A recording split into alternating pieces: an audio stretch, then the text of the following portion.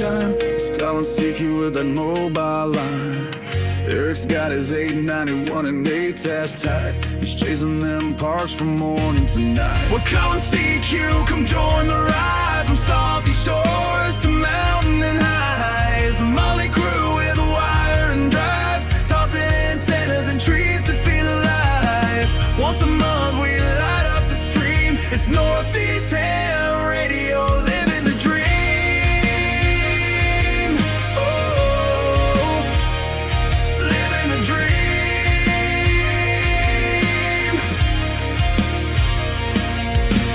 Izzo's in the woods with a stogie lit. Got his logbook down in a chair that fits. But toss him a chip with that barbecue tang. You'll get a rant in the Hamburglar fang. Matt builds them tough and tunes them clean. Reliance hits like a well-oiled machine. Toss a wire in a tree, no need to prepare. 5-9 signals floating through the air. We're calling CQ, come join the ride. From salty shores to mountain and highs. A motley crew with a wire and drive, tossing antennas and trees to feel alive. Once a month we light up the stream. It's Northeast Ham Radio, living the dream.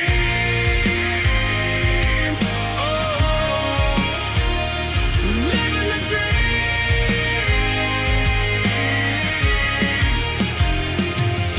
Salty Walt's got tales from the ocean tide, with the sailor's grin and that coastal pride. He wrote the book on waves and wire, a Rhode Island soul with a northern fire. If he's broke, Rob's the guy to call. He'll tear it down and rebuild it all with a scope, a smile, and zero fear. He's the reason half our rigs still cheer. The route rolls deep with a pack and a plan. Sky above, ground below, mic in hand. From jump zones to parks, he's living it loud. Still grumpy as hell, but making us proud. We ain't perfect and that's just fine. We miss a few calls and forget the time.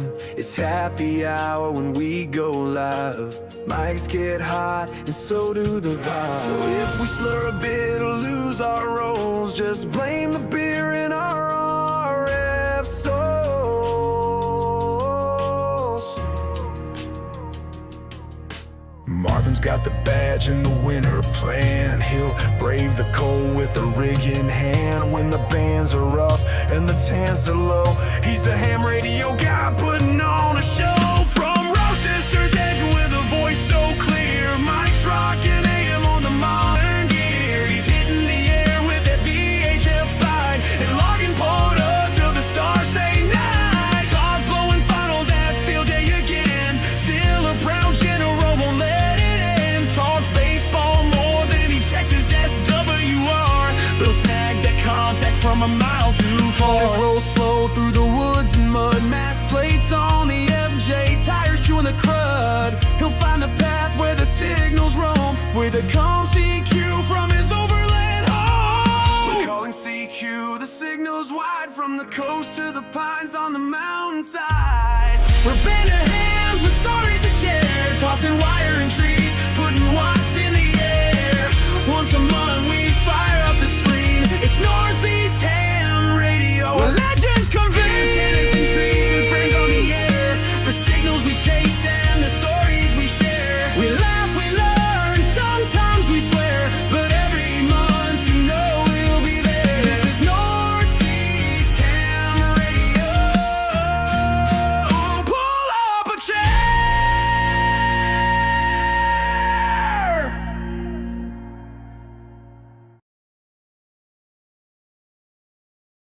Okay. Oh, We're good. are we good? I don't know if I we don't know, are really man. good, but Is we're it we're Michael here. that's not streaming. Michael's not Yeah, Mike- streaming. It looks No, like Marvin's not streaming. Michael, do you not have auto start turned on?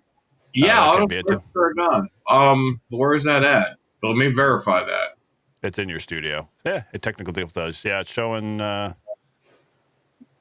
At least in our interface, it's showing that you're live, and Marvin's live too. So I don't know. Maybe it wasn't auto started. Yeah, it must have not have kicked because Let me see. Channel.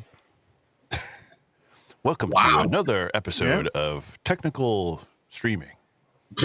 Yeah. Yeah. I didn't think I had the privilege to do that from. But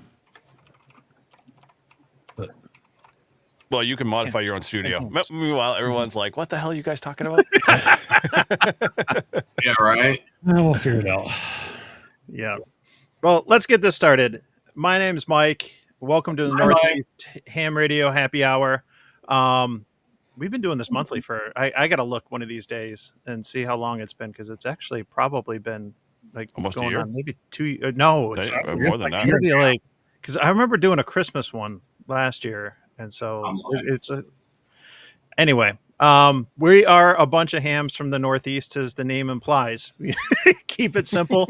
We do a happy hour where we get together once a month and have drinks, chat, and everything. So thank you all for joining. We try to pick a topic, whether we stay on topic or we don't. You never know. But with it being November, we went with Thanksgiving, or Thanksgiving thanks. Because of Thanksgiving. Why not? I'm already like I'm still on my first drink, but this is like 11.1%. So it's gonna go downhill in a hurry, folks. Yeah, but strap in. But no, thank you to everyone who's tuning in. It's simulcast. We are on at least 6 or 7 different channels, including CNN, MSNBC, Fox Sports. We are all over the place. We're on the Ocho too, right? Yeah. I almost positive we got the Ocho. Yep. No. So anyway, like I said, today's theme is going to be on giving thanks in ham radio, and there's a lot of different people, places, things that we want to talk about and share. But before we kind of get into that, let's kind of go around and see what everyone's ham radio week has been, what we've all been up to recently. And ladies first, let's go with Shannon. I was muted. I was not expecting was not it ready. to be See, I ladies told you first. updated your video drivers, and that's what you get. Yeah. No, I really have not been up to much this ham radio week. I know it's been a few weeks since like Veterans Day. That was the last time that I went out. I went to Minuteman National Park over in Lexington, Concord. I put some flowers down at the grave of the British soldiers, as well as the monument for the American soldiers. Had a little Remembrance Day ceremony for myself and Miles. And then did a park activation from the car because it was cold. It was actually flurrying. And but I got 30 contacts, I think it was, in about an hour. So as far west as Oklahoma, as far east as France, and as far south as Dominican Republic, if I remember correctly. Nice. Wow. So That's impressive. that was pretty much all on 15 meters using the FT710 and the 17-foot whip on the mag mount on top of the car. So Wow. Nice. Very good. What about you, Michael? What have I been? I'm sorry. I just finally got this stupid thing to go live. Hey, you're live right now, Mike. Just letting you know. Yeah. What was the question? What have you been up to now that you got your stream going? Oh God, dude, I've been working about 50 hours this week at an Amazon facility. And I've got another one that was just canceled because they weren't ready, and it just work, man. If it's not raining too bad, I threw something in the Brew and Activate feed saying, "Hey, let's go do some POTA." I want to get out this weekend. I'm getting stir crazy. I've been working, and I've been all work and no play. So who's game? Which one of y'all are game? Oh, man. I wish I could. I would so take you up on that offer. I have to move storage units, so I am going to be doing manual labor all weekend. Nice. Good morning, Paul. No. I'm only doing it to spite the current storage company, but that's another reason for another day. Is it Bluebird? No, it's okay. I'm trying to think who it is. I can't remember. I struck on them from my brain. That's basically what it is. Yeah, just work. just work. All work, no play makes a man stir crazy. So, what's going on, Paul? No audio. No audio, dude. This is the ASMR version of Paul. I forgot to unmute myself Oh, because there you go.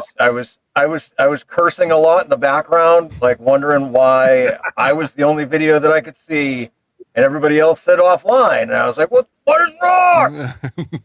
Turns out, yeah, apparently N1NUG doesn't like VPNs. So, Oh, There you go. Shannon called it. she did. yeah. We're not worthy. I speak from experience because my own VPN, gives me a headache most of the time. But like I said in Paul's chat, it's worth it to be able to watch UK TV. So, Well, but not only that, but like VPNs are really good for your own privacy and protection, and like it doesn't do any good if you have to disable it in order to do shit. This is true. Yep. It's a new version of transparency when it comes to YouTube streaming. Yeah, you ain't kidding. And by the way, my channel was set to auto start and it did not start. Marvin, did you get yours fixed? I haven't yet. but No. somebody said that you're streaming now. Chris Chris KD9YSW said that you're streaming now. So don't ask me. Yeah, I was like technical difficulties. This is. Hey. Well, what about you, Eric? Oh, handling your well, weekend? I have a feeling I'm all in the same boat as everybody else. If I have to confess, because this is probably confessional, I have done very little when it comes to ham radio, except maybe being on local repeaters and, dreaming about doing a POTA or, I did, I guess we'll call this faux 10 meters today. I was on a repeater on the way up to another client visit. And I had our president and good friend Ralph on at his shack on 10 meters, yelling out on the repeater what frequency he was on because there was a bunch of other guys that wanted to see if they could hear the same stations. But I can't transmit while driving because it actually causes some electrical interference in my truck, and I wouldn't want to veer off the road and crash. So I was just kind of spinning my dial on a untuned ATAS, trying to see if I could pick up the station at 85 miles an hour. So I guess that's a little ham radio. I don't know, if it qualifies as a really good ham radio, but at least it was ham radio. Living So, on the edge. I did pretty much, yeah. Dude. It is very, I have a tough time working, the wheel and staying focused on the road. I've got a HF radio, all-star in the second band, and that happened to be super active today. And then I've got the HF all loud, and I'm hearing, nothing because it's all just like noise. And I'm just like, okay, I'll just turn, one off. But yeah, that was about my ham radio week, I think. Yeah. Tortise, thank you, brother. You're welcome. I told you it's pay week. Very cool. Yeah. I'm going through the Office channels. phone. Give me a few minutes. Okay. I pushed the button to add it. It's like, do you want to add it to the screen? I'm like, sure. But I was like, now where's the button to remove it? Or does it just go away? It goes away. Learning live. Goes away. We're still learning. We're all new to this. Yeah. Well, congratulations to anyone in my chat who got a membership. And I do have a couple little quirky emotes that you might see. Maybe you need to refresh, but you'll see the $20 is $20 one. So Do you still have that membership level, $20? no, I don't. I deleted that. So, yeah. And now I'll tell the story. So when last month when I created, Oh, geez. Tim, thanks. When I started? Yep. No, thank you, Tim. And Tim's great. Let's And keep that train rolling. yeah, and I'll just give Tim's got N1NUG got fabulous antennas. I got the 40 and 80 meter off center fed dipoles. That really turned me on to the off center fed, which is an amazing overlooked multi-band antenna. And that 80 meter one I was just talking about last night. I love using that when we get into the winter months right now, and it gets dark at 3:00, and you're 80 and 40 are open up for late shift. It's great. But back to the membership thing. When I created the memberships, YouTube, it looked like you had to do 2 different tiers, and I just wanted to do like one tier for like $2.99 a month and just keep it simple. But I had to do a second tier, so I made one for $20, and I'm like, I'm just gonna call it $20 is $20, and I crossed my fingers, and when it got approved, I like was able to delete it. So if anyone watching is ever thinking about doing memberships or whatever, you do have to come up with 2 tiers, at least as of now, when you start doing that. But you can make changes. You're limited to so many, but yeah. That was it was funny though to have the $20 is $20 even if briefly. But then I was like, I want to get rid of this because like right now it's other than some emotes and early releases and stuff like that, like I said, I'm just getting started with this. I'm still figuring it out, man. But We all are. yes. Yeah, now you got stuff going, Marvin. What are you up to, man? How's your week been? I think we skipped over you because you were getting the stream going. Oh, that's fine. It's one of those things where my truck is, so I had it taken to a shop on a Monday 3 weeks ago, and I had them put a rear light in the box because I had a tonneau cover on, and they mounted the light right over the fender. I mean, just right above the fender. I kid you not, right above the fender is where they mounted it. And so I mean, brand new truck, and I'm going. I just got it when they brought it back to me in the afternoon because they pretty much had it all day, whatever. I just screamed, and I was just like, "You got to be kidding me!" So the next morning, I took it to them, and I have not seen the truck back since in 3 weeks. So I've got this all my brand new truck. I got my 2025. I got this year, and I've literally not had it for now almost a month. I have my ATAS antenna ready to install. I got all brand new cable to install, and I would have my HF rig up and working. I'd go do something, but I don't have a truck right now. I'm using a rental, so I haven't done anything in regards to ham radio. I did produce a video days coming out tomorrow morning early. I smoked 4 turkeys the other day for my wife's work, and I did a little. Of course, I got a little bit of barbecue I do on my channel, so I do have a little bit of that coming out. I've got another video coming out. That smoked turkey, let me tell you, boys and girls, that was awesome. So it was good. Everybody at her work just complimented me on it. It was so good and juicy. It was just. Is this the first time you did it? Oh no, I've done it several times. Okay. Yeah, I've done it before. I've used applewood when I've done. I just used an ultimate blend. I didn't really use anything. Your apple blend's always a great blend to use for sure. Yeah. But I just used an ultimate blend from RecTech. And that's what I used on this one. It wasn't bad. It had a good smoke ring to it and everything to it. It's very cool. The video's coming out tomorrow morning. I released it to patrons earlier today. But the other thing, I've got a video coming out on my it's almost done, is the one on my antenna tower from this summer, and my POTA activation in August I did. So that one just haven't had time to deal with. But other than that, a lot of little house things I've been working on, and it's all good. So I'm getting ready to travel back to Wisconsin for a little while. So, yeah, one of the things, and you got me on the smoked turkey thing, because we did that during, I did it a couple years during the pandemic, and I mean, it was phenomenal. And the best thing, I swear, about the smoked turkey is making the turkey soup with the leftover, use the whole bird, and because you get that smoke flavor into the soup. Yep. And it's just, it's so good. I gotta ask. So about this real quick for you. There's one. It's just a turkey breast. We don't do the whole turkey. I just do. Turkey. Okay.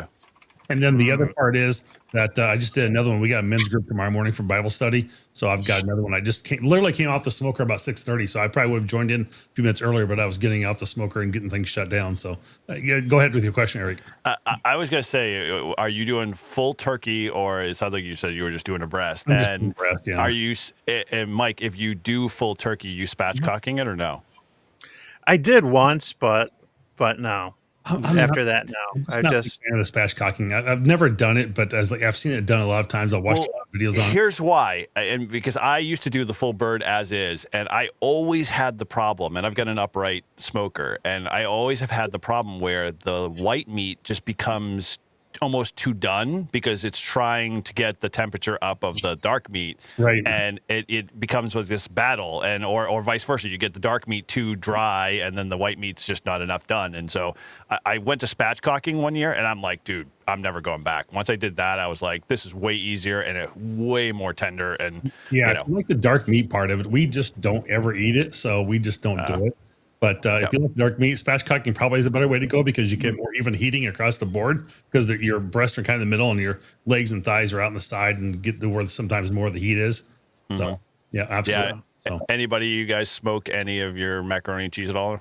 yes. Oh my God, that would be good. And okay, here's one last question. What about smoking your green bean casserole? I have not. I've heard it's good though. I've heard it's good. I've not tried it. I'm tempting to do it next Thursday, maybe. So I'm debating whether I will or not. If my wife will let me, that's probably more the question. I have done sweet potatoes with marshmallows, and if I hear right, if you can get like whiskey, was it not whiskey infused marshmallows? What's the other? Is it bourbon infused? If you match that with the sweet potatoes, it's like to die for. It's like candy. Yeah. Interesting. I've never tried that one.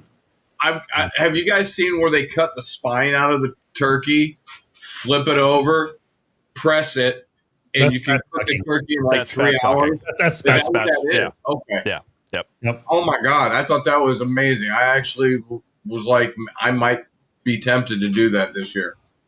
Oh yeah, dude, it's if you got a good set of knives, cutting that backbone out and everything else like that, wicked simple.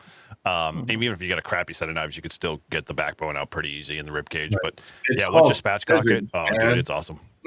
You could do scissors, but the real cool guys use actual real good boning knife. But yeah, good knife. Now, everyone, if you are playing along at home, make sure that every time you hear the word spatchcock, you take a drink. I'm already halfway through.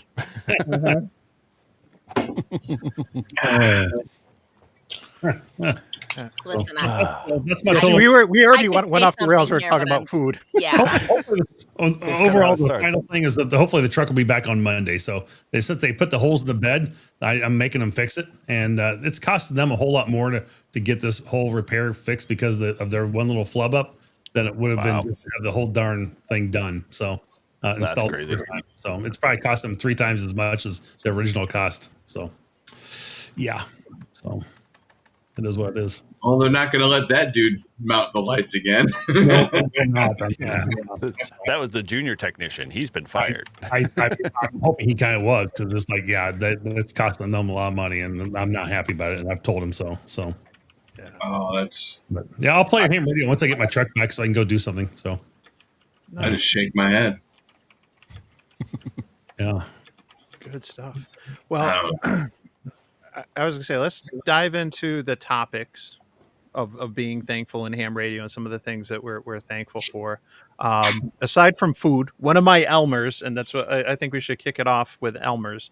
One of my Elmers, WB2K, always likes to say ham stands for having another meal. And so it seems like we're always eating and stuff. But I kind of like to throw it out to you guys. Some of the Elmers, whether they're local in your club or those that you've connected with one way or another. I think that there's a lot to be thankful for when it comes to Elmers, and I'll throw it out to the group. Like, who wants to kind of jump in first with a story or someone you want to give a shout out to? You're All laughing. right. You go first, Shannon. All right. Well, Shannon? I had already decided that I was going to say that I was thankful for my former Elmer. His call sign used to be Mike 0 Juliet Echo Oscar. He changed it to Golf 5 Oscar Uniform Tango. And some of you guys may know a little bit of the backstory with my Elmer and I won't go into that, but I will say despite everything that happened between us, I am still thankful for him. I would not be the ham radio operator that I am today without him. So I'm going to raise this glass of Camelot mead to him, and I'm going to wish him long life, good health, live long and prosper. and I wish him all the happiness in the world. So to Golf 5 Oscar Uniform Tango, this one is for you. Thank you for everything that Cheers. you ever did Huzzah! for me. Now, wait a minute. I have a question. You said it's Golf 0 Oscar Uniform Tango. Gout is his call sign? No, it's Golf 5 Oscar 5. Uniform Tango. He wanted Golf 0 Oscar Uniform Tango, so he did want his call sign to spell gout, but Golf 0 Oscar Uniform Tango is still alive, so he had to go with Golf 5 Oscar Uniform Tango, but this one is for you, Robin. It's still gout. No, Golf 0 Uniform Tango is a net control on 80 meters coming up at 8 o'clock, I think. That's the net, you mean, that right? Yeah. The gout net. Awesome. Discuss What your about you? ailments. What about you, Eric? Oh, all right. Well, so I have to say, when you posed these questions, I was kind of thinking mentors. I have one. He's obviously Silent Key 2 as well. If I'm trying to remember, his call sign is Whiskey Alpha 1 Quebec Yankee Mexico. I think it was QYM. A big, tall guy, taller than me. So, almost 7 foot. Great guy. I knew him in, from Boy Scouts and stuff like that, where we'd go, on Boy Scout trips and stuff like that. And he'd always have his ham radio with him. So he kind of got me into the hobby at that point. And a bunch of other younger guys as well.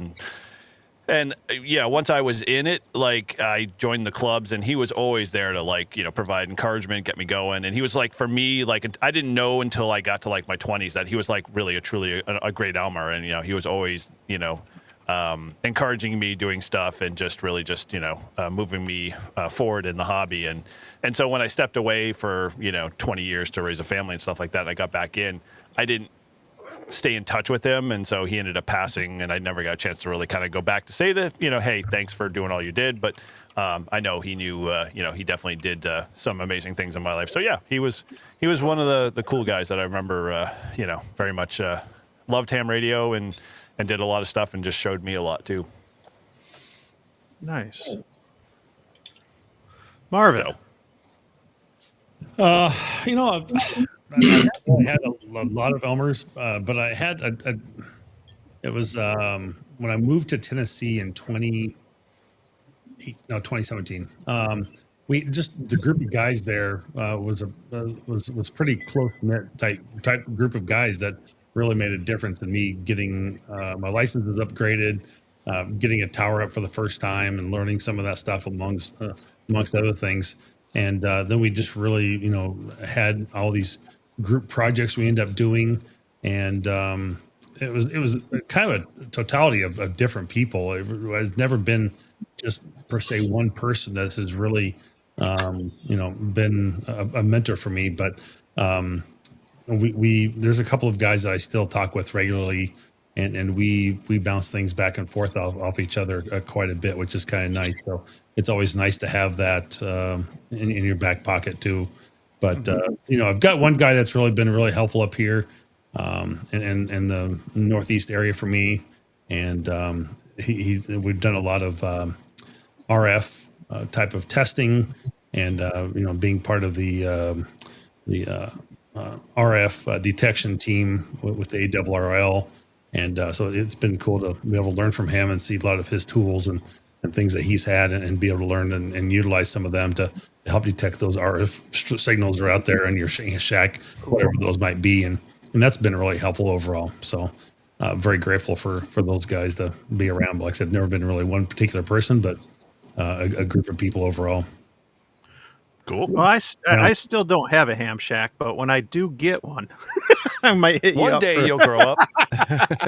I'll be a real boy. Oh no! Absolutely. Yeah. Yeah, let's not go there. What about you, Paul? Well, I wish I had an Elmer. I would gladly raise my glass to the person that taught me all of the things, but I really don't have one. So Yeah, but you know what? I'm going to give you your flowers, well, you can still smell them, as the saying goes. Because what you're doing too is, the Elmer, it's not always about being, in my opinion, being the expert so much as sometimes it's just, having people there. And, you've got a great live stream that Weekend Warriors that you do. And I know that some of that's outside, falls outside of the ham radio community, but there's a blend, you have hams, you have non-hams and stuff. And I think, having that sense of community and togetherness and being there for each other, I think that's an important part of being an Elmer in this community.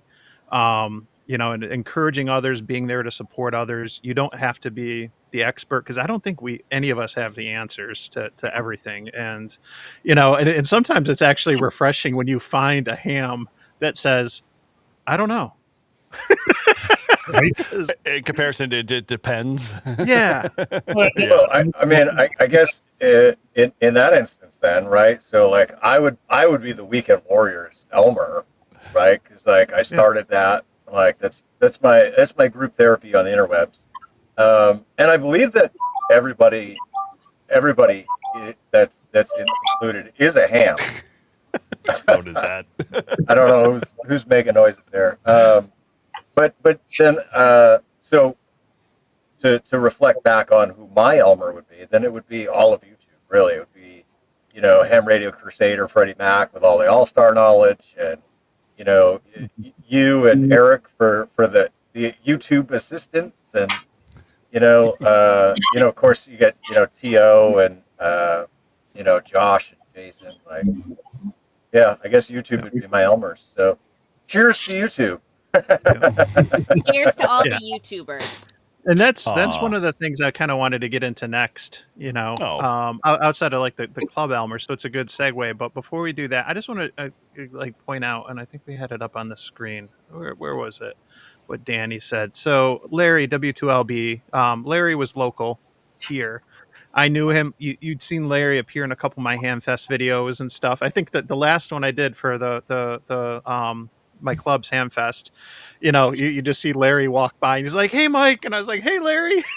And Larry was just a great guy. He's a silent key now. He just passed recently, but he was one of those hams that was always at events and always willing to go help people out. And like I was saying earlier, sometimes it's just being there for others in the ham community and stuff. So I'll raise a glass to Larry. Raise a glass to Larry and all the hams who have gone silent key over this year.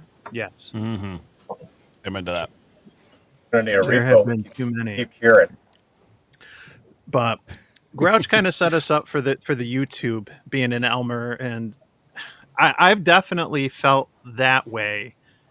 Being is I like to say the pandemic ham, getting licensed during COVID and stuff, where a lot of things were online. You weren't interacting with people. I had a license for months before I got to see other amateur radio gear in person and meet other hams in person.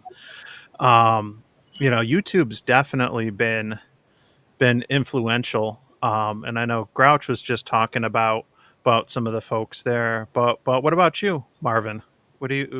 Who's been influential to you when it comes to the ham tube? It's come from a couple different layers. One is, I've always watched a lot of Mike K MRD. I mean, just the guy with a basic level of knowledge that he puts out there for people, and he doesn't know it all. And he's always been very key for getting those early starters, and going. I think he's great for that.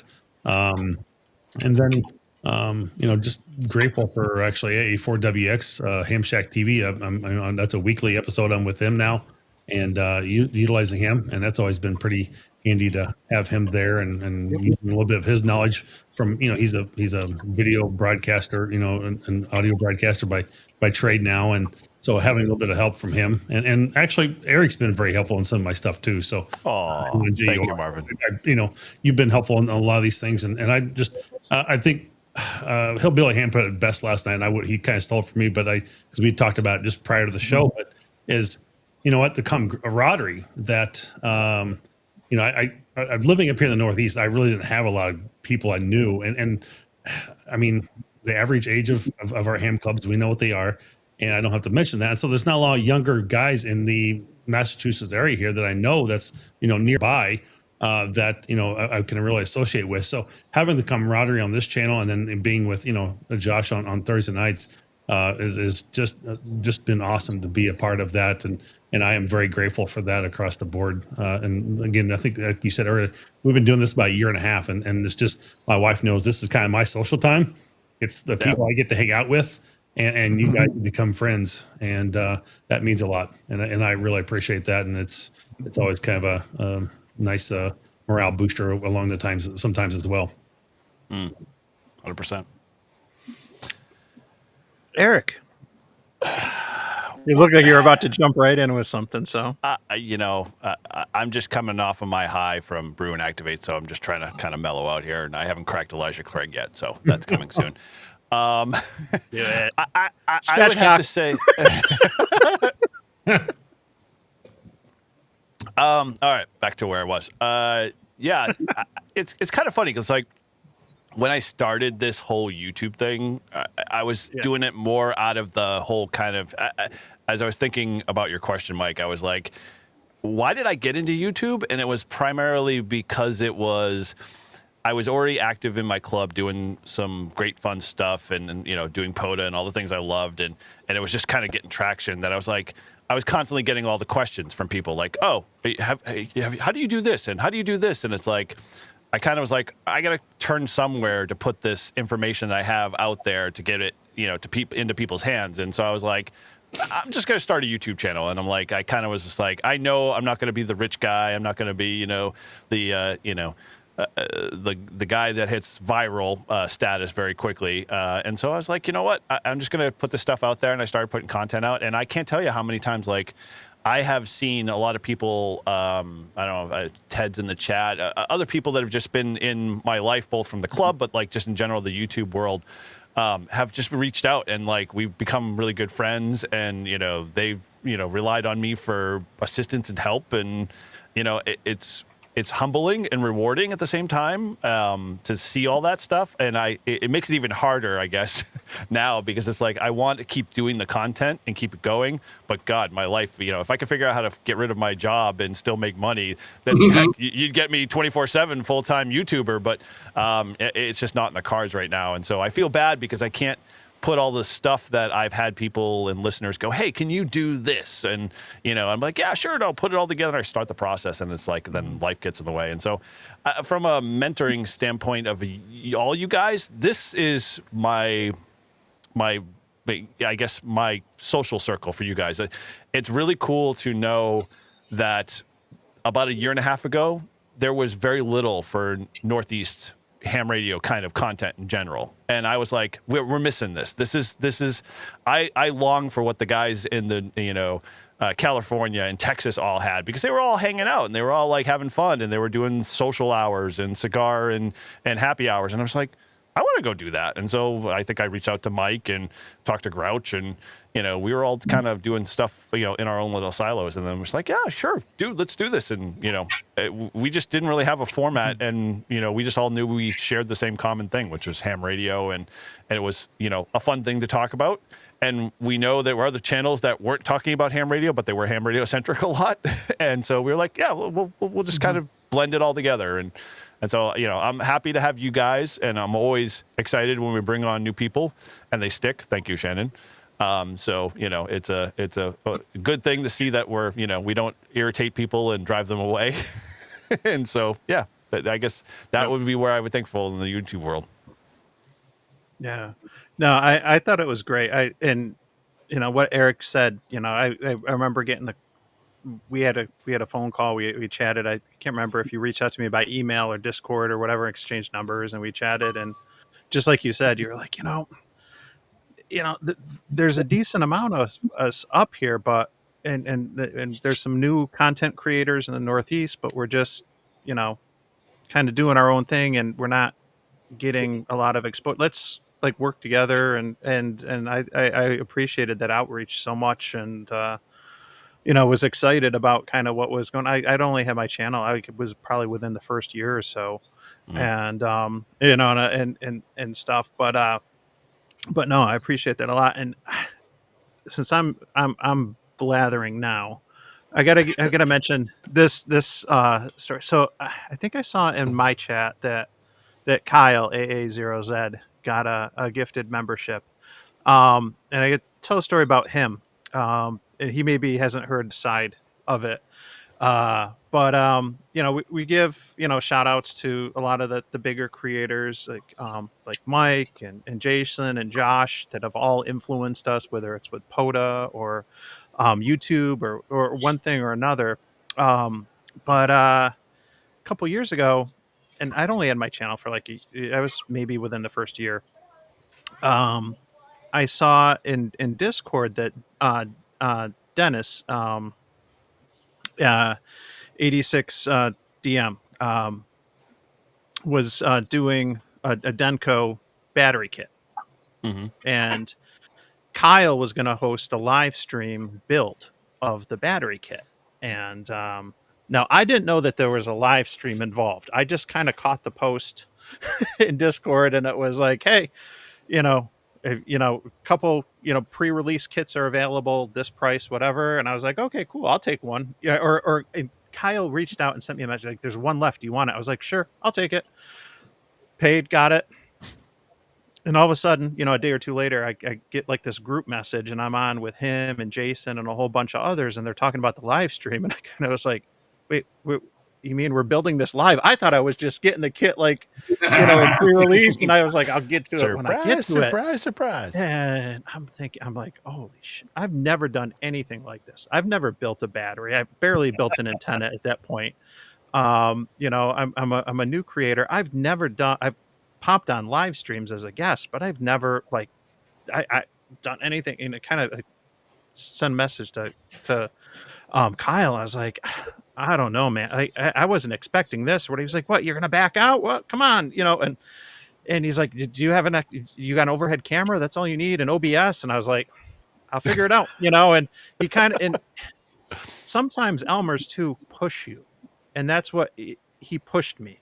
He pushed, and that's one of the things I've always appreciated about ham radio, especially not being an engineer, being in IT or the fire service or any of that, is like ham radio pushes me out of my comfort zone to do things and go places I normally wouldn't do.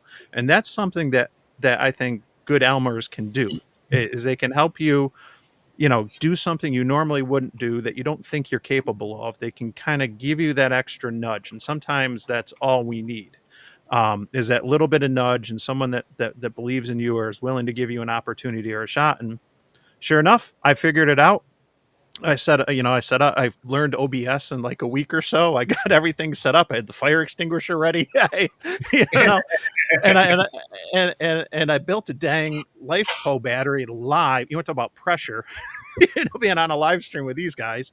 Built it, and the thing works, and I use it almost every week with my 705. I use that Denko that I built, which is so cool. And so shout out to Kyle. And I know that Chris was commenting earlier about meeting a lot of the YouTubers and pretty much everyone except for Marvin. I don't know how he missed you at Hamvention, Marvin, because you were there briefly, but Kyle's done a lot with planning the happy hour, some of this other stuff. So shout out to Kyle. He does a lot of stuff behind the scenes, and I appreciated that opportunity and that nudge. I certainly needed that. And that's something I'm very, very thankful for. All right, who wants to follow that? I know, talk about somber moment there. Holy moly. So if we're talking about our favorite ham radio YouTubers, obviously I have to say, all you guys, the Live Free and Ham guys that, really took me and Miles, under your wings at the 24-hour POTA. I know I had been on the show previously and nobody remembered me. And I remembered. I booked you. Shannon showing up at our 24-hour POTA. But you guys have made me feel completely welcome. And, that kind of leads into all the community and the camaraderie of ham radio that I think a lot of ham radio people, they don't really understand that it's more than just a hobby, right? Because it's a hobby of community and communication and connection. So, it's like you really meet people in the hobby and they become your hamily. People laugh at me that I made up this hamily word, but that's really how I feel. So not just the Live Free and Ham community, but also I would be remiss if I didn't mention the ham radio crash course community, which is sort of the first ham radio community that I had encountered on YouTube and then on Discord. So those are kind of like my two big families and communities. So everyone from those two places, I raise my glass to you, the community and the camaraderie of ham radio.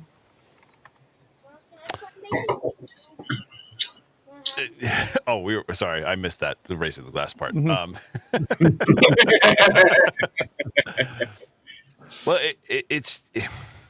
it's funny because it's like when we decided as Live Free and Ham doing the 24-hour POTA, we were just like, oh, this is going to be like just an event to hang out. But in the back of my mind, I was like, I finally get to like not get away, but add to, I should say, meeting folks like Mike and Tortise and Shannon and everybody else who showed up for that event, and that just like was like sealed the deal, because at that point, like in my mind, it like made it much more real that I'm like, oh wow, these people obviously are going to be long-term friends from now until whenever we all kind of move on. But yeah, it's phenomenal how YouTube has just like taken this past year and a half with all of us and just done some really cool connections, both for our own individual stuff, but then just as a whole. And like, we're all like here to just be, hanging out and have fun and do ham radio.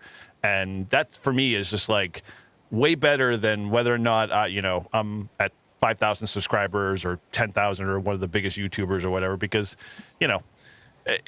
it's more important for me to be able to like, really just help the next person down the line to be a better ham radio operator if that's what they want to be, or whatever else. And so I think that all you guys kind of share that in some form or fashion. Everyone I talk to, it's like, oh yeah, we're doing this with somebody, or oh, I'm meeting somebody to do a POTA. Like, I mean, Mike did one with the two guys where we went up and did a soda, and he didn't take the 710 this time, and I appreciate that, Mike. That's a good call.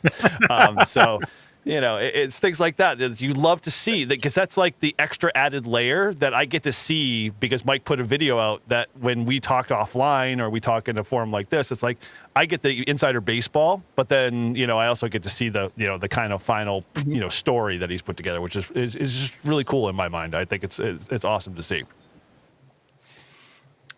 Yeah, and I think, and we could go off on a whole tangent, I think, about Isn't that what we're here for?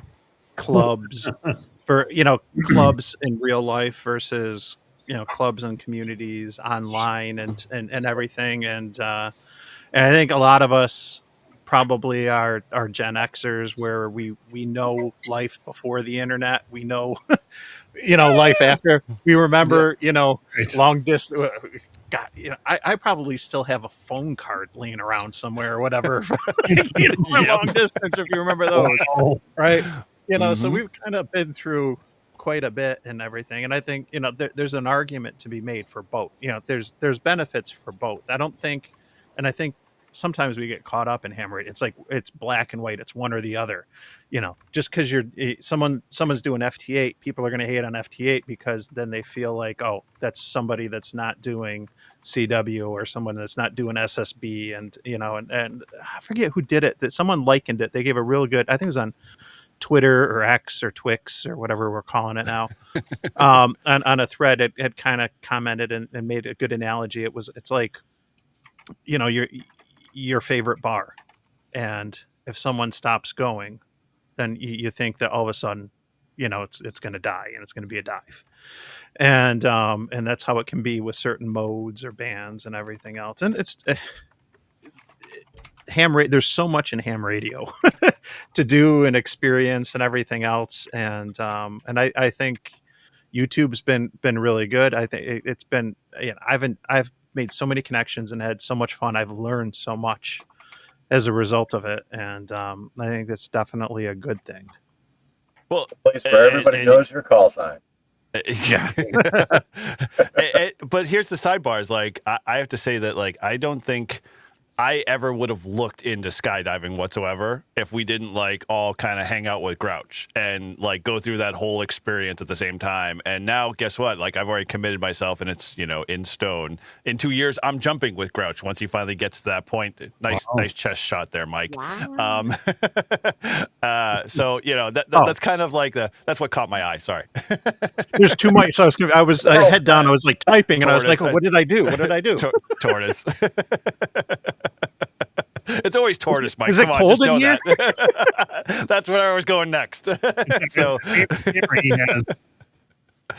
so yeah, I mean, it's like those whole experiences have just been like that much cooler. But at the same time, I don't know about you guys. Have you ever experienced like that that second layer, what I'll call the second layer effect? Like, because you're so involved in like other YouTubers and ham radios, people's lives, that when you're doing other things, the other people come with you. Like, I've had family and friends have an interest or express more of an interest. Like, what's really going on over there? Like, not in a cult way, but like, you know, that's a really cool kind of like, you know, I didn't know your buddy does a skydiving thing. Does he do it with radio kind of thing? And, you know, so it's really just cool to have those other avenues and other facets kind of open up and just, you know, make the whole experience that much cooler.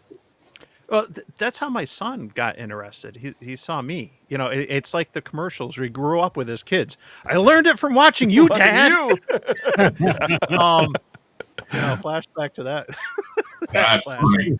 Well, I got my, and today, I'll throw it out there. Today's my anniversary. 5 years ago, I passed my tech. 5 years ago today. You're technician or extra? Technician. Oh. 5 years ago today, I passed it.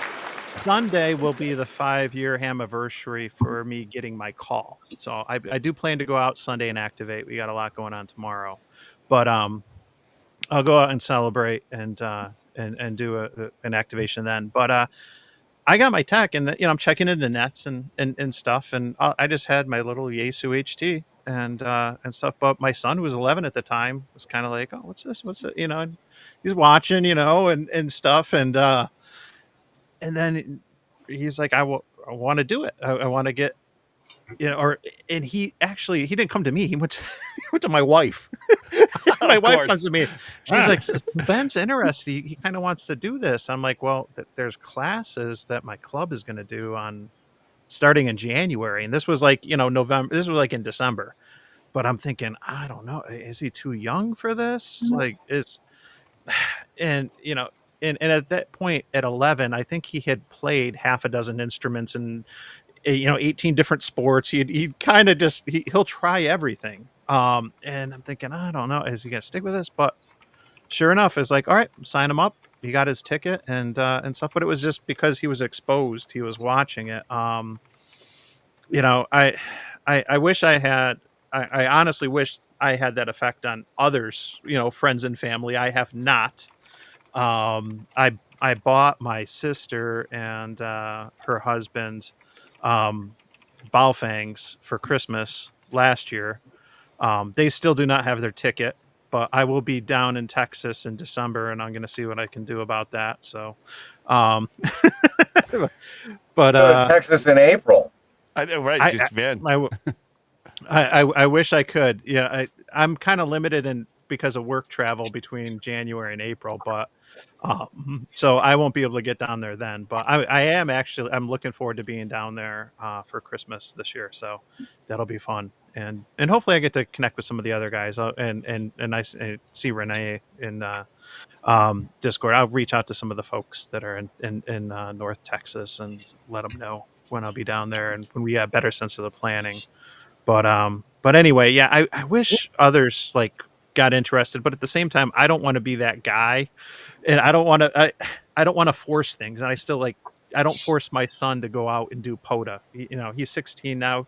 He's got a girlfriend. He's worrying about getting a driver's license and everything else, you know. So I don't ever want to force that and make it into a negative thing, but I hope that, you know, more people Well, do get interested.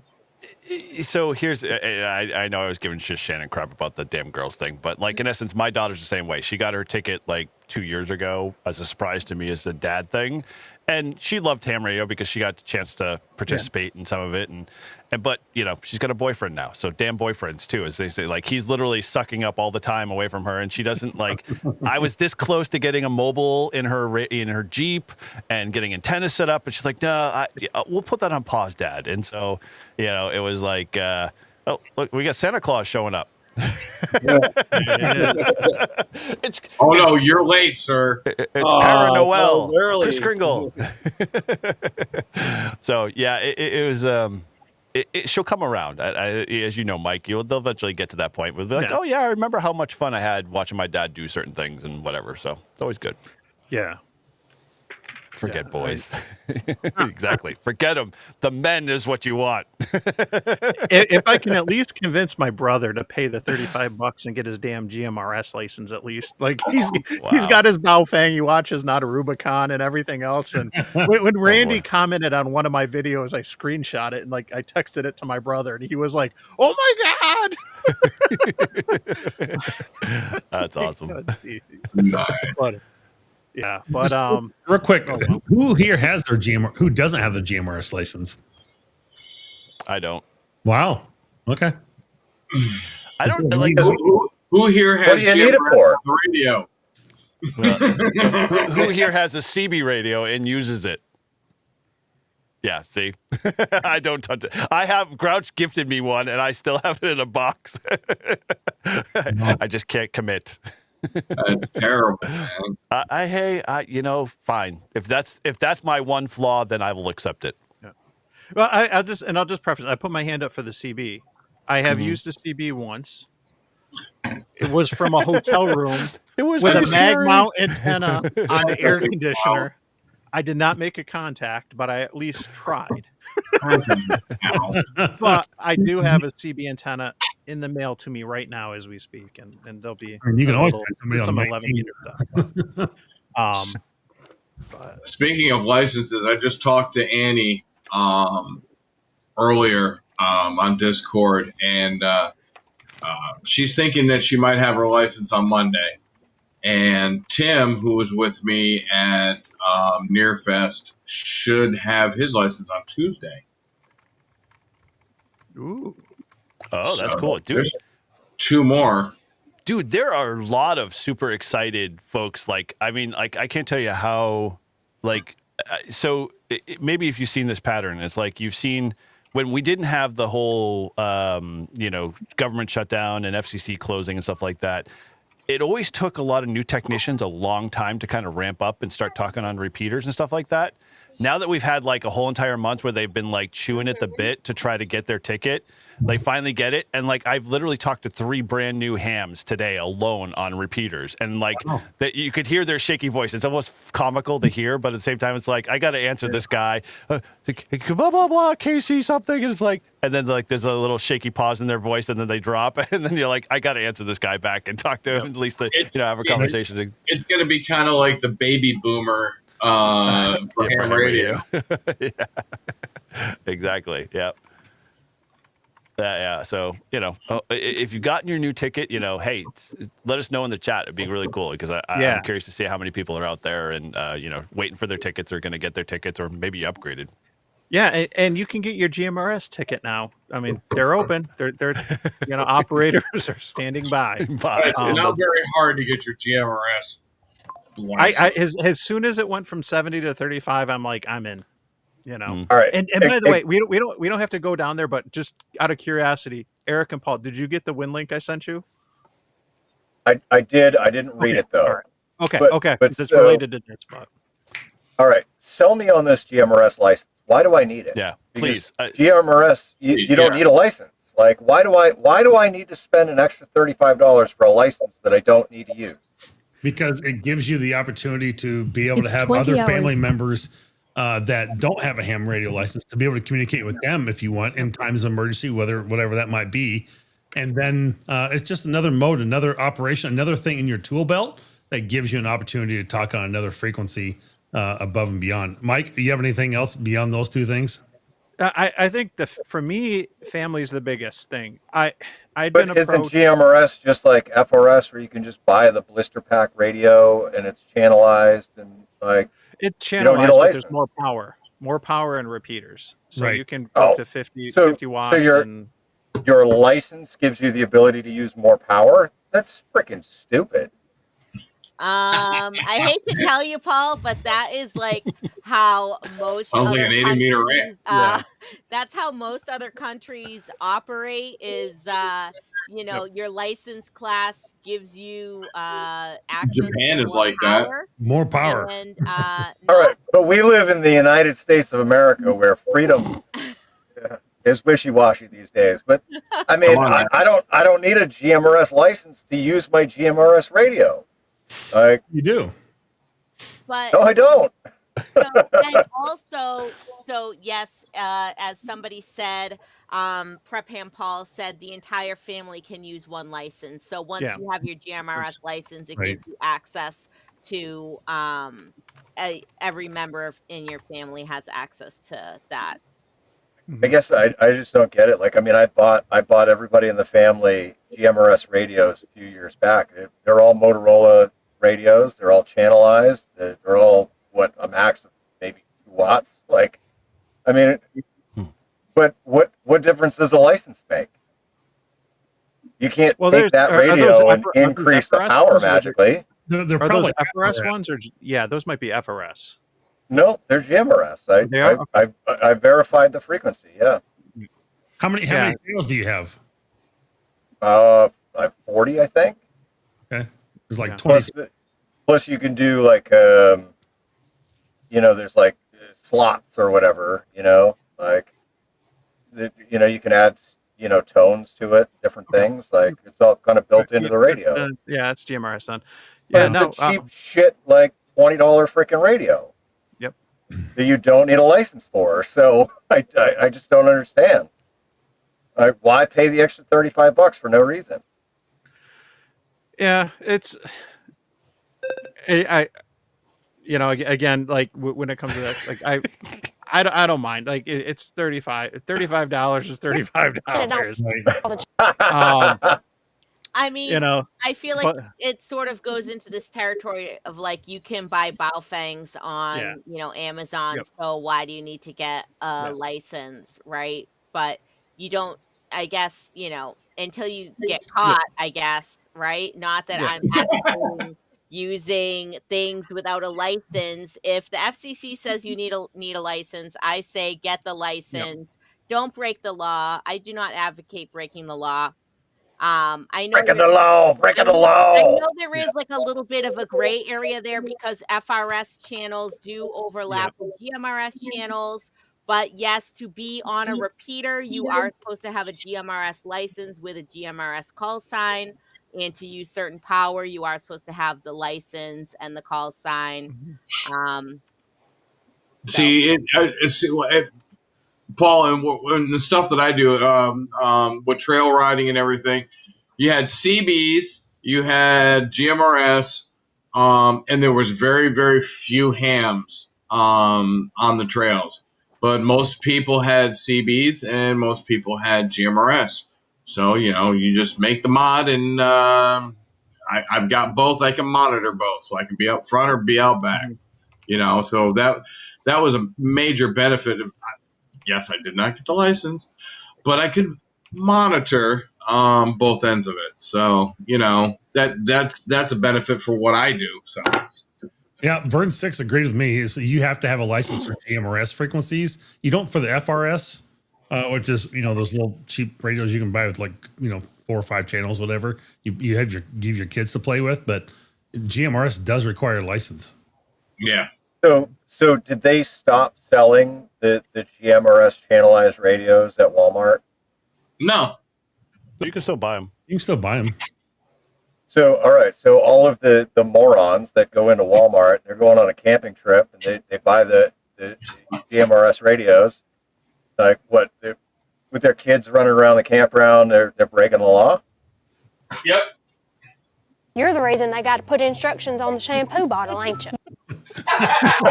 Eric, you were just waiting to use that. I have on been at the stream. bit. Look at him. Look how ready he is. He's like, Well, that's the Elijah Craig, but yeah. Irish tan, my man. Oh, All right. I'm Yeah, sorry, I Polish, German. I appreciate the You see my conversation legs. because I didn't understand How did we why. get so far off the rails? Remember when we were talking about what we were thankful for? Yeah, we're not thankful any longer. And the GMRS came up, and it was just like, I'm thankful for the FCC and their rules. All right, let's just put a rest. This is to rest.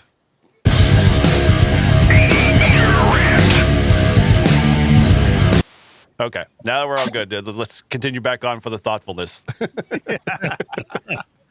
well, to pivot. one How's of the that other gal things- treating you, Paul? So another thing I wanted to put out there we talked about YouTubers, we talked about Elmers being thankful for. What are some I of didn't get to talk about anything. I've been just sitting over here in the corner. Nobody's asked me a thing. Well, we I'm haven't not asked sure. Topo Gigio either, Well- so he's got to get in there. what type of activities? Oh, Jesus. So here you go, Michael. Here's the question: activities. What type of activities are you really thankful for in ham radio? And he froze. You can't make this shit up. That's awesome. Somebody snapped that picture. That's a cover art. That Rum will couldn't do have come that at to you. a perfect time. Oh man, where's snipping tool? There we go. Let's go to Chris. All right, let's go to Chris. Because Chris has been quiet. So, like, we were talking about Elmers and YouTubers, things that we're thankful for, people. But let's step away from people and talk about like programs and activities and some of those things in ham radio. What are you thankful for when it comes to activities and programs in ham radio? Well, I think field day. Field day is a big one because Yeah. learn a lot from field day, and POTA obviously. So I had a feeling POTA's probably going to be one of those ones, but you brought up field day, and that's something I went out and I visited a couple field day sites this year, and I'd been to one before with my son once briefly. It always seems like June, there's graduations or weddings or something that gets in the way.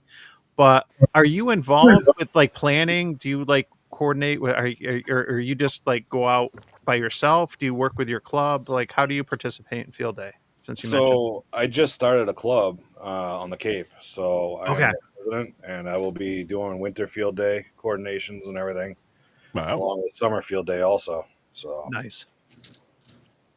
I got to Very ask, cool. there's no clubs on the Cape right now, or no? there is clubs on the Cape, but the clubs on the Cape don't do anything. Ah, yes. He- Then you he need to does go have a back and point watch there. Brew and Activate, and that'll help you, reinvigorate your club. But that's just a sidebar I plug. don't But think anyway, I don't think there's any reinvigoration. just let them all die. All right, I'm I back. tried doing like POTA outings with them, and they pretty much shut me down on everything. Mm. Yeah. POTA, you name it. Well, you're just too lovable, man. That's the problem. Well, I think it's the beard. I think they're afraid of it. Hey, Topo Gigio, seeing so nobody else wants to POTA with me this weekend, what are you doing? Are you up in New Hampshire? No, he's down by you. No, he's been on New Hampshire in the weekends. No, I'm down here. I got into an accident on Wednesday with my car up in New Hampshire. Ah, no, So good man. I was driving. That's I was out. driving through Brookline. Is that Michael? What? What? What? Who just asked about POTA? Mike, I did. Okay, so where Wow, are you you? did not hear a thing I said at the when we were in the backstage and before, because I said I wanted to do some POTA. Eric's like, I've got stuff to do. Everybody's out of reach, and you obviously were floating on the. Yet, okay.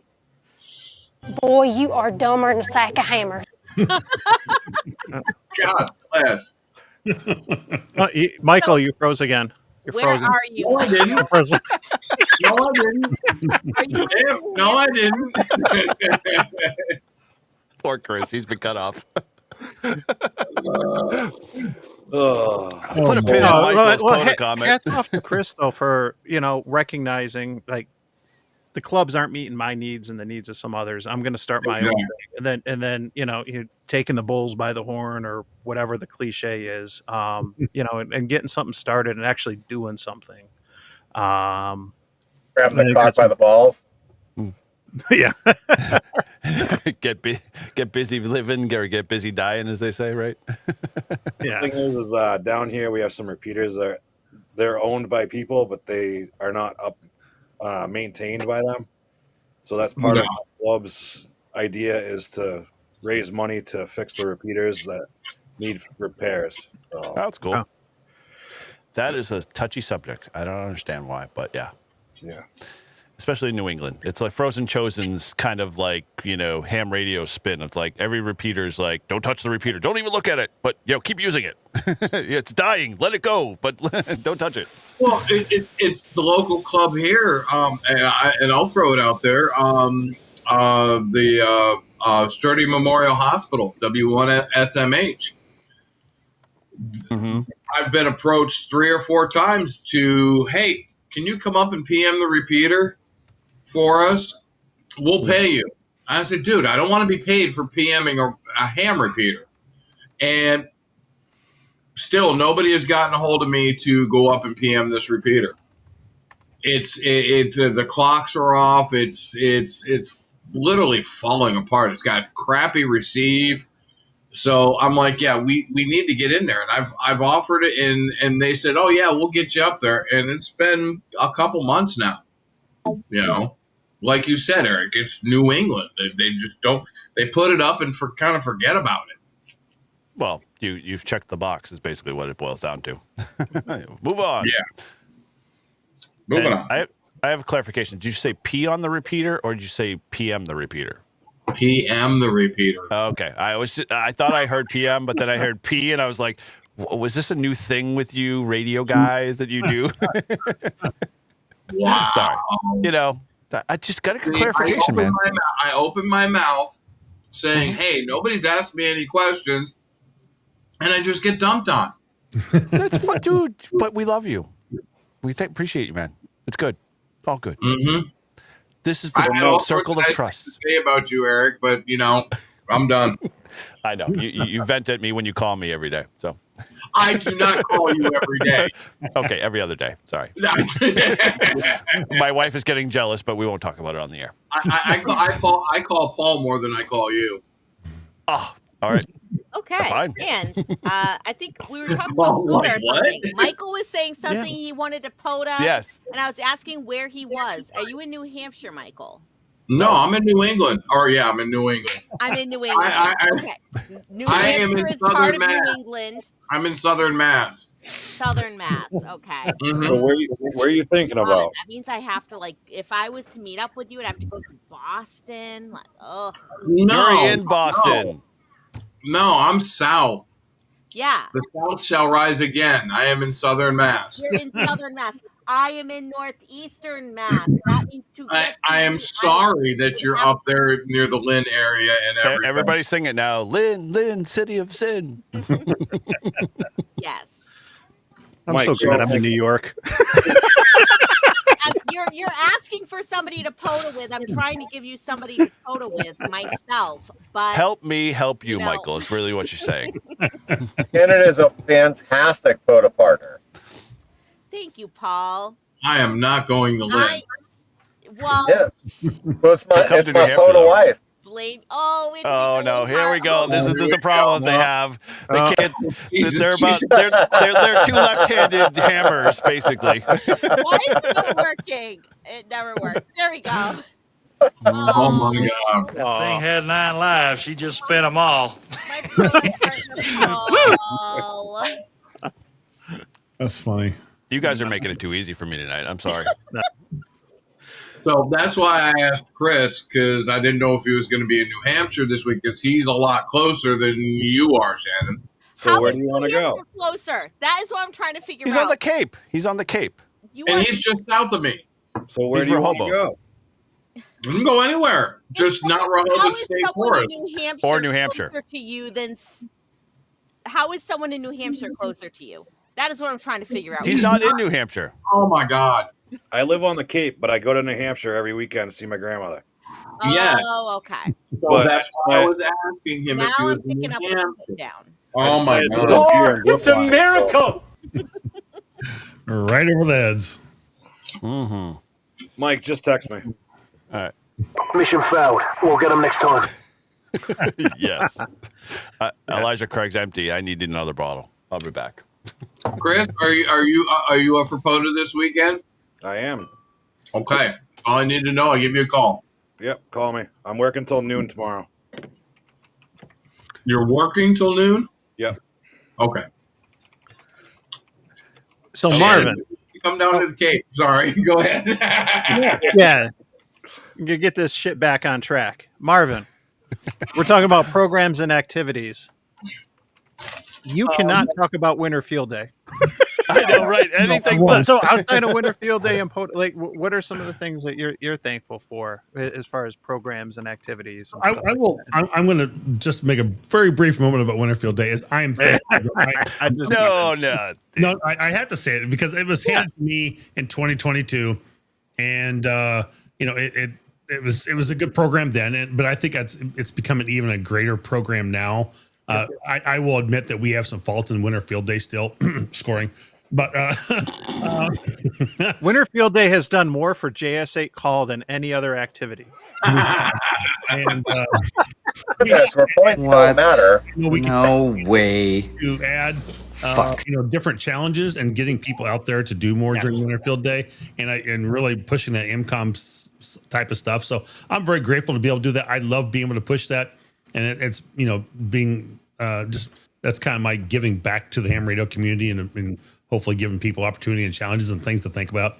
But overall, I'm just grateful that POTA really has brought. I mean, the fact that organization stepped up after 2016 and made the National Parks in the Air program, now POTA today, what it is. I mean, it has brought in so many people out of the woodwork that. If somebody said ham radio was dead, they're completely wrong today because of what POTA has done to the ham radio overall, and getting an opportunity to give people, young technicians and stuff, a way to get in, and people who are limited by housing or rules, HOAs, etc., don't have antenna farms, they can't do. It really gives people a way to get out and do things, which is great. And then, I'm really thankful for a lot of people out there like Sebastian, Ham 2K Polo, World Radio League, that they continue to develop new programs, making them modern day and bringing them to life for the ham radio community. Because, I mean, we have programs out there like N1MM who've been around for, 20 some years, maybe longer, maybe 30 years. But I guess that stays up with modern technology a little bit. But there's a lot of programs out there that are still very, 1990s almost, not running DOS, but I mean, they're not far from it sometimes. And they're antiquated. And they're antiquated. Yeah, exactly. That's a great word for it. And so I'm glad for people like Sebastian and World Radio League to continue to develop new programs, and even other companies to continue to develop new radios. It adds a lot to our, the innovators and developers that continue to work on things, really continues to bring this to life, and how well people, use those tools and things to be part of their everyday career. Someone I saw mentioned in the chat a few minutes ago, is like, I literally was able to use my ham radio skills to help, them change the antenna at work. Because of what my knowledge and skills were, and it's like that's awesome. I love how that integrates into everybody's lives every day in some way or another. So I'm so glad that you mentioned Polo and the logging apps and everything. And I feel like a schmuck to a certain extent, because like I was thinking about the different things we can be thankful for. I had, volunteers on the list, thinking about those that volunteer for programs like POTA or volunteer to support major events like races and stuff like that. But, like you mentioned, Polo, World Radio League, Hammers. I think it was Jared that did Hammers. Yep. A lot of these, some of the developers in the ham radio community, because it's such a small niche, It's just people that took it on themselves to create apps. And I was joking about JS8 Call, but that's another example, of something that, people are just putting the time.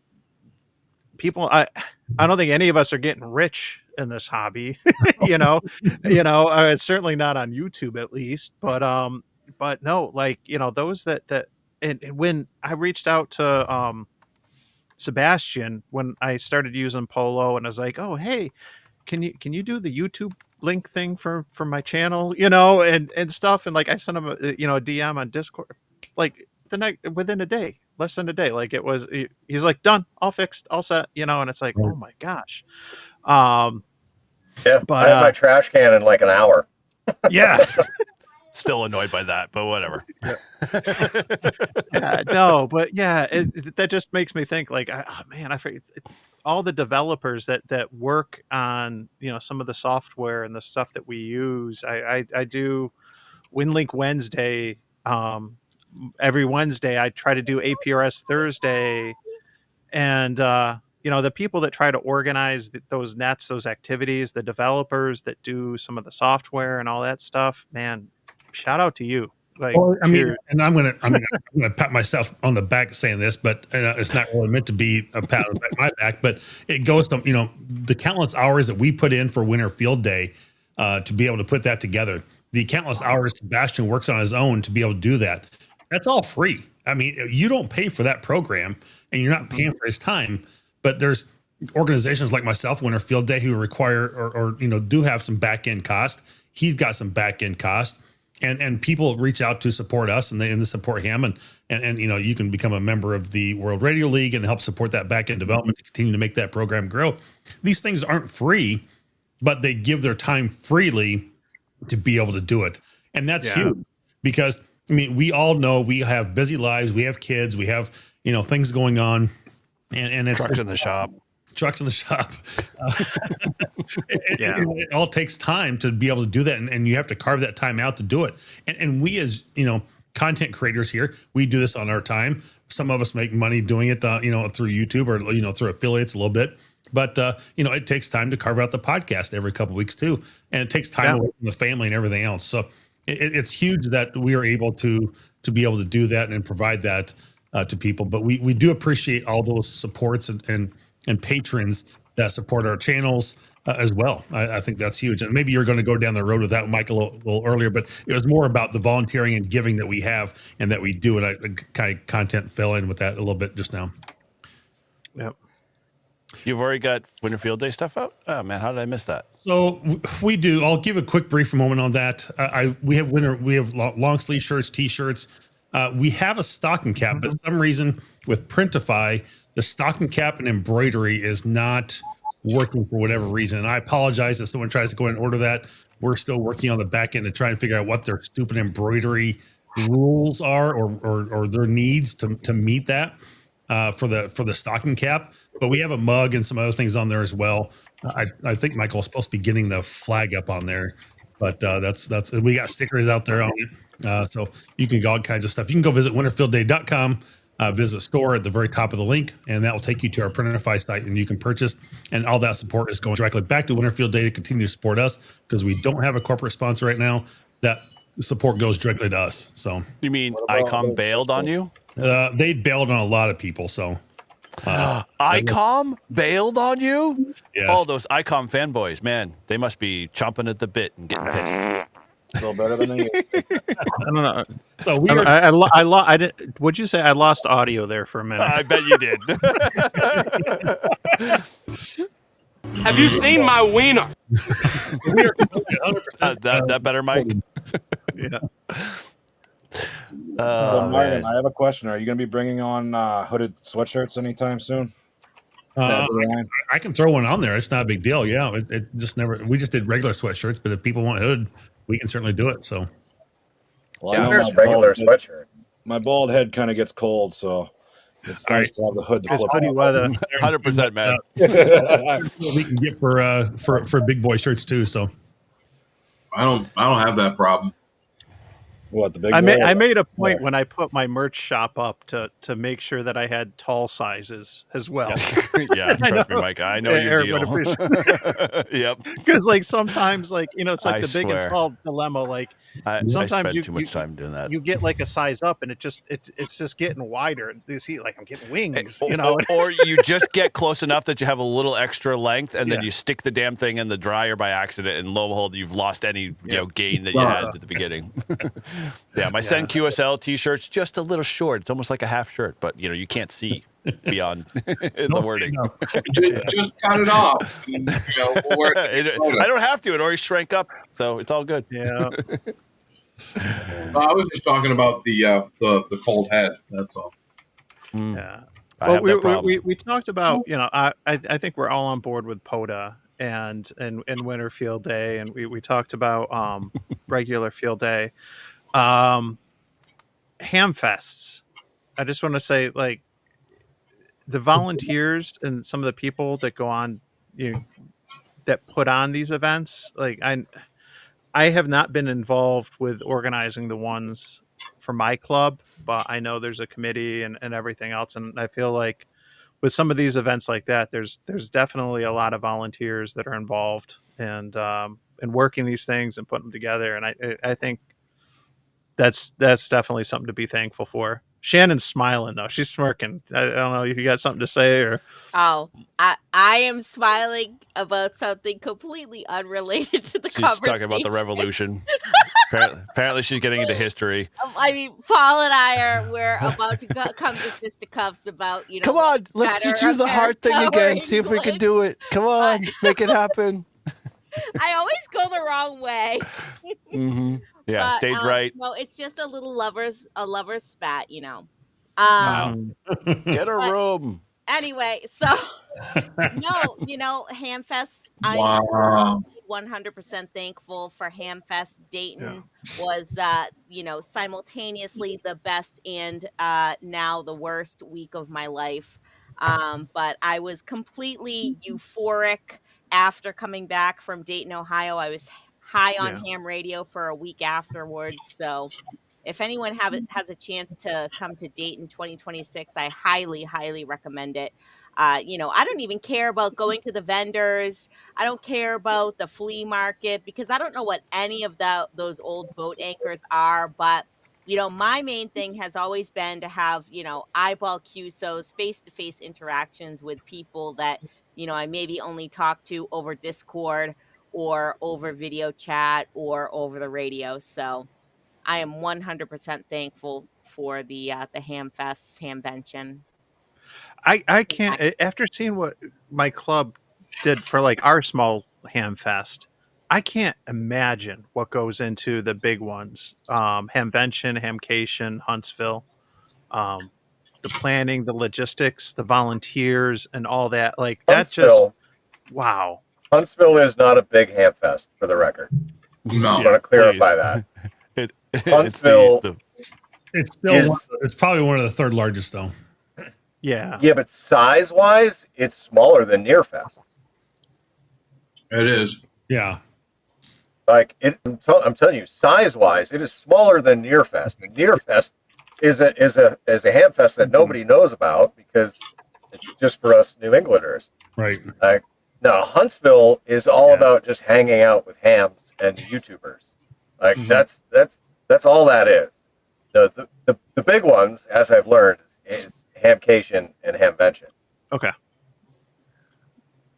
I got the sense from you and others that I got that Huntsville was more about the hanging out, but I assumed, it's always talked about as kind of like that third or fourth.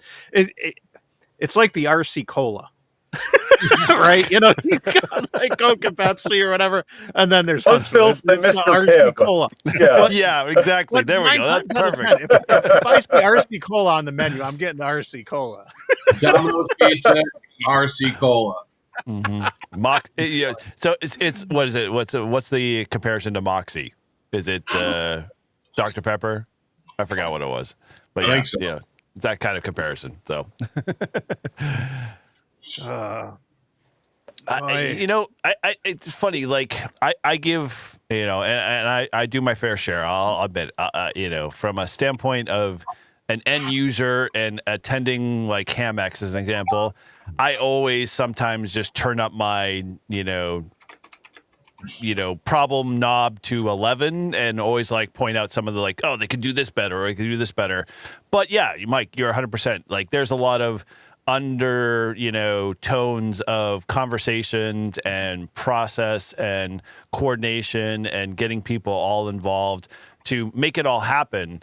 And it's definitely like a thankless job a lot of times. I mean, those guys who do that, those people who do that, it is definitely a tough thing to put all of those pieces in motion, make it all happen. Would we always like a ham fest to be better? Like I know I suffer from Hamfest size envy when it comes to looking at Hamex as being our section, conference in comparison to the two others like Dayton and Hamcation.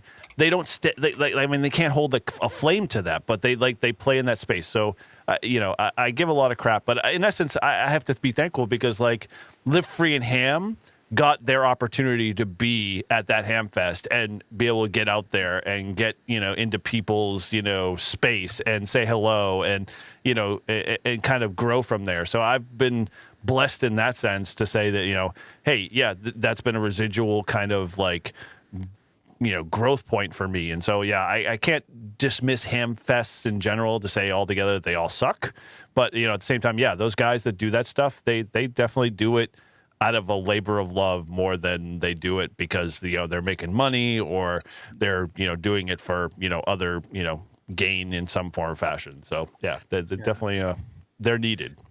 Oh, I'm going to use what you were just talking about when you're saying thankless to segue into another volunteer type thing. I volunteered a couple years ago to help out with the Boilermaker race, which is a 5K, 15K race in Utica, New York, where I'm from. Mm-hmm. And I've usually shit-faced during the race. The race ends at the brewery. I kid you not, and it's free beer at the end. There is free beer at the end. You get with your race bibs, you get like a certain amount off a case of Utica Club or Saranac. But a case. Yes, I will run my fat ass. Oh, dude, I'm running. We're all running next year. The people dude, we don't have to run. Look, we can walk with a little cart full of beer, and when we get to the end, we get more beer. And the best I can now finally use my beer helmet. The 5K goes first, and then the 15K goes. So the key is you do the 5K. So that there's not as many people and you don't have to wait in line to get beers.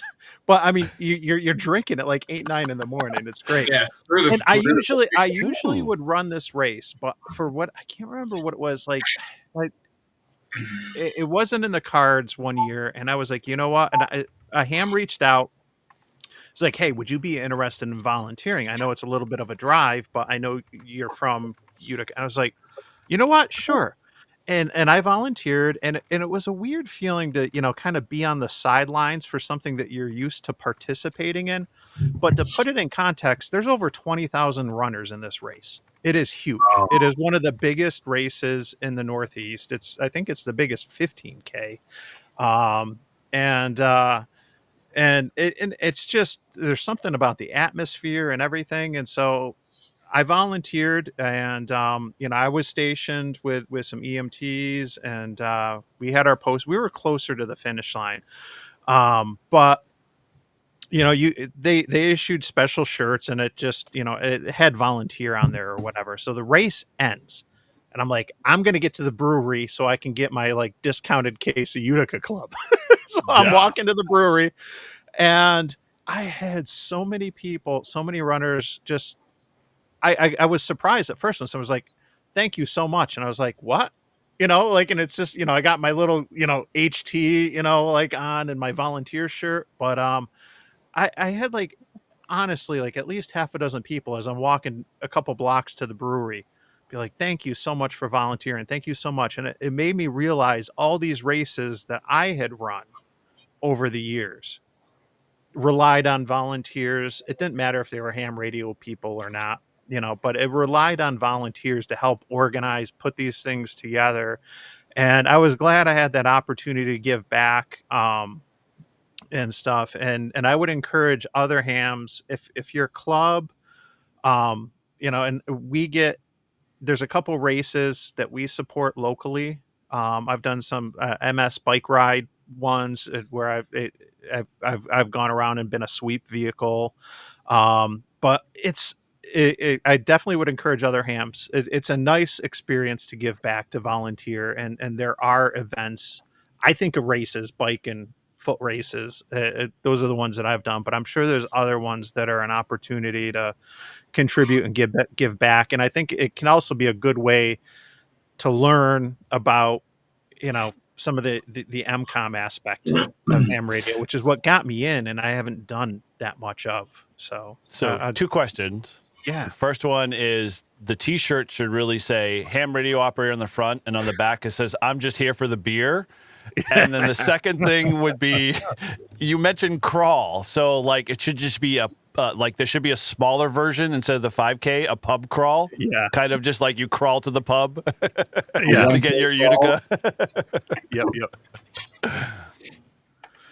So just a few suggestions. No, so has anyone else on the stream? Has anyone else volunteered at events in like a ham radio capacity? Yeah, bike races in Tennessee and parades. And, Yep. Me and Parker have done a road race in Falmouth.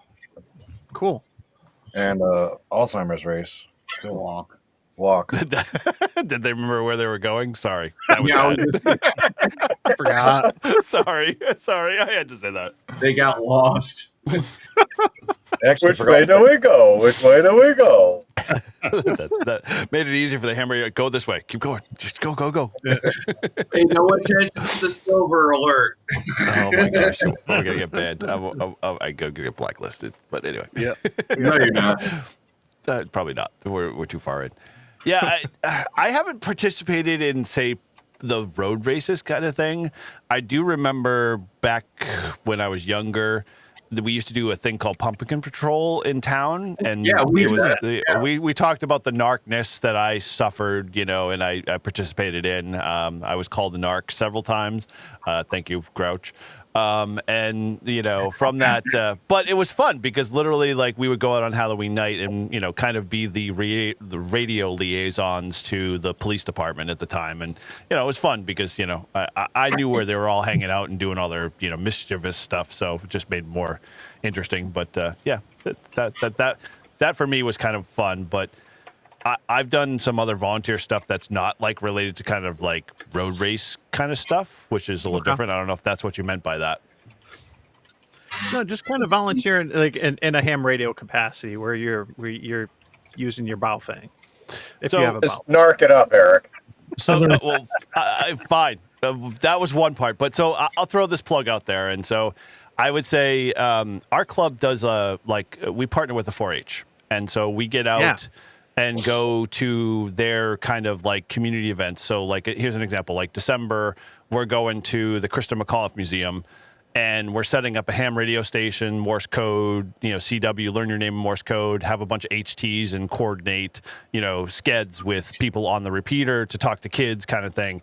And I can't tell you how much like 6 to 12-year-olds love that. I mean, we literally have lines that build up throughout the whole entire day. And we're only there for like 3 hours.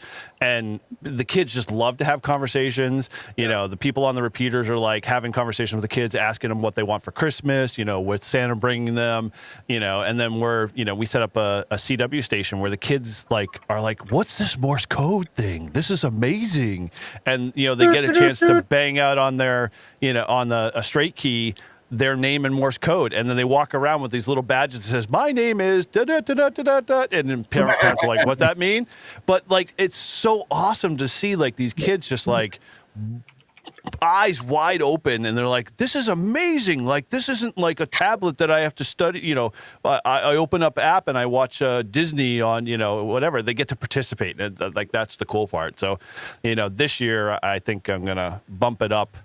But yeah, in essence, that's kind of the volunteer stuff that I love to do because it's really just, it's fun because you get to see, people just really connect with ham radio. So if I could just interject here for 1 second to build on something that Eric just said about Santa, right? So for those, so for you guys that don't know, and for anybody that may be watching, there is actually a Santa net, and it is on 3916. Yep, it is on 3916 on 80 meters. It starts after Thanksgiving, I'm pretty sure. It runs until Christmas Eve. Miles actually talked to Santa a couple years ago, told him what he wanted for Christmas. We didn't do it last year, but he has been begging me this year since like September. He's like, when can I talk to Santa on the radio again? I'm like, kid, after Thanksgiving. So if you have kids, grandkids, whatever it is, definitely get on there. You do need to go on the website and sign up ahead of time, and they create a roster, and then they'll call you in order that you signed up. But I highly recommend it. So do they take adults on that too? So if I could talk to them? I think they really only take kids. Right. So in regards to volunteering, unless anybody else has anything about Santa on there first, but in regards to volunteering, so every year the muscular dystrophy does a ride from Franklin, Tennessee down to Lynchburg, Tennessee, which obviously everybody knows that is the home of Jack Daniels. And it's anywhere between about 80 and 100-mile ride. And so you can choose your poison of which course you want to go on.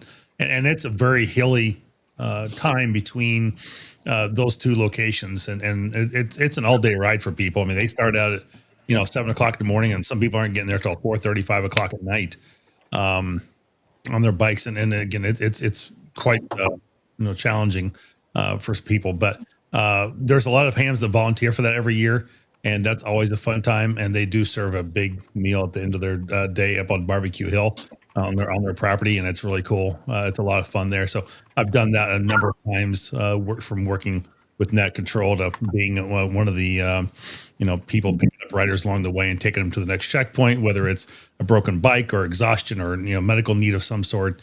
They can call our Net Control and office, and then Net Control say, hey, we got somebody down at this location, we need to go do this. And it takes a full team of people to be able to do that.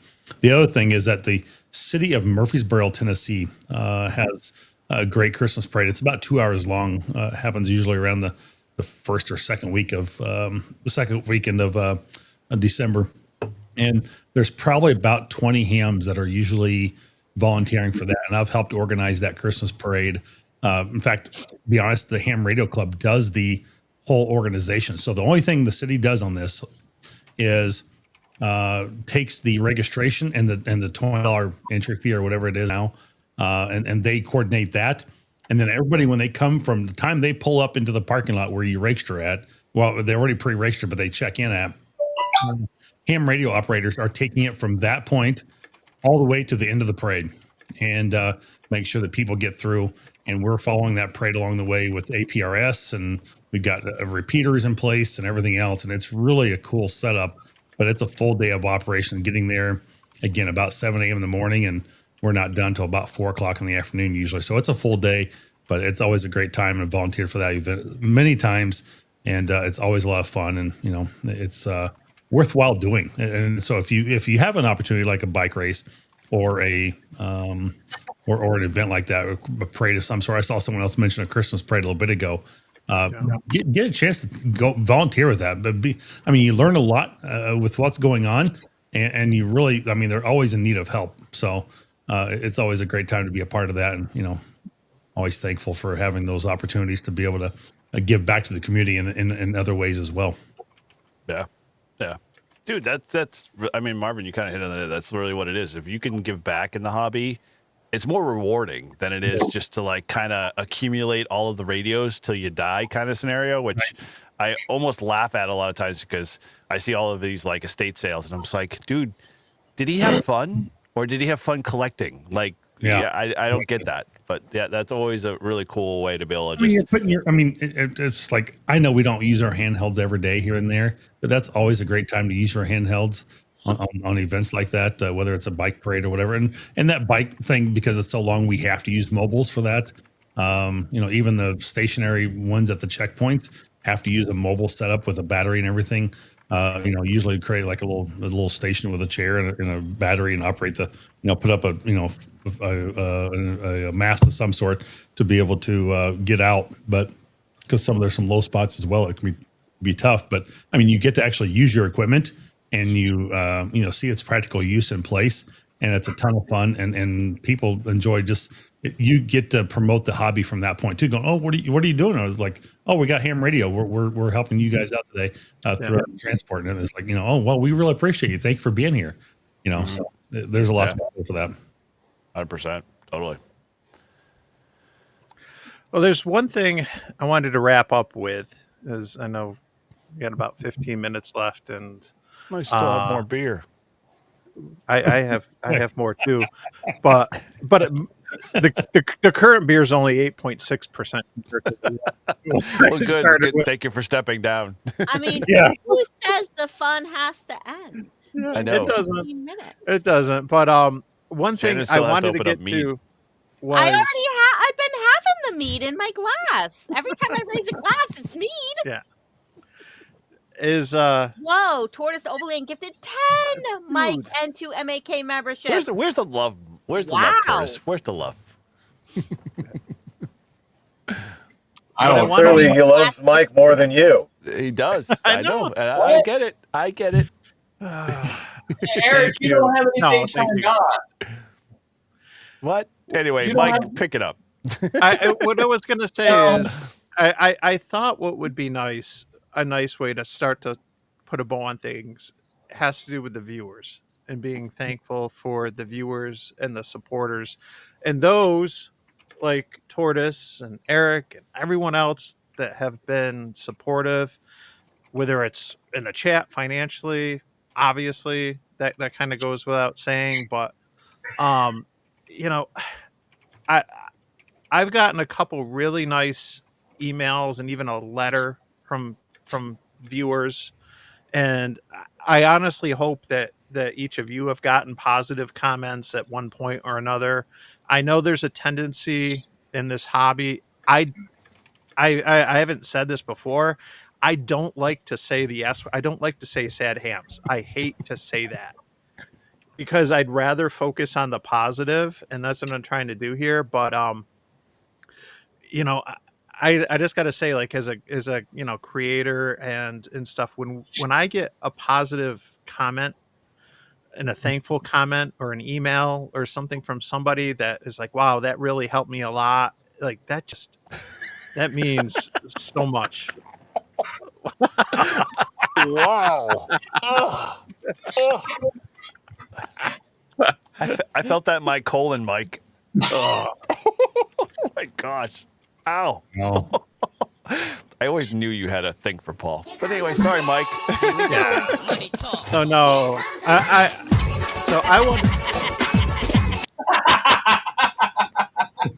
was just gonna start dancing. I thought we'd do that, but we're just gonna throw this in there. In honor of Todd, since he's not here tonight. Yeah. Oh my. Yeah. Well, let me start off.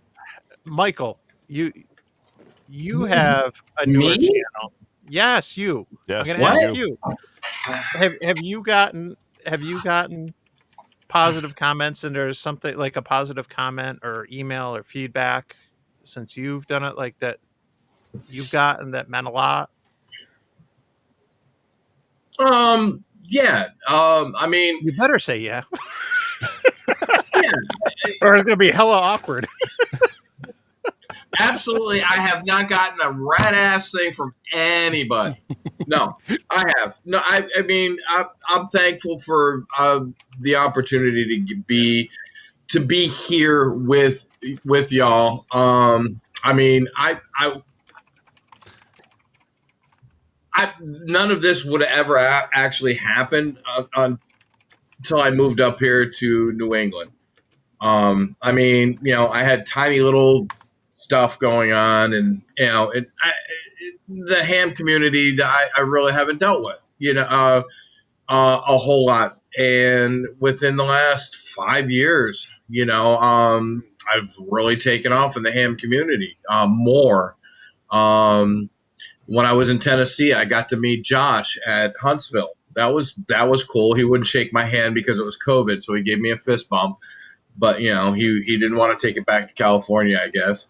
But it's just I'm definitely been thankful for all the positive stuff. The guys, people that are watching my channel, even though I haven't put any videos out because I've been busy to the wall with work, it's been awesome, and I thank Eric and Paul, and I got to meet Mike and Chris and Marvin and Shannon and Todd and Izzo. I finally got to meet Izzo after just BSing with him for the longest time. And it's just, Shannon says Hamley, and that's what it is, I almost feel like the DEI ham tuber with you guys. But, Eric, when I call Eric answers my call. When I call Paul answers my call. I call Marvin. Sometimes he answers my call because he's in the middle of something.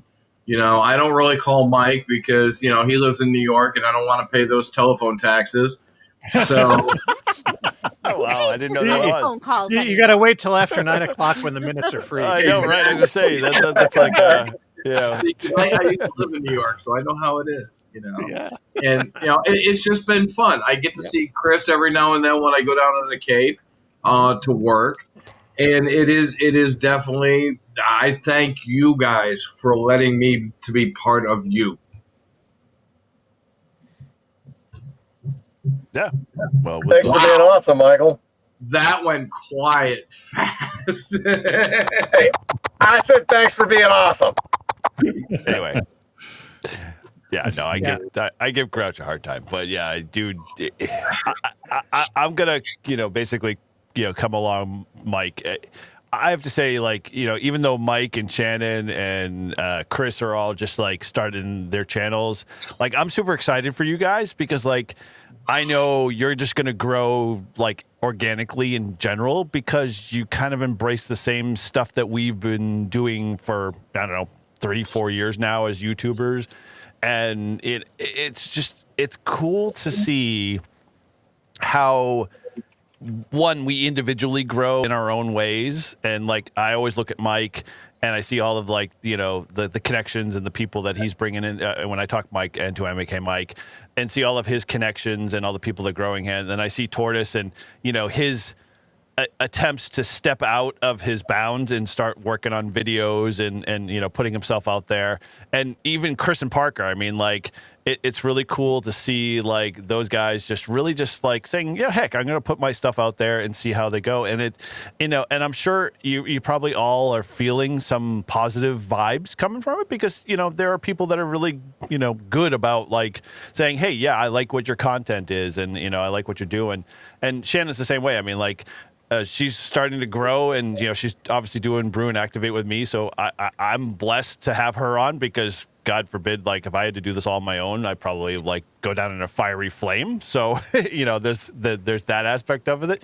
But I think from a story that you're looking for, Mike, for me, it's I have to say it's not so much an email or a comment that's kind of come into people, but it's been the people that are either in my club or a club adjacent that have come to me and said, oh my gosh, I've seen your channel. I've been on your channel and I'm watching your channel and I love your content. And I'm I can't get over in my head of the fact that people like to see what I put out there and it's helpful.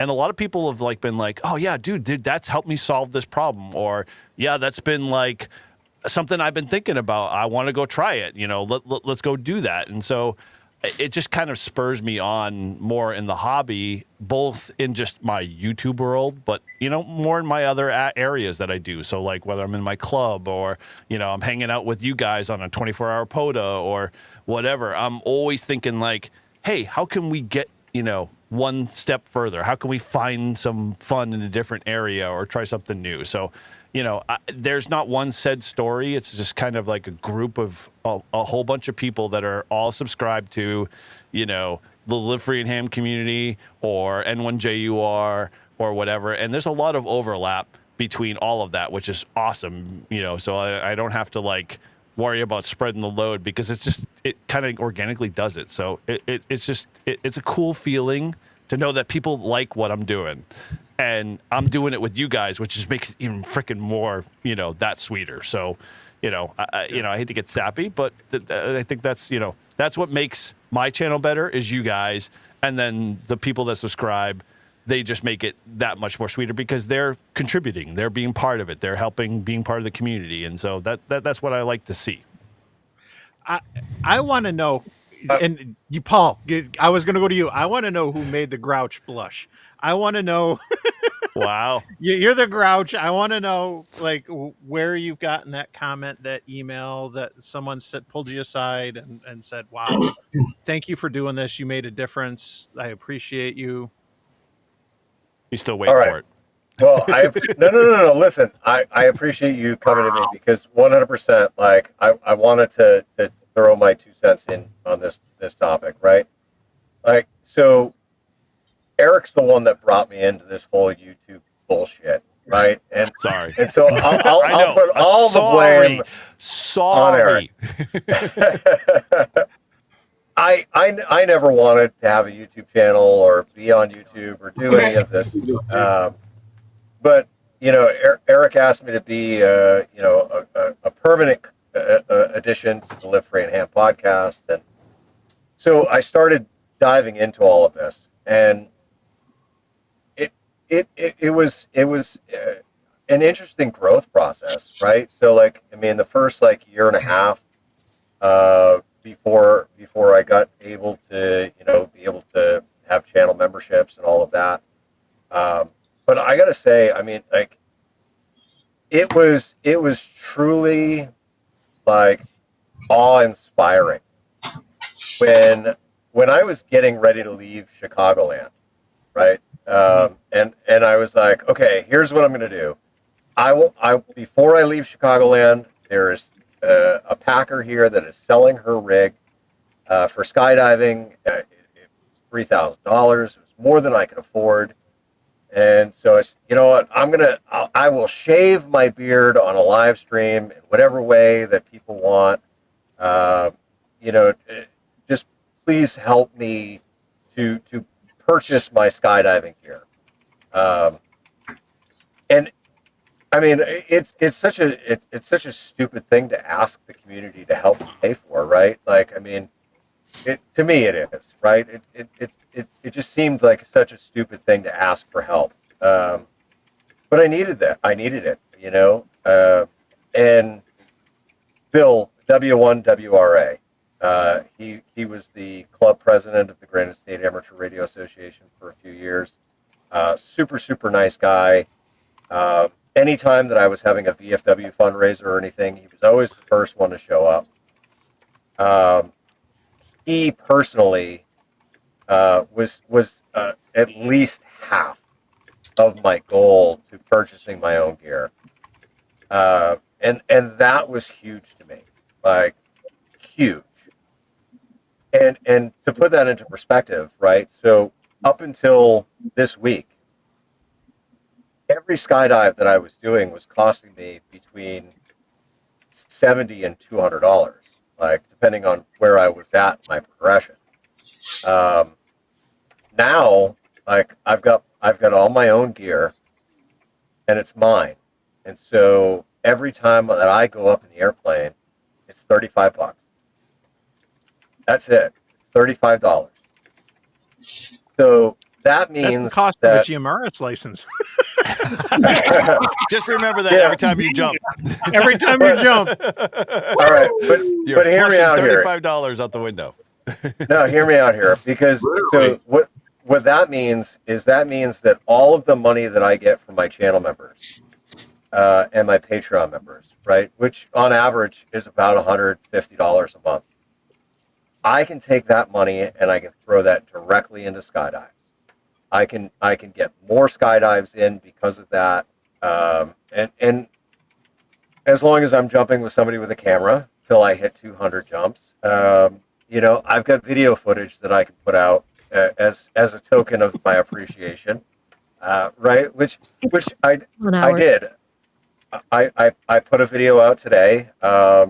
We on Tuesday. I wanted to do a high pull to get some familiarization with my rig and my new canopy. This dude that I met at Chicagoland was down here in Zephyr Hills, and he goes, "Hey man, how about we do this? I want to do a 6-way chandelier, and like you can be part of the base. Like, screw your high pull jump. Just come do this awesome fun jump with us." And I was like, "All right, yeah, okay, let's do it." And so I was confident enough in my belly flying skills that I felt that I could stay together, united with the other 2 girls in the base of the formation.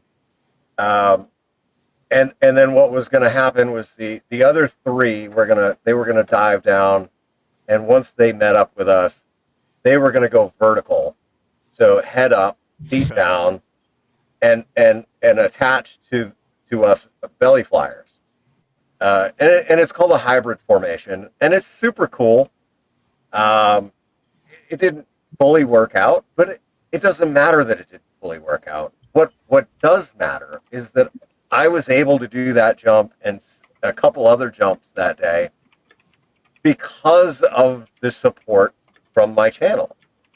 And so, like, while YouTube was something that I never wanted to do, and it was something that I never thought that I would be successful at or good at or do anything that anybody would even want to throw $1.99 a month at, I am super grateful for everybody that has put money towards my channel and me and my adventures, because that's what's given me the ability to do all of the extra fun stuff, you know? Like, and hopefully you like the video. Like, yeah. Right. What time did we go to that night? 2:30, 3 o'clock?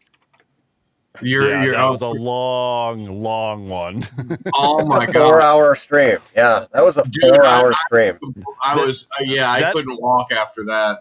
That's not a stream. That's a telethon at that point. But yeah, if you know, you know. Because I think Mike paid for a lot of my drinks. Yeah, I don't want to take credit, but I gotta say, wasn't the first donation the $20 is $20. Yeah, it kicked the whole entire process off. Honestly, you were the catalyst. Yeah, it's sometimes that's what you need to do. It's like, you know, whether it's an emergency or whether you're just trying to raise funds, whatever it is, it's in people's nature. Everyone's like, what's everyone else doing? Is someone else going to call for help? Is someone else going to donate? What's going on here? And it just takes that one person sometime to jump in and kickstart it. But no, congrats. That was so much fun. That stream too. That was fun. And I'm sorry, Michael, for all the rum that you had to drink, but but we also thank you. Thank you, Shaken for one for the team. So, I tell you what, man, my heartburn did not thank you. Oh God!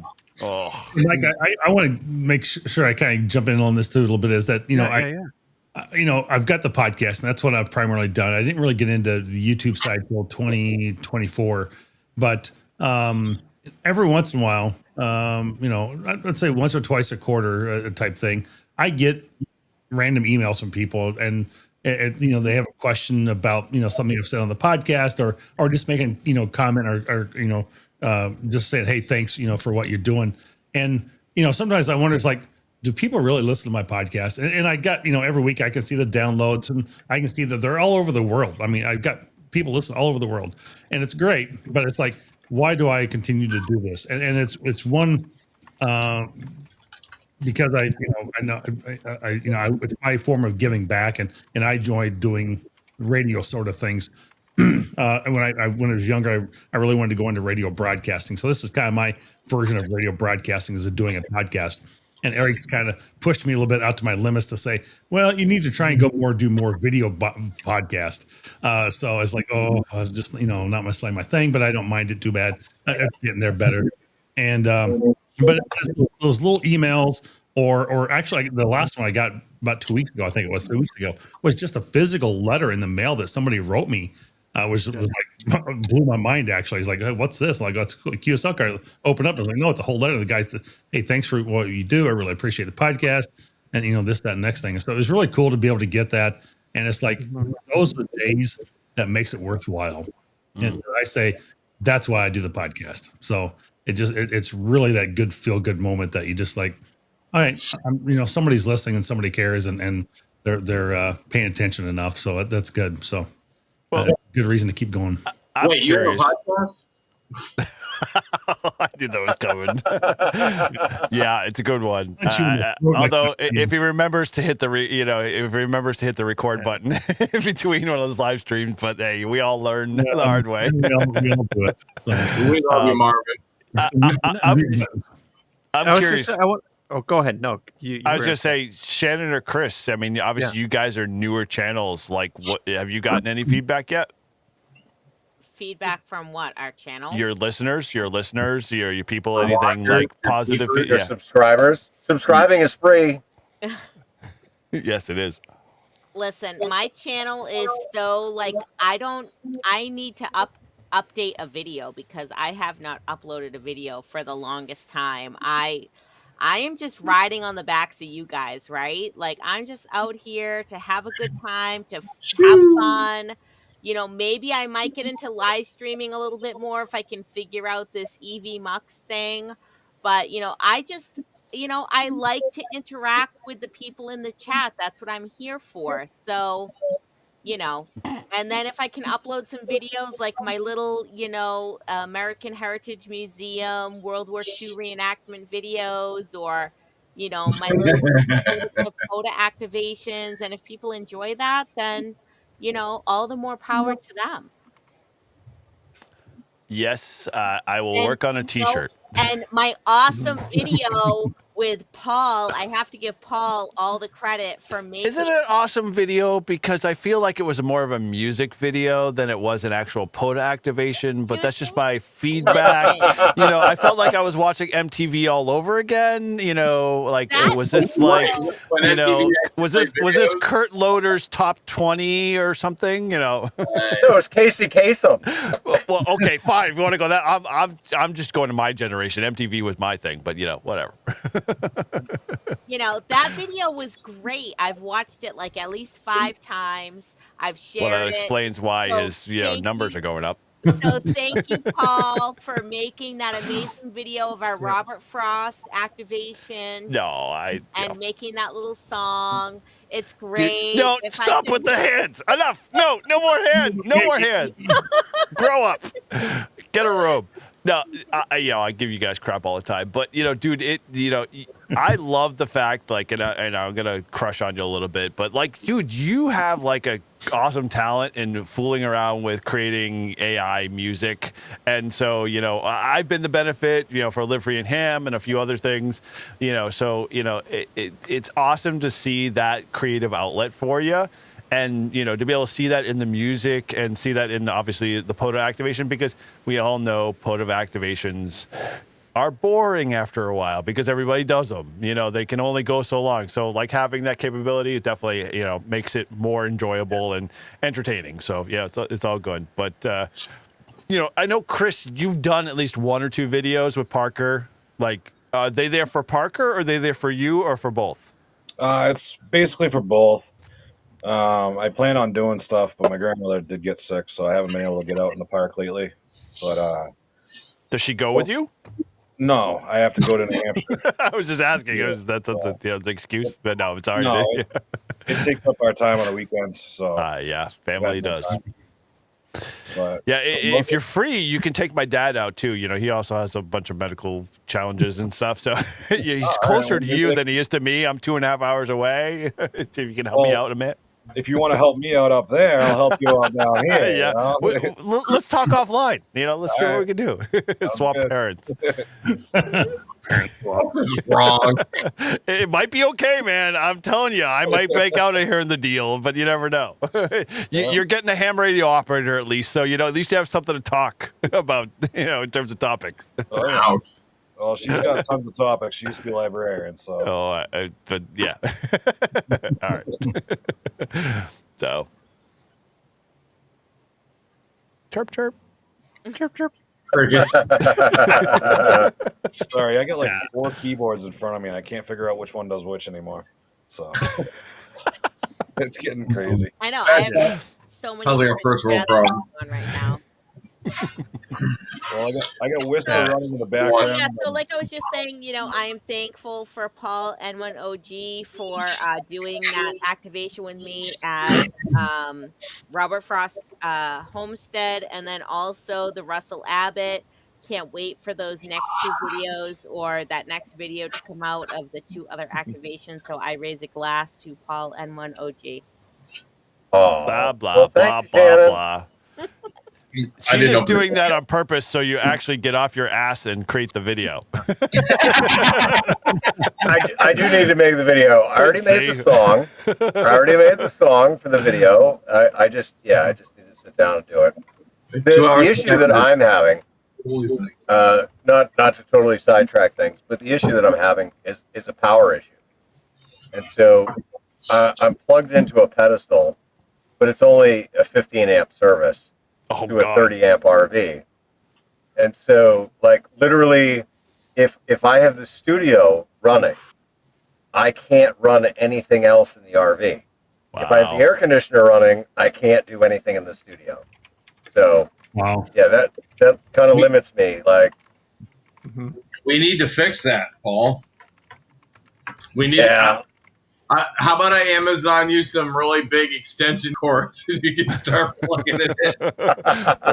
or send them some batteries, like 300 amp hour, batteries. An inverter, 3000-watt inverter. So I will give a shout out to KB5UTY because Dave he offered me a pair of, I think they're 300 plus amp hour batteries. And so I got to figure out the Victron solar charge controller inverter freaking thing is $1,000. Plus whatever I got to spend for solar panels and all the wiring and everything. But once I get that done, then that will supplement the shore power or replace the shore power altogether, and I'll be able to just do it all. Yeah.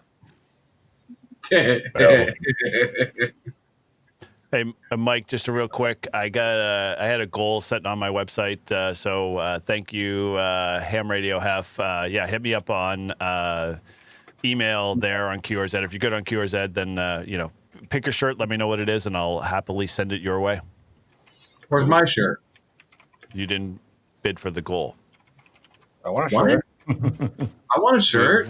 We all want a shirt. Sponsor shirt. You can head over to livefreeandham.com/shirt if you want to pick out your shirt. And here's the thing: if you want a shirt, we'll offer a 20% discount. I'll give you the coupon code. Mike's Turkey Day is the coupon code there, and use that. Mike's Turkey Day.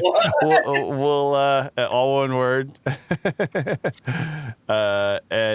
Use 20% off. You can go get a shirt over at Live Free and Ham if you're interested. Black Friday only. Well, I'll go a little longer than that, but yeah. Hey, Grouch, if you want some help with the power stuff, hit me up, dude. We could do a live thing, and I can help you out with the electrical power in that camper. All right. And possibly send you a better and cheaper route than Victron. Fuck. I like Victron. Victron is overpriced for what it is. Don't let me do an 80-meter rant on some of this stuff that's out there. Okay, agreed. I have just their shunt, and their shunt is way better than the stupid Bluetooth battery, BMS, readout. But yeah, that one sucks. My Renogy, both my Bluetooth batteries, my Renogy are Bluetooth, and they attach to my Core One, and I have no problems with them. Absolutely none. It's not a problem with me. My issue is the fact that the stupid Bluetooth BMS can't read anything below an amp. All of my devices literally aren't slurping more than like 0.2 of an amp. So like I never know how long the battery's going to actually last. Renogy does that perfectly, dude. Well, and I've got the Victron Bluetooth adapter, and so that tells me exactly what I need to know. So yeah, I ended up going that route. It was always like $70, so it wasn't that bad. No. Yeah. All right, I'm going to do a giveaway. A giveaway? Wow. What are you giving away? A shirt from my freaking store. Wow. Remember when you were going to make my designs into a shirt? Are the members here allowed to bid on it? Yeah, go ahead. In whose page or whose channel? On his. On my channel, of course. Is this case sensitive? I'm obviously messing. It's insensitive. Case insensitive. Case insensitive. I don't think it is case sensitive. Although maybe I could just start my own shop with my own shirt designs. You should. I like your. So Grouch, do you want to use the giveaway tool on this? I can set it up real quick if you want to hit me in the private chat with a code. No, I didn't know there was a giveaway. Oh, I tool thought in you this. were going to say So- something else, like hit me in the Whatever you want. I'm just using Nightbot. Oh, okay. If you're already doing Nightbot, then what's the code? Yeah, and the keyword is hashtag Grouch Penis. loves you. Grouch loves you. All one word. Grouch all loves one word. you. All lowercase. I mean, No, it doesn't matter. I don't think. Wait a minute. You're not going to give him crap about spelling and punctuation, Shannon? No. Oh, geez. I you was give going me to ask, crap does all the Grouch time. love me? Grouch love No. me? Grouch. Man, I don't Yes. like this relationship. This sucks. Yes, Grouch loves you. See, I tried to do a little heart with Marvin, but he was. It's so easy to love somebody from Florida, isn't it? Mm-hmm. All the way over here in Massachusetts. Marvin. No, if I win, Paul, if I win, you know what shirt I want. Listen, I just want to Yes, say you it's easier to love somebody from Florida to Massachusetts than it is to love somebody from England to Massachusetts. I can't True. debate that At because least I've you're in never the had same that experience. country.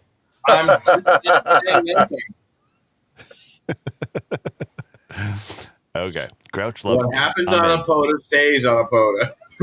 Exactly. Didn't I say that before? I think you did. Wait, why didn't we do any risque on the POTA then? Oh, God bless.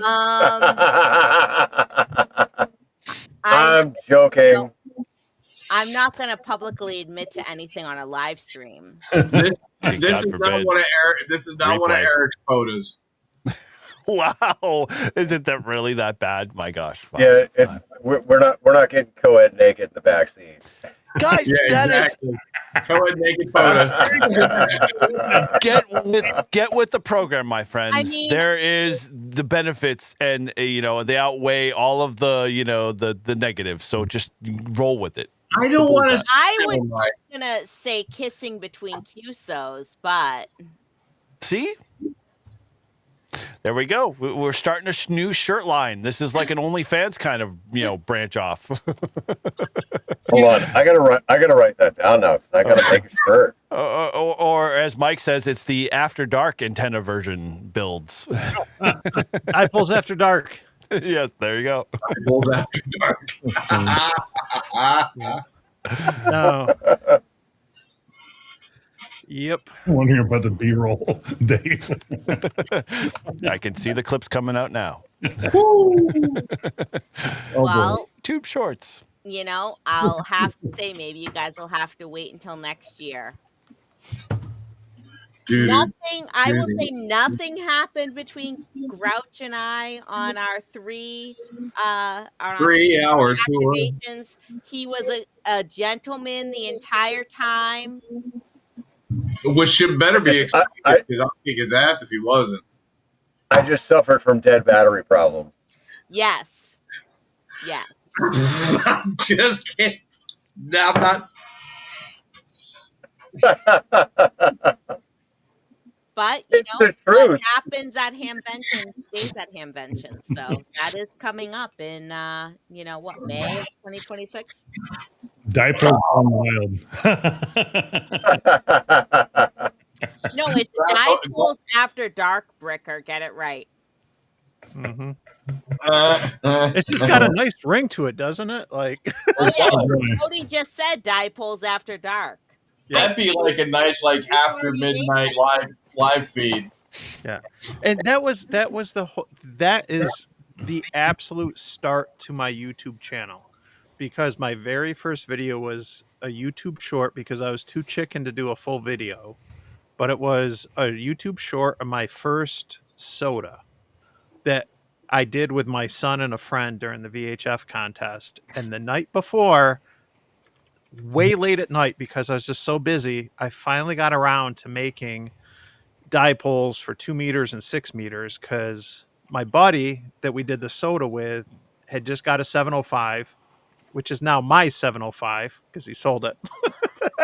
And I spent the night making dipoles and stuff so that we could go play in the VHF contest on the soda. And I remember thinking that, like, I'm freaking building dipoles in the garage in the driveway, like in the middle of the night, but that was the only time I had. And again, alliteration's beautiful. So when you get like dipoles after dark, it just stuck. But that's what kicked off my channel, is that very first YouTube short of that soda with my son and friend. And eventually a couple shorts later, I got the courage to do a real video, and the rest is history. Dude, I'll be honest with you, shorts get more views than anything else. Yeah. And that's because nobody has an attention span longer than 15 seconds these days. Like, what did you say? What? Squirrel? Yeah. What are we talking about again? Exactly. Hey. One of my most watched shorts is the one of you fishing at the 24-hour POTA. Oh yeah, I realize, and I'm guilty of this, like, I'm not a professional YouTuber. I like making videos. It's fun. Editing takes forever, but sometimes too, I just like to enjoy the moment, and I don't want to focus on trying to make stuff. Like, I just want to have fun and be with people, especially when I'm meeting some of you guys for the first time in person and stuff. And I'm finally seeing Paul with his ankle healed up and everything, and and I want to enjoy it, but I realize, like, especially during the storm, I'm like, shit, I haven't done anything. I got to go, like, let me just do a couple shorts. But that one short of you, like with you, like, normal time. I got like a couple thousand views like that, and it was like, holy cow! Yeah, I don't get the algorithms or anything. I don't try to play like I'm me. I just do me, and I have fun, and when things hit, I run with it or whatever, and sometimes it works, sometimes it doesn't. But wow, that took off. But Mike, did you do a short of me fucking like making my ankle swell to 5 times the size of normal? Did I do the short of that, or no, I didn't. sent you the video, but I can't remember. Dude, do the short, man. That'll go off like freaking gangbusters. You might go viral. You know how bad I felt. Like, I'm sitting in the we're messaging after the activation. I'm back in the hotel. I'm all comfy, cozy. I'm in the hotel. I got a mag loop up in the Utica Club, and you're sending me photos, or you're texting me like, "Oh my gosh, my ankle's like fucked."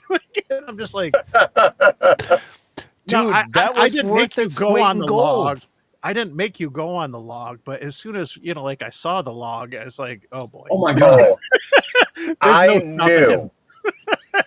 knew as soon as I stepped foot on it, and I looked at it, and I was like, "I'm wearing cowboy boots with no fucking traction."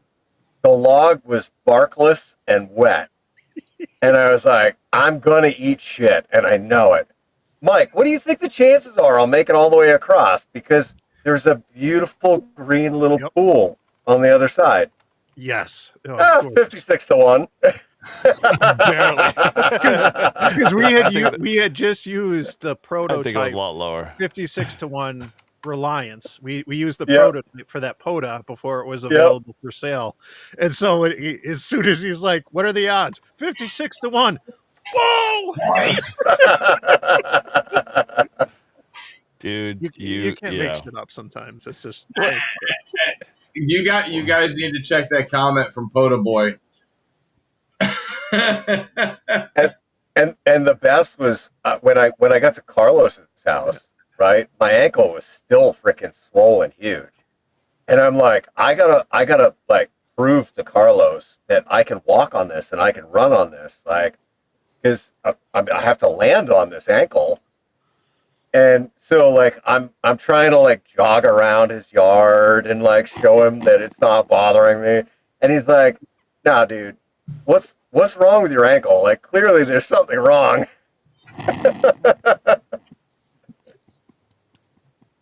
But hey, that first landing was mint.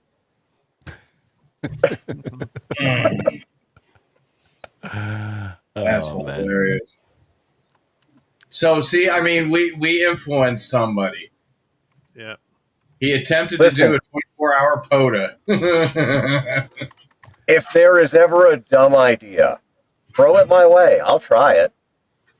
Dude, that's primary. You are like video gold. Like when you were like, hey, I'm going to jump from, this plane randomly. And we're like, okay, dude, we're going to do live streams. Our first live stream we did with you was literally 4 hours long and you didn't even get in the plane.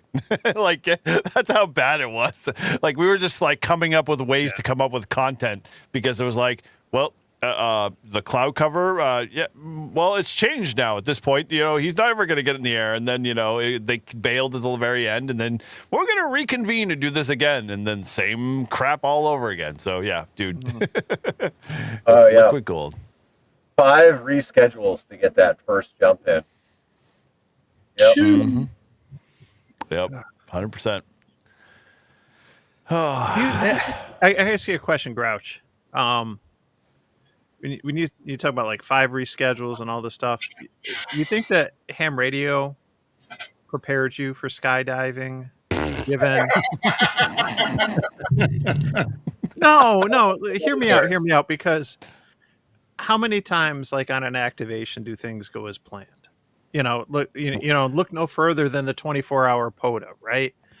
Dude, that went way better than his skydiving event. Let's just get to that level. Like the skydiving event was like a disaster from like the moment we like started turning the system to go live. But well, he's got his skydiving logs, right? He does. So yeah, I just curious. I've got skydiving logs and I've got ham radio logs, and now I've got logs that mix the two. Yeah. Right. Mm-hmm. I would say more than anything, the ham radio aspect of things didn't help me at all, but my military past did. Because in the military, especially the Marine Corps, right? Our number one motto, our number 2 motto, right? 'Cause number 1 is God, country, corps. So number 2 would be adapt and overcome. And so like when it came to 5 reschedules of that first jump, it was all right. Like, you know what, I could let this eat me up, and I could really get upset about this, or I could just adapt and overcome. And I can understand that I cannot control Mother Nature. I cannot control the cloud cover. I cannot control the wind. I can't control that. And so once we got the pilot issues out of the way, like it was no big deal. And I got that first jump in, and I was hooked. Like still, like when I jumped on Tuesday, I was a little bit nervous, right? 'Cause I've never jumped here. This is a new place. And so, like, when you're looking at things from the ground, and you're looking at satellite images, you're like, oh yeah, okay, no big deal. Like, I just need to set myself up in this general area so that I can fly my pattern and I can land. But once you're in the air, it's a totally different perspective. Like, literally a completely different perspective. And so then you're up in the air and you're looking down and you're going, okay, well, now I can feel the wind is slightly different than what the prediction was. And so now I've got to modify things, and I've got to adapt and overcome and go with it and figure it out. Yeah, just absolutely fantastic though. Like, my first jump on Tuesday, I was planning on doing a high pull, and I don't know why high pull makes everybody giggle, but that's what I was planning on doing, so that I could figure out the canopy that I've never flown. Right now, I mean, I had flown that style of canopy. It was just a bigger size, and so I was like, well, I want to play with my canopy. I want to do a high pull. And this guy that I met in Rochelle was down here, and he was like, dude, we're gonna do this 6-way chandelier. You want to be a part of that? And I'm like, that seems like it's probably beyond my skill level, but what do you need me to do? And he's like, well, you just need to. 6-way chandelier? That sounds like something you need a VPN for, or something like or it sounds like something on OnlyFans, but whatever. Yeah, I know. All right. So essentially, we also what include it is, a goat, but yeah, it's 6 people, okay, and so 3 people make the base, where you're flying belly down, and you're connected, and you create a base, and then the other 3, who are slightly more experienced, they dive down and they come in, they fill the gaps, right? And so between the 3 of us, there's 3 gaps.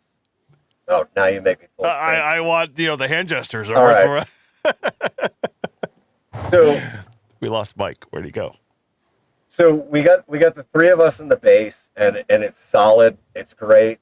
Exit all the way out, like perfect.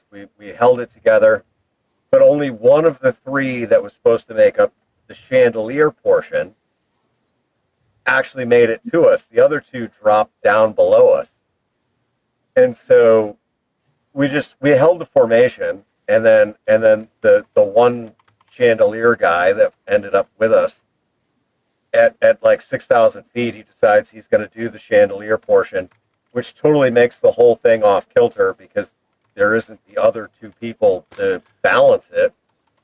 And so one side of the formation drops and we all just kind of scattered around. But it was a ton of fun. The video is up currently for channel members. I'll put it up on Patreon after the live stream ends. And then I'll put it out to the public next week sometime.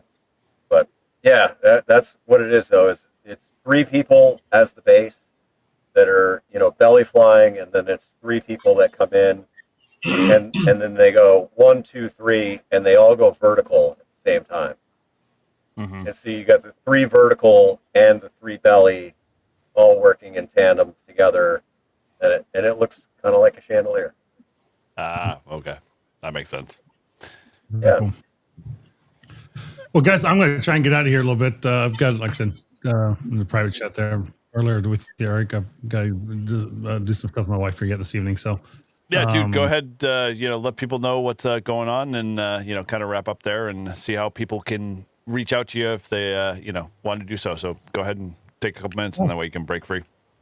Yeah, appreciate it. So, first I'll just remind you that Winter Field Day is coming up at the end of January. So go out and register on our website for Winter Field Day. On my personal channel, I've got a video of the smoking how to smoke a turkey. It's coming out tomorrow morning, and then I've got my tower site that I did this summer. That's coming out along with my Connecticut POTA activation back in August. So those are coming out here. We did like 5 or 6 parks that day. So it's one of those things I've been sitting in the back channel, like some of the other guys with videos sitting here for a while. We haven't gotten done. So anyway, I got a new podcast coming out next week either as well. And another little message above and beyond that. So I got some content coming up over the weekend here, and just taking next week off for spending some time with Thanksgiving with family, and I'll be doing a little bit of traveling back to Wisconsin. So I'll be back there for a little while, and we'll see what happens from there. Do you ever stop? Like you've been traveling for a while. Yeah, I mean, I was to Cheeseland. Last week I was in Dominican Republic, so we did a little vacation with my buddy down there. He needed some time to get away. My parents were in town at the beginning of October. Yeah, I've done a lot of traveling, but I've been unemployed since September. I mean, it's been kind of interesting during this, but it's one of those things that it's given me an opportunity to spend some time with family and do some things and get some other things done and taken care of, which I needed to do. So I've been grateful for that, and thankful my wife has a great job and able to help us out and support us. So it's pretty big from that standpoint. But I'm taking a concealed carry class back in Wisconsin here soon, and I got some other things I need to go get taken care of while I'm there. So I looking forward to going back there for a little while. So I'll be traveling back through, Mike, probably next weekend, maybe that Friday or Saturday after Thanksgiving. So maybe I'll stop out and give you a shout that morning or something. So awesome. Yeah, I was just going to ask you. I was like, "Are you going to be going through New York again?" I will be. Yeah, I'll take that route. So that's assuming I get my truck back. But they're saying it should be back Monday or Tuesday. So I'm truly hoping it is. So, but I appreciate all the subscribers. Thank you. I'm thankful for all of you guys that have joined. I'm trying to get to 500 before December 1st. So we got a few more days left here to get there. About 120 left to go. But probably. Kind of a big get there, but we're going to try. If not, we're going to do I'm going to give a $200 giveaway of some prize pack to a channel member or subscriber when that happens. And then if not, we'll do it at 1,000, and I'll make it even a bigger package at 1,000. Well, you guys, we got 34 in the chat right now. So all 34, get your ass over there, subscribe to Marvin's channel, give him some love, help him support, because in essence, this is not, one specific channel. This is everybody's channel. So if you haven't subscribed to these guys, reach out, subscribe to them, show them some love. It's free, like Grouch said. So, there's no effort, except for clicking the button, become a subscriber. So, definitely go do it. And Eric, throw the links in the chat. Yeah, good question. Yeah, let me do that now. Yeah, Marvin. And for anyone watching on my channel, I think it should be on all our channels. Look, if you look in the description, you should see links to all of our channels. Yeah, that's a good point. And a whole host of others, like who have joined us on occasion and stuff. Whether it's Izzo or Salty Walt and stuff. So speaking of Izzo, who's Izzo? Hold on. All right, Marvin, while you're in Cheeseland, hit up K89YSW, Chris Radio and Live. Oh yeah, he's also in Cheeseland. Yep, and then 250 pounds of Jesus out of Wisconsin as well. Yeah, there you go. So now you're driving back through New York after Wisconsin, right? Yeah. Yep. Yeah, you better have fucking beer. You heard it here. Bring some spotted cow with you. Yes, I have never had any of that stuff. I see it on Mike's channel and Mike. I have some. Out 79, like all those guys, and I'm like, oh. Next Friday, I'll bring you some on my way through to New York. I've got some here. So okay. Yeah, Marvin, spotted cow, man. Okay, I'll hook you guys up. So.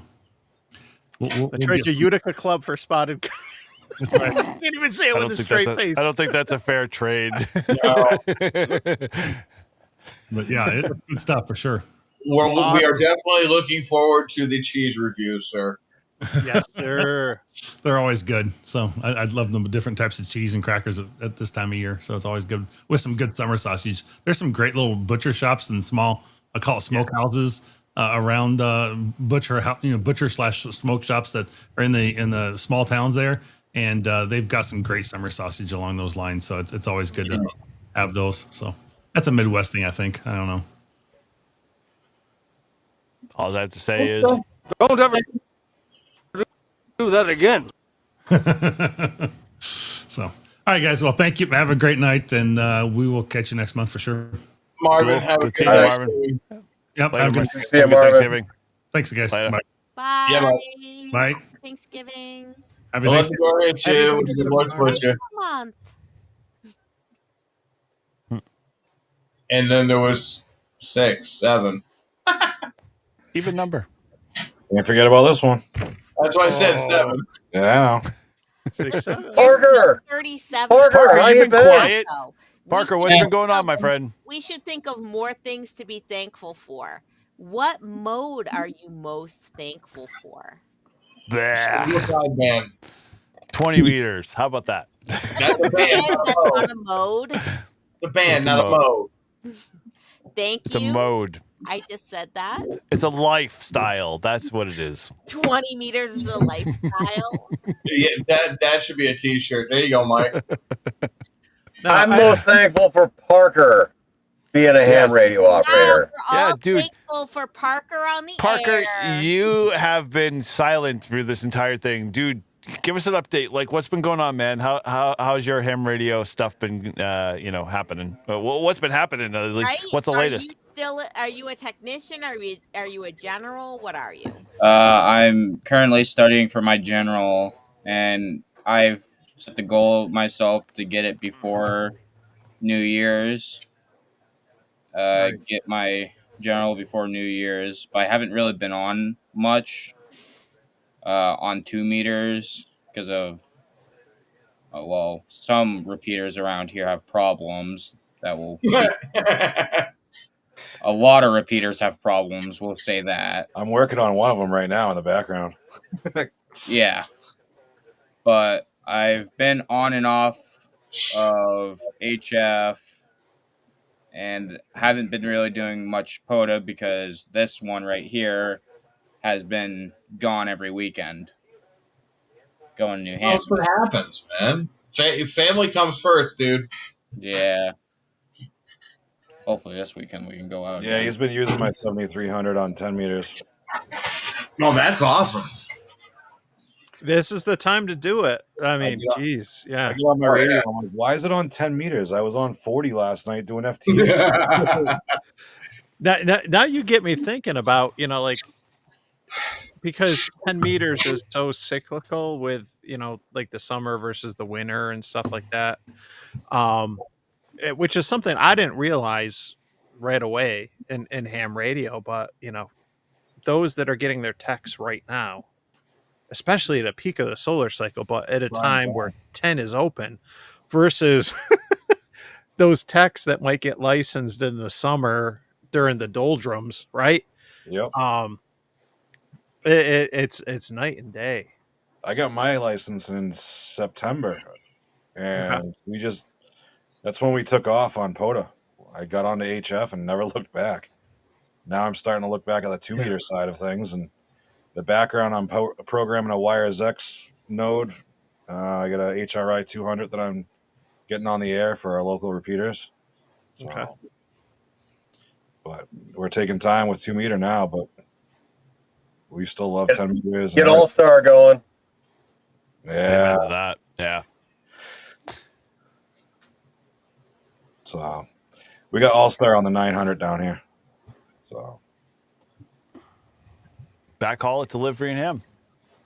yeah. 900 megahertz ain't bad. I'm sure it's probably a lot more quieter than 2 meters is. Oh, yeah, it is.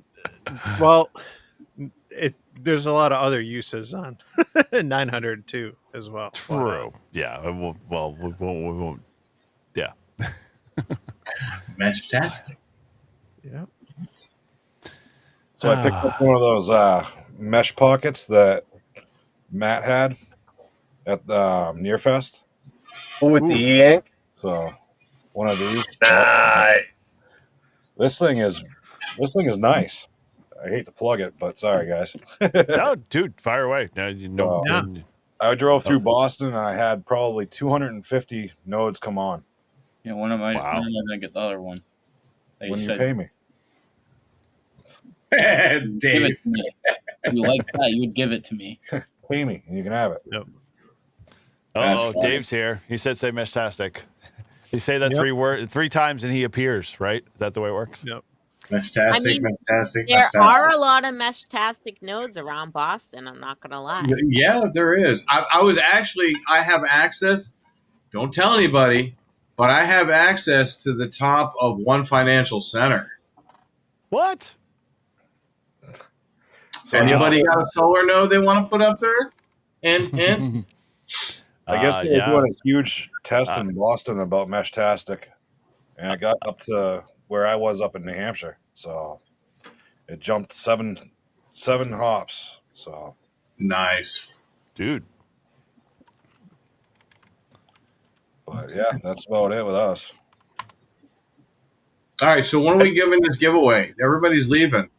Yeah. No, I thought I think Paul forgot about it. was in December. No, so we only have 12 entries, and there's 39 viewers. I like my odds. They all need to go to Grouch's channel working pretty so good. you can subscribe or do whatever. Yeah. Add the thing. Grouch loves you. Yes, all one word, no spaces. No punctuation. Yeah. All right, listen, when we hit 15, I'll pull it. Grouch free There you go. t-shirt giveaway. Make sure you go to the Grouch channel and type in the Grouch loves you hashtag # Octothorpe, whatever you want to call that thing. Look at Dave. I love my odds. You're not going to make the heart sign now? Come on. Like, literally, you're just going to complete the circle? He moved. He did not. He's been there forever. Octothorpe. Octothorpe. Word up, man, homie. Grouch, Octothorpe in the house. back to New Hampshire, Grouch. You're too far away. Yeah. I don't know. God bless America. All right, we got 13 entries. Come on, 2 more, please. Let's go. 2 more. So Grouch can put this to sleep. It's just 15 entries. That's what makes you happy.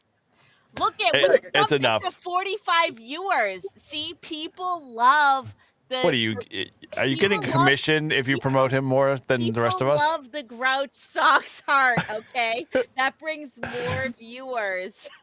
Wow. Where's the loyalty? Bruin activate. What does that mean to you? What's nothing? Listen, No. No I get it. I totally get. Hey, Mike, you free on Fridays? Yeah. Which Mike? One of them. Any one of them. Okay, 11 Paul, o'clock. when are you and I starting a live stream? Oh my gosh! Wow! Like literally, she just sold me out. You just sold me out. What are I you didn't do anything whatsoever. You were just kissing up to Grouch. Make sure that you buy your Reliance antennas at know. RelianceAntennas.com. Did he or did he not just say Mike is one of you free on Fridays? And there's 2 of us. I didn't say anything at all. Nothing. You can go play replay, whatever you want to do there to prove that I did not say what I said. So, yeah. Parker said he'd do it. Parker, cool. All right. What did I say? I like the younger demographic. Yeah. Well, I won't say that. Sorry, I'm not gonna say that. Yeah. I'm gonna stop right there. Younger generation view of amateur radio. Yes, thank you. That's a better way of saying that. This Elijah Craig is kicking me in the ass. Is that it? Oh my gosh. Yeah. Well, you know the rule. I violated it big time at this point. All right, so I pulled a winner. The winner is Dave KE6 GAE, the Hillbilly Ham. Dave won a free shirt from my store. Congratulations, Dave. Nice job. Very cool. Nice. Hillbilly Ham. Great job. Congratulations, Hillbilly Ham. And the famous words of Todd. What the hell was that? When we had a live stream, we had a recorded episode, and Todd was talking about his bonsai trees, and he kept saying something to the effect of Grouch, and he was like, "I'm just gonna be the bonsai trees," and I'm like, "Dude, this is liquid gold. I gotta capture this." So literally. It's him going bonsai, and actually, I think I have the clip Do I have the clip in here of his little bonsai tree escapade? I wonder if I do or not. I have to go look for it. You got a folder for all these little clips? Hell yeah, you know me. Oh no. Let me see. Do I have it? I don't know if I do. No. This one. Look at Dave. Dave. What? I missed something. Yeah, Dave's KB5 is he just promoting his Mesh-tastic Seed Studio with, what was it? 5% off, 10% off? It's 10% off. I'll be damned. Look at that. Listen, I have one of those little Seed Studio things. I do too. I got a T1000 in here somewhere.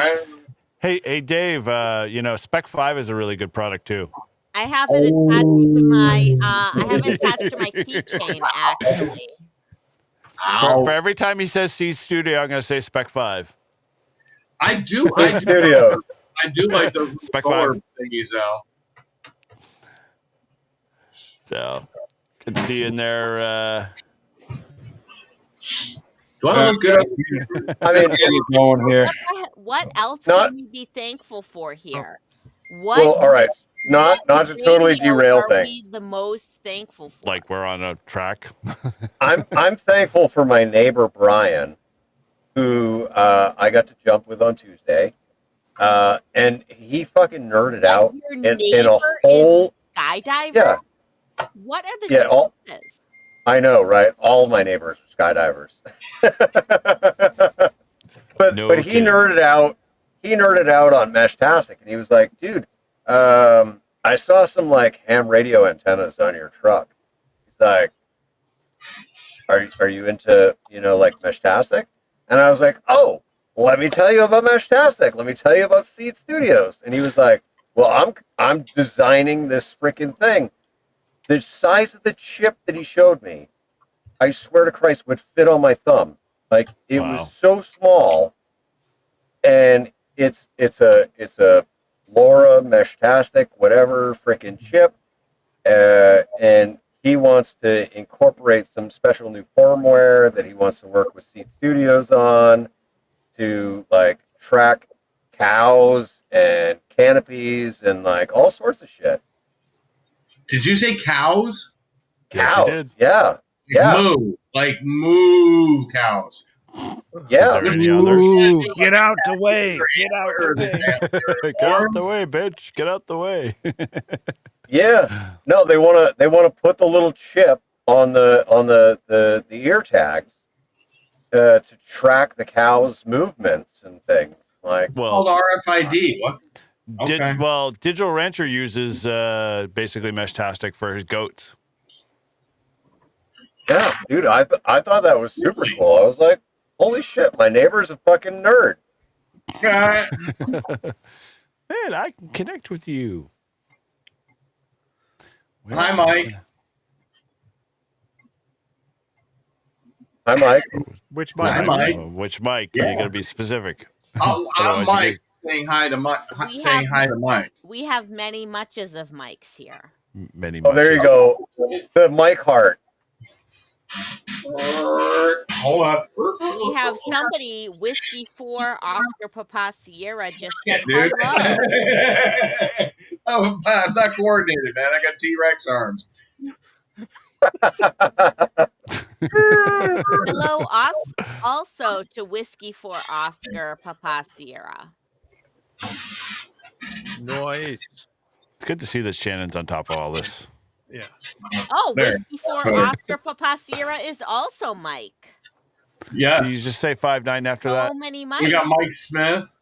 Mike Army. Listen, Mike Smith, I have to say, no offense to any other Mikes that are in the chat, but Mike Smith is my favorite person named Mike. So, Mike, You know what? an extra heart. Love Hey, you, Mike. Shannon.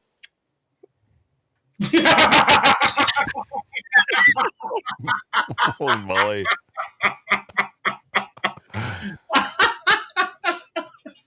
Wow. So rude. Oh, we'll just make her front and center there. How's that? Mike Smith. Mwah. Oh my God, that is Oh, you're my absolutely. favorite. Mike N3MFL is just jealous. Of who? You're jealous that Mike Smith is my favorite Mike. I Boy, can you guarantee are you dumber that than a I'm sack better of looking than hammers. them. I can guarantee I'm better looking than them. I don't know. So I've been trying to find a place to be able to fit this in, but I'm just going to throw it out there. You know, Todd gave me this little clip because, like I said, I have my little minions out there looking for those little snippets. You've really got to stick it in there deep. Okay. So that's I my think new Jody case. nailed it right there. 20 mics. 20 mics. 20 mics. Yeah, 100%. 20 mics is 20 mics. It's a good show title for sure. Why can't I find his clip? Anyway. Warning, ham radio operator. Yeah, at the console. Listen, if we ever want to have an awesome show, having Mike on a show, Mike knows everything about like every ham radio.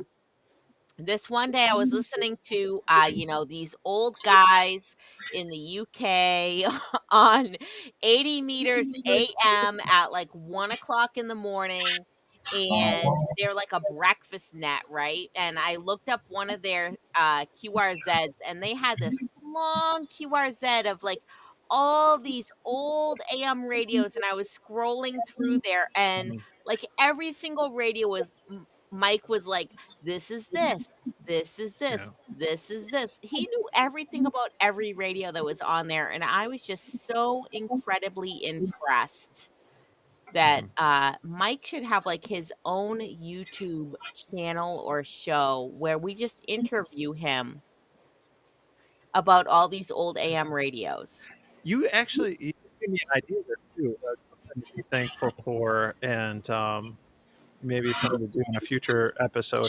I've done a couple live streams and videos at the Antique Wireless Association, which I'm fortunate we have the Antique Wireless Association, and they have a museum. Yeah, that's in like upstate New York, right? Yeah, it's like a half hour from my house. Yeah, And I think I've I been there. watched.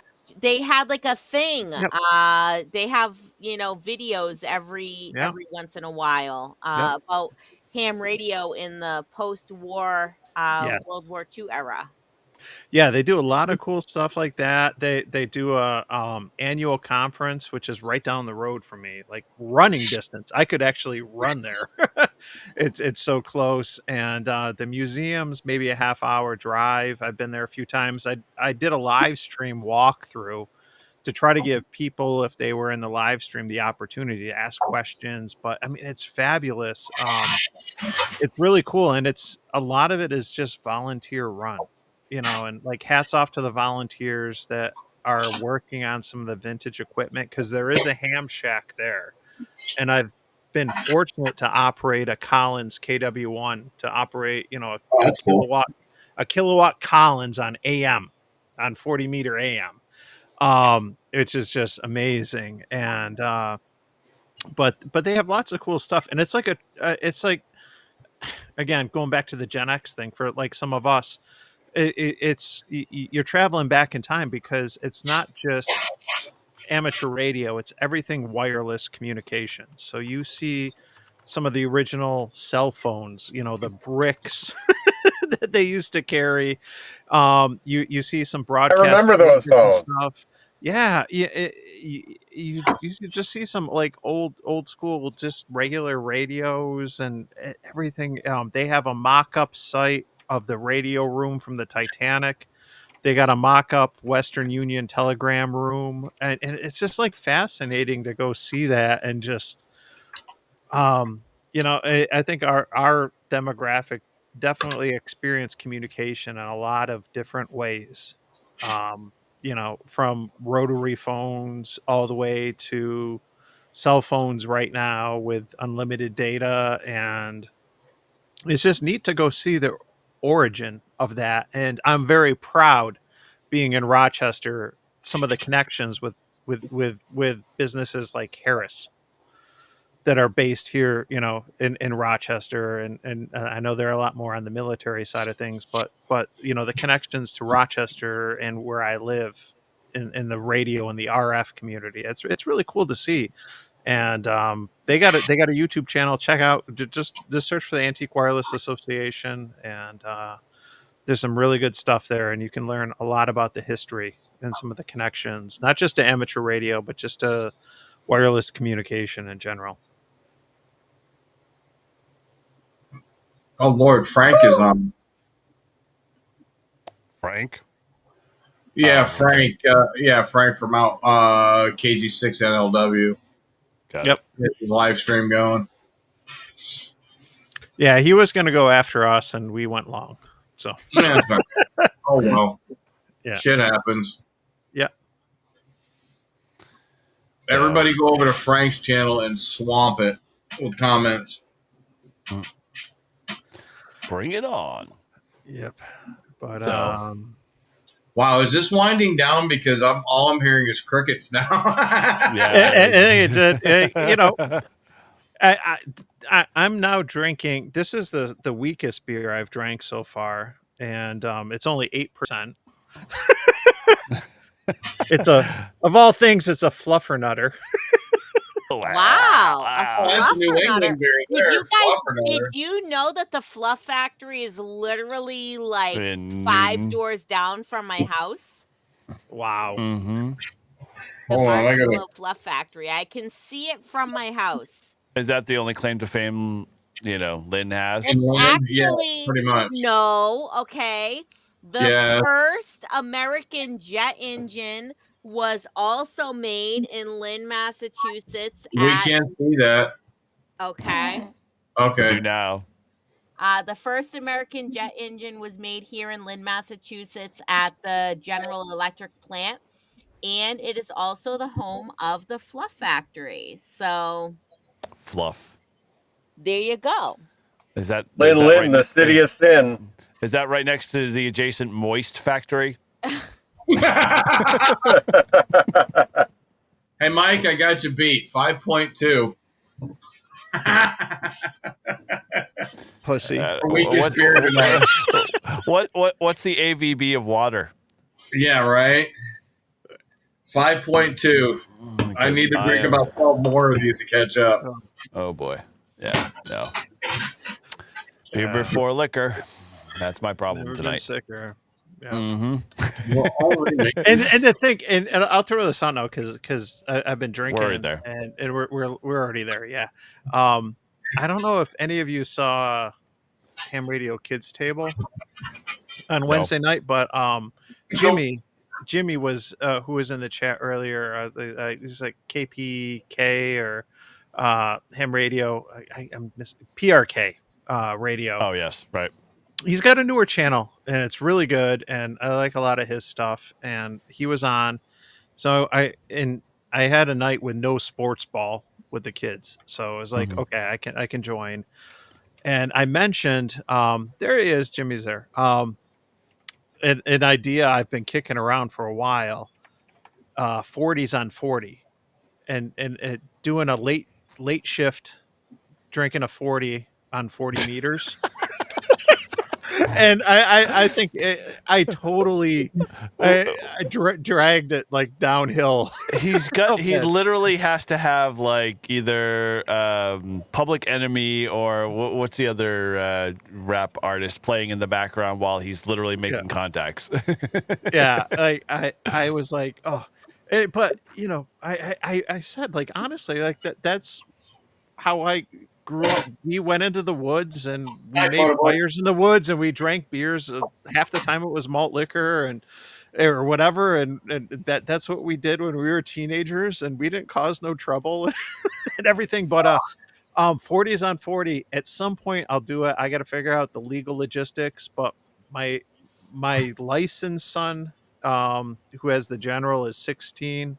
He'll eventually have his driver's license, so I will have a driver at some point. But yeah, we'll see if we can get 40s on 40 going. just put them in a brown paper bag. The legality will be perfect. Yeah.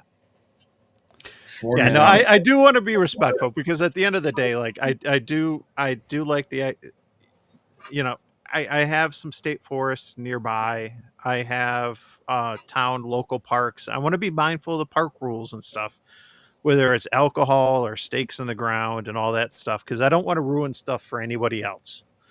But yeah, 40s on 40 is going to happen at some point. Oldie and Swisher Sweets. 40s on Yeah, 40s on 40s. So if you're into, overlanding and you've got 40s on your truck, we can do a trifecta there. I got to do it in the next year before I turn 50. I got 33. I got 33 and a third, so that might not qualify. We'll put it under review. Yeah. Now, if somebody wants to get me some 40s, all right. Dude, I don't think they fit under my truck. Can your turtle actually support 40s? I have actually, I feel really bad about the axles breaking. So yeah, no, I'm not putting 40s. 33s are the maximum that you should put on the FJ Cruiser. These yahoos that are putting 35s and 37s on there, yeah, their axles are just waiting to explode. Kaboom. Hey, Eric. Yes. When is the deadline for the ham shack? Yes. Oh, for shack roast. So yes, let me throw that link there just for folks so they have it. Now that I'm thinking about it, I know I got to do my video of my shack. Like when is the deadline? Yes. That I have to submit by. Your video of your shack. What about your video like of November our 2 30th, activations if of I'm Russell remembering Abbott? right. Yep, Listen. Mike, let me post the link here so people have an Well, opportunity. just give her the video. Just give her the freaking clips and let her build the video.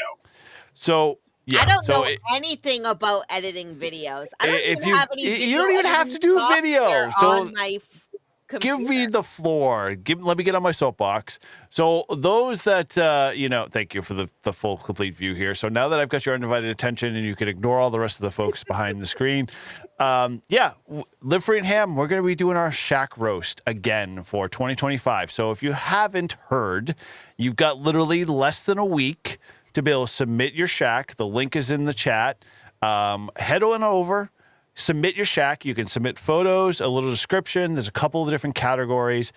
Really, it's going to be a blast. So what the process is going to look like. You submit your shack for your categories that you think you might classify for. Our Patreon crew, so if you're not a Patreon member or not, you can definitely jump in early.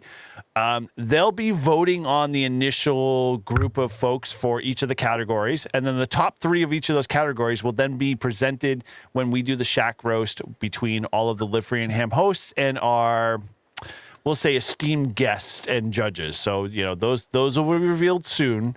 But ultimately, they will be the ultimate judges based off a rating scale that has been scientifically proven by Grouch. I don't know how and what formula he's using, but he'll come up with a strategy as to what we rate for point systems based off of a number of different categories. And then each winner will come out clearly at the very end. I am working on a 3D printed trophy that will be for each of the categories. So, definitely if you want in, head on over, post your shack. We've had a few folks already post, so those are already posted up there, but I haven't seen many, and I get it. People are busy and whatnot. So, what's Mike's thrown in here? How many? What? Okay, fine. I'm not touching it. I don't know how to make it bigger. Yeah, just put it in the scene. Add the scene. There we go. Bigger. What is happening right now? Grouch, do something. Because you're the one doing it. Things at $20 each. Yes. How do you unbiggen that screw? Just hit the little button. There you go. There you go. Excellent. So, yes, Mike submitted last year. I mean, his entry was very basic, so we created a category for him. In essence, head on over, fill in the form, submit your photos. put in for your shack. You know, it's going to be a fun fun opportunity. It was a blast last year. I mean, it was like 3.5 hours long. I think we roasted all of those shacks.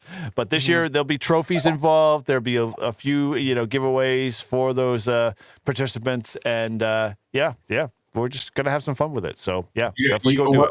They're going to have a little 3D printed. Lots of bourbon. I am not. Yeah, Paul has confirmed that he will be drunk before he gets on the live stream, so it'll make it even that much better. So all that being said, usually drunk before we get on the live stream. No, I'm about halfway through. Raising a glass to, by the way, I'm not sure. Raising what? Well, let's raise a glass to the shack roast. Yes. Okay, raise a glass to the shack roast. To the shack I roast. just shipped my pants, and it's very convenient. Very convenient. And you could ship your pants too. Exactly. Head on over, fill out the form, get your shack there. We are not taking submissions after the 30th, so hopefully you guys get 2 minutes out of your day to be able to post your shack. And most creative entries obviously help.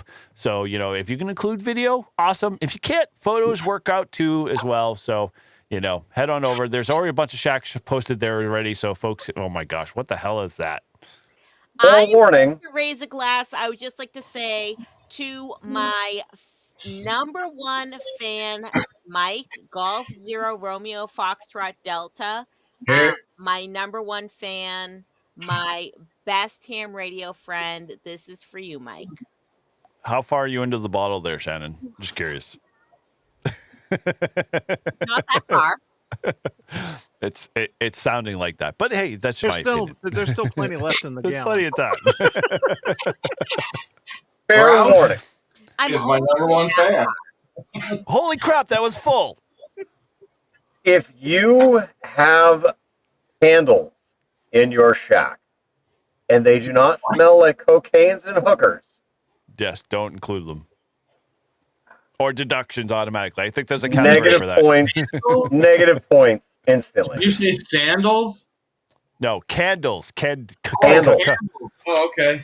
Oh, I almost stole yours. So yes, you did. There's hookers and Mike, blow. Golf Zero Romeo Foxtrot Delta is a good friend to all of us. He is subscribed to many of us. Okay, he's subscribed to Paul. He's subscribed to Eric. He's subscribed to me. I wouldn't be surprised if he subscribed to the Mikes. Okay, he's an amazing radio ham, and he deserves our love and respect. So that's why I raise my glass. Raise a glass. Yes, we got it. Any more toast you want to do, Shannon? Because I'm only at 150 still. Shall we toast to I don't know. I'm lost for words. Hey, my dad, who is a silent key, started off life as WB2MEQ. And then he got out of ham radio, and then he got back into ham radio after I did. And he became KJ4TNI down in Florida. And then we moved him to Arizona. He passed away a few years ago. He was my first Elmer mentor in ham radio. My electronics teacher, K3PSI Gene Lang, was my Elmer mentor because I wouldn't have been able to graduate high school unless I got my ham license. Hey, Chris, that's the most PC answer I've ever heard. What? That is a way to not pick a favorite. That's all I'm saying. And then my who was a good friend of my dad's, WA2BAH, was my primary. He's the first guy I got on 6 meters with a TR4, Mike. Do you know what a TR4 is? No, I don't. But you had meters. It's a Drake.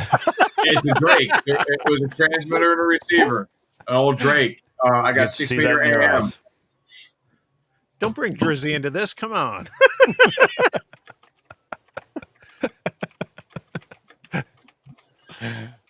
Hey, now.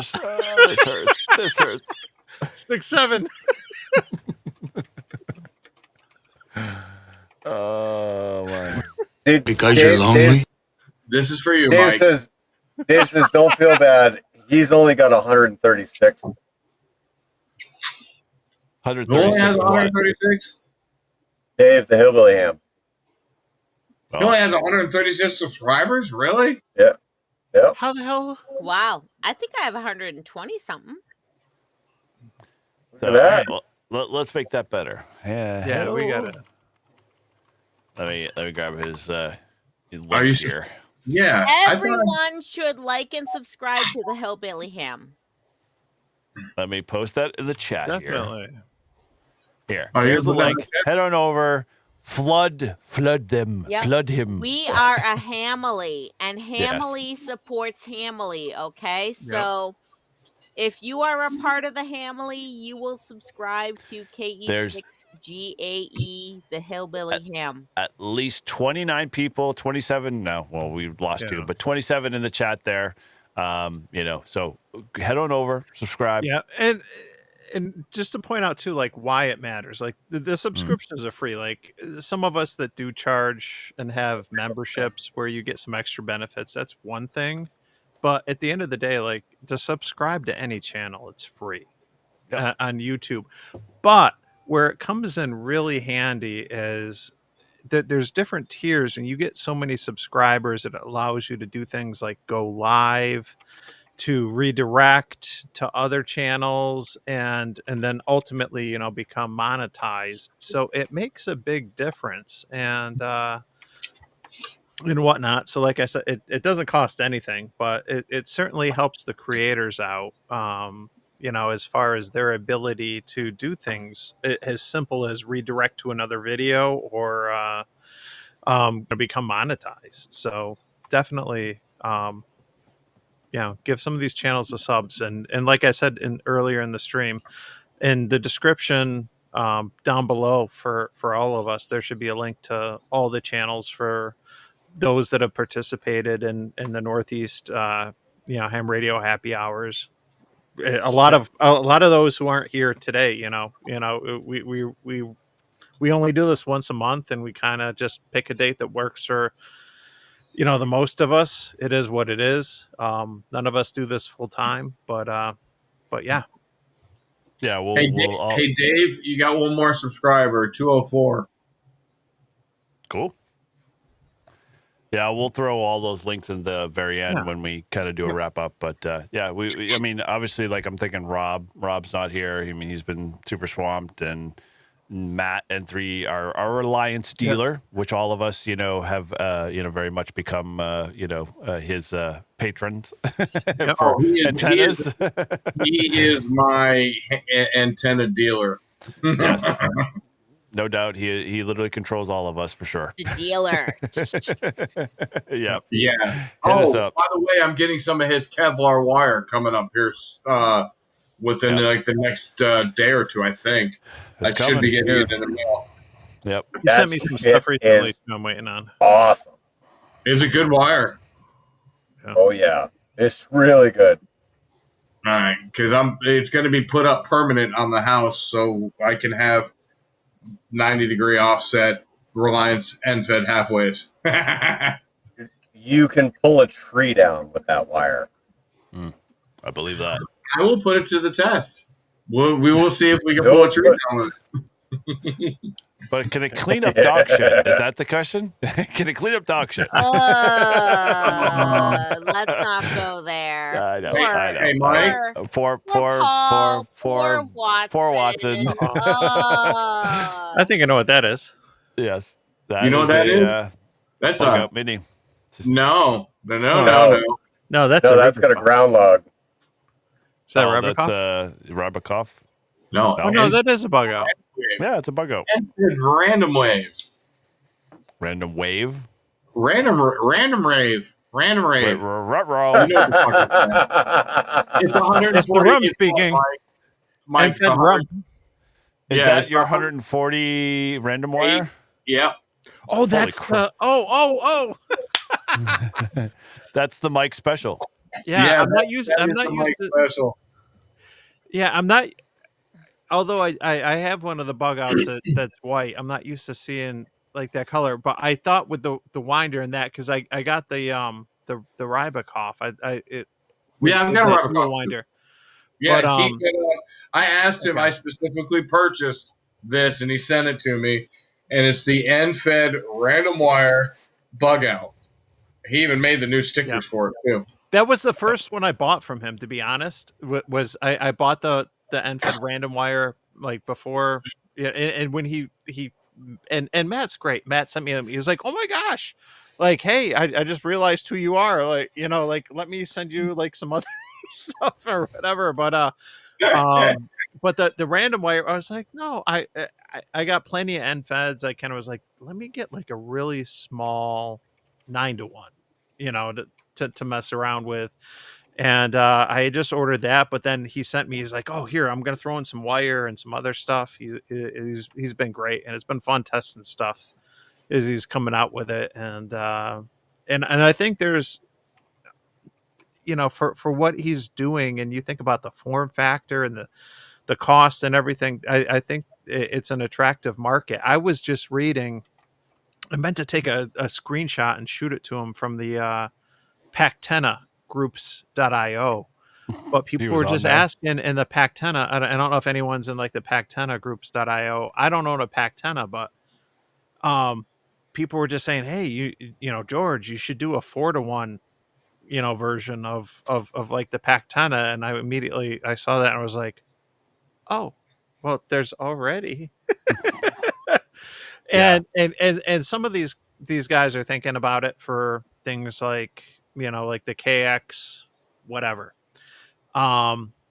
which is kind of what I've done in a few of the videos. When I asked Matt and he did it, he did one of the bug outs with the male BNC, so that you can just go right into the QRP radio, no coax, and there could be some opportunity there to do some male BNCs with the 4-to-1 that's in the Rybakoff.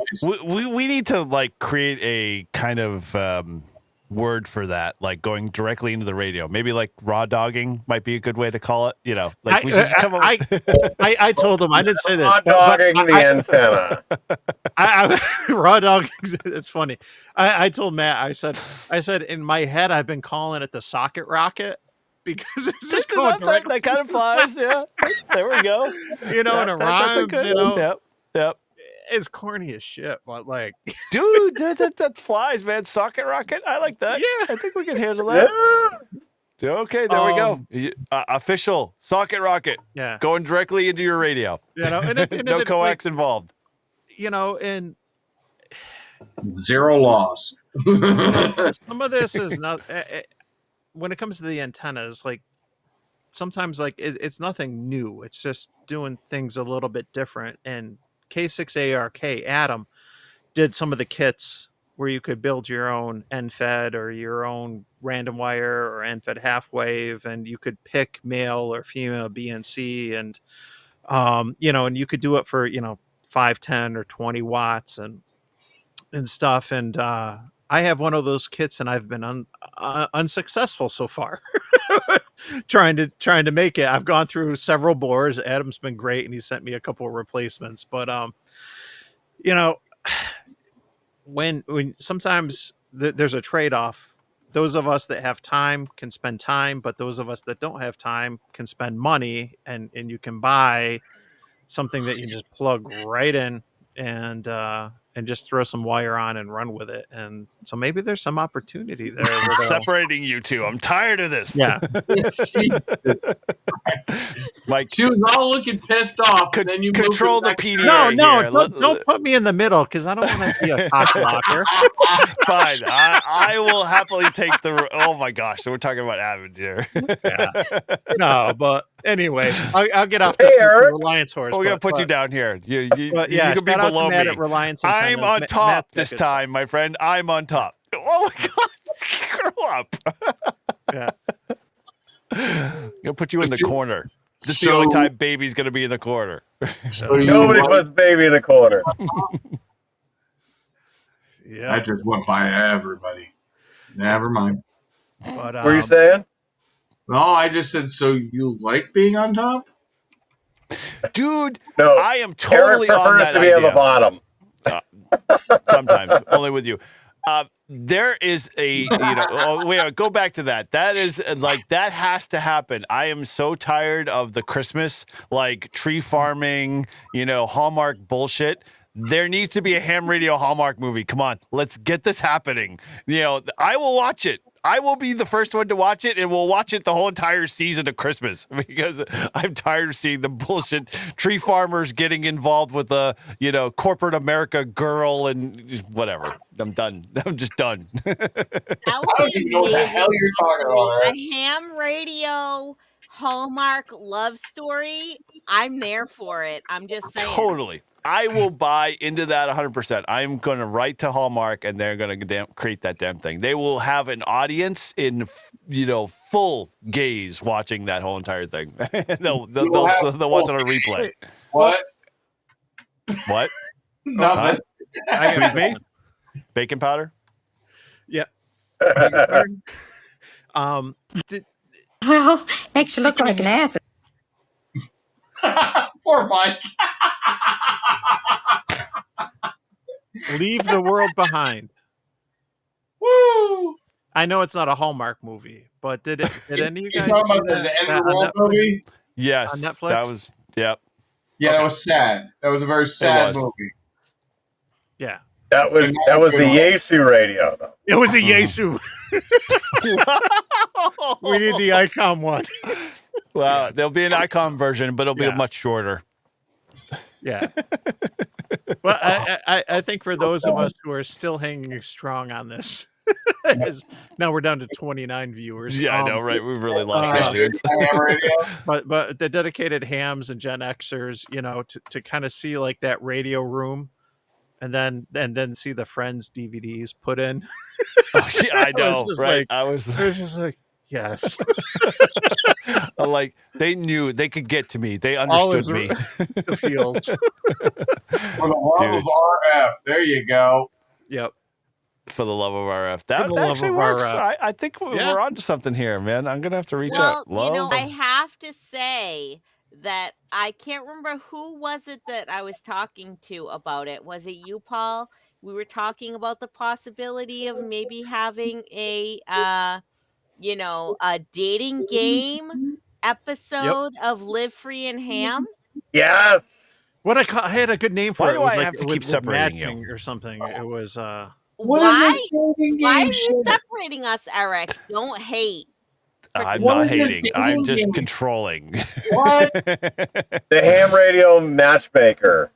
Oh, we had way too many I males had already, for female.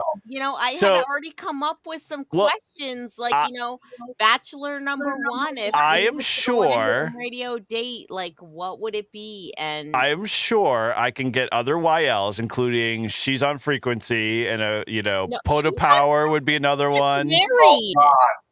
Matching doesn't Network, matter, that was it. but in essence, if you're doing this matchmaker fake thing, game show. But it's not fake. It's real. Oh, I see. I didn't know we were making a mate for you. Sorry, I didn't know this is my responsibility. All of a sudden. We're supposed to be finding a new lifetime. When did this partner happen? for Socks. I didn't know that was my mission. Hey, Mike, can you take this back, please? Yeah, please. Take it back, Mike. We're apparently on. Take control, please. I had hold the on, name hold for on, it hold back on. then. We'd have to look, but what do I call it? Like the Matching Network or something, or on. Yeah. Listen, I always said that there should be a legitimate dating site for ham radio operators, but I would probably be the only YL on there. Well, But- didn't we say it would be only hams or something like that? I mean, I think only hams already exists in a jokingly fashion. It does, but why not make it a reality? That's what I'm saying. But, I would probably be the only woman on there. But Dave, you have no clue how far this could go off the rails. Well, the domain is we can available. try. Oh, We there you can go. try and try and find some other ladies for the matchmaker show. see, even But- Chris said, Shannon, if that happens, you will be the only YL on there. See? So, Paul, right. we'll just point to this on top of Live Free and Ham, just with like Carlos, just like men for Carlos, and Get Hammed, and all of the other ones. But it will just be only hams. single OMs, if you want to be a contestant on the Ham Radio Live Free and Ham dating show, I think Paul and I are planning a Live Free and Ham dating game, and I was already coming how up is this with Live Free and Ham sanctioned? How did this get to Live Free and Ham? I'm still kind of curious as to how the Live Free and Ham aspect rolls into it, but whatever. Yeah. But, unless I you're like mean, pulling from our audience. I don't know if Paul being a contestant on there possibly is a conflict of interest. Since Well, it's definitely some interest. I don't know whether it's a conflict or not, but All right, check this for a Hallmark promo, right? This Christmas, in the quiet little town of Cedar Ridge, one woman is about to discover that the key to connection isn't Wi-Fi. Dun, dun, dun. Meet Emily Carter, a big city network engineer whose life is all about bandwidth, deadlines, and dropped Zoom calls. Oh my God, dude! All right, so if the winning, I'm gonna throw this challenge out. The winning bachelor has to take me on a date at Hamvention. All right, I'm gonna throw this challenge out there. We need to take AI to that next level, and someone needs to create a trailer that is literally for this Hallmark ham radio movie, and take what Grouch has already said and put this damn thing together, because you will be a god if you can get that fully created and posted out there for everyone to use. I will promote the hell out of it. So I'm throwing the challenge down. The 23 people that are left in the chat, go to it. Meet our first contestant, Jake, a local ham volunteer firefighter and the kind of guy who still believes in Christmas miracles. A good grounding. Who also loves Aries. Listen, okay? My only criteria is that you must love POTA, okay? That's a very low bar, but yes. I mean, that's like 90% of this audience. Exactly. Oh my God, you're not going to believe what ChatGPT. Yes, that AI engine. Yes. What about it? Signals of the Heart, a Hallmark holiday movie concept inspired by ham radio. Did it create a whole script? Wait, sometimes the strongest connection is the one you can't see. Oh, dude, you got to send this to me. I got to get into the AI engine and make a whole trailer video on it. Dude, there's a plot summary. Oh my God, this is awesome. Is it starring KC1OHT and N1NUG? Why does it have to be you guys? Well, there's plenty of other supporting actors. Because I'm the only single YL out there. Why does it have to be female and male? Why can't it just be like two partners? Yes, let's Eric be wants progressive. the gay Hallmark movie. It might as well if we're really going to this level. I just sent it to you in Discord. Sweet. I will do my best job. Thank you. Oh my God, there's going to be a crazy blizzard. Oh my God, the power goes out and all communication is lost. Yes. Eric's like, and I am the best bottom that ham radio ever existed. All I have to say is that Paul will be writing the trailer and intro music. I mean, he does have the best AI He does. videos. So. Oh my God, dude, this is gonna be crazy. We're gonna have to make this happen. I gotta share something as we were talking about this. So, those of you probably know my fondness for the movie Fletch. Yes. And this is some old school art therapy, way before AI. This is been my hopes and dreams is that NBC would do the Fletch Christmas special.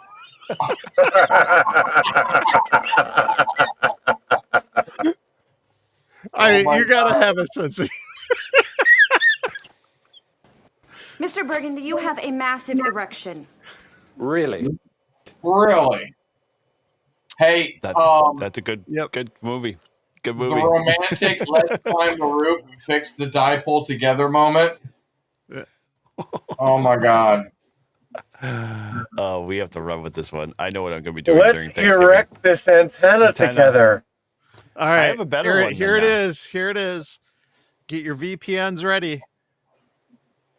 Bipoles after dark.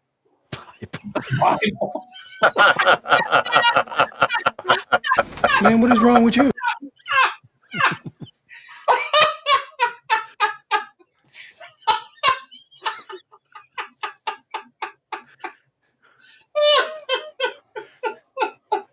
That resonated with Michael. Michael's laugh is just like he's trying to be a YL. Erecting that big, hard, stiff black mast.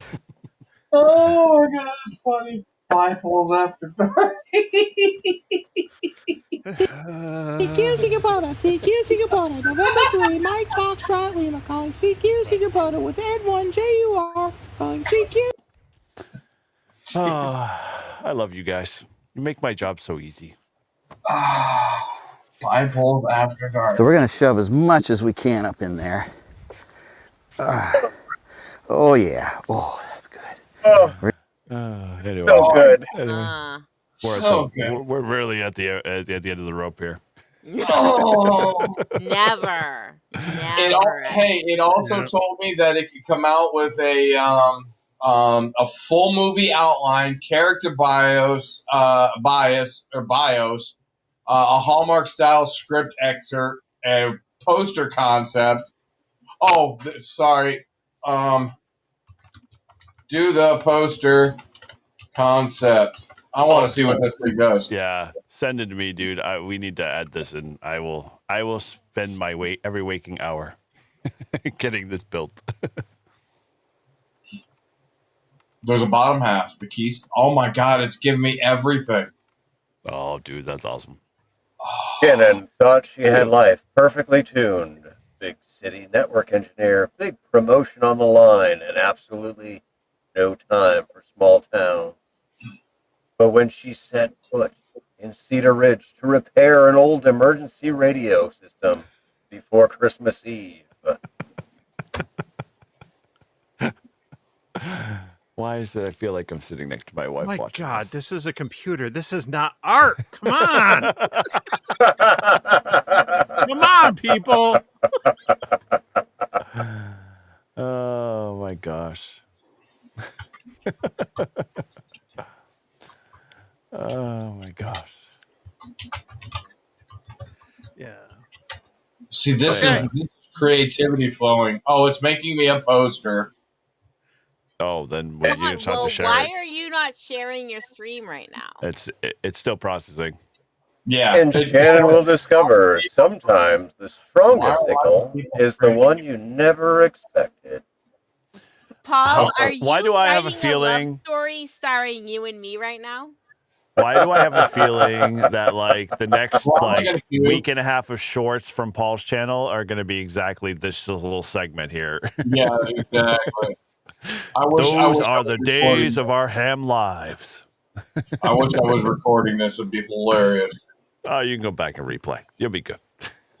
This holiday season, tune into a story about hope, community, and ham radio. Because the best connections don't need a data plan. Well, we either know Hallmark sells or sex sells because obviously we just gained 4 subscribers. Listen,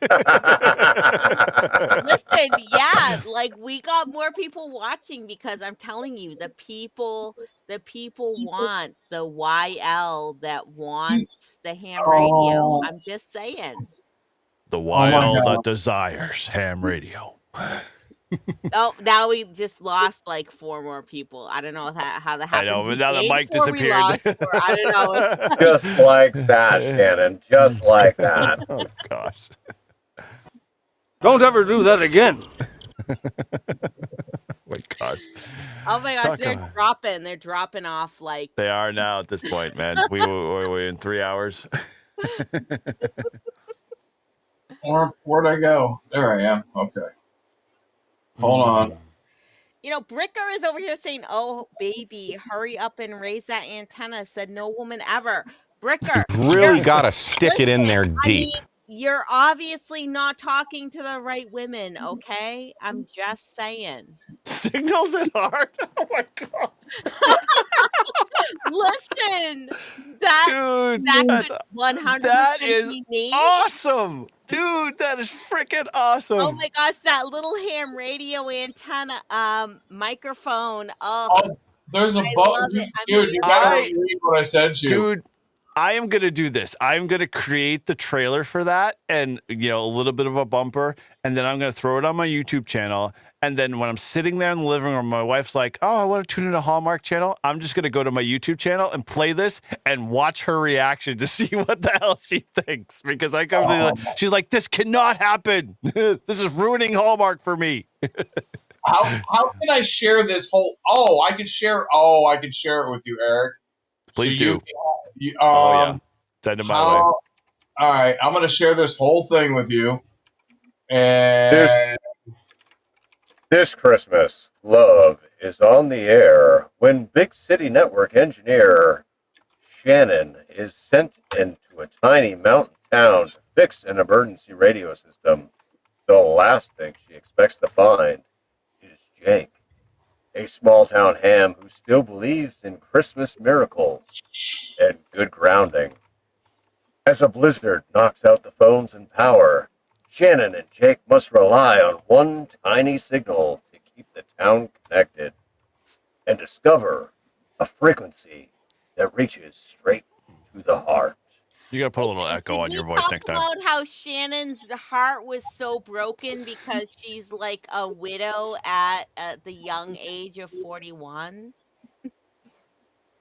Was that in ChatGPT? What's that? Say that again. Ask the question again. Oh, was it in ChatGPT that Shannon's heart was so broken because she was a widow at the age of 41? No. All right, here you go. This Christmas, love is on the air. After losing her husband, Big City Network engineer Shannon has learned to keep her heart and her life tightly guarded. But when she's sent to a tiny mountain town to repair an old emergency radio system, the last thing she expects to find is Jake, a small town ham who still believes in Christmas miracles and good grounding. When a blizzard knocks out all phones and power, Shannon and Jake must rely on one tiny signal to keep the town connected. And Shannon discovers new frequency, hope that just might reach her heart again. Dude, you gotta work on the echo there, or add some reverb to your voice, because it's a little dry. Is the ham she finds named Paul N1NUG? That's all I'm asking. Here, Paul, I got one better. The Go ahead. problem is, my wife doesn't watch Hallmark. Thank God. She watches how are you so lucky? All the crime stuff, like all the. She prefers Lifetime, the man-hating channel. So it's like the Dateline crime, whatever it is, So Mike, she's trying to figure out how to kill you and get away with it. So for me, it would simply be, and I don't need AI for this. It would be, like if you want to do like the ham radio serial killer thing, it's like,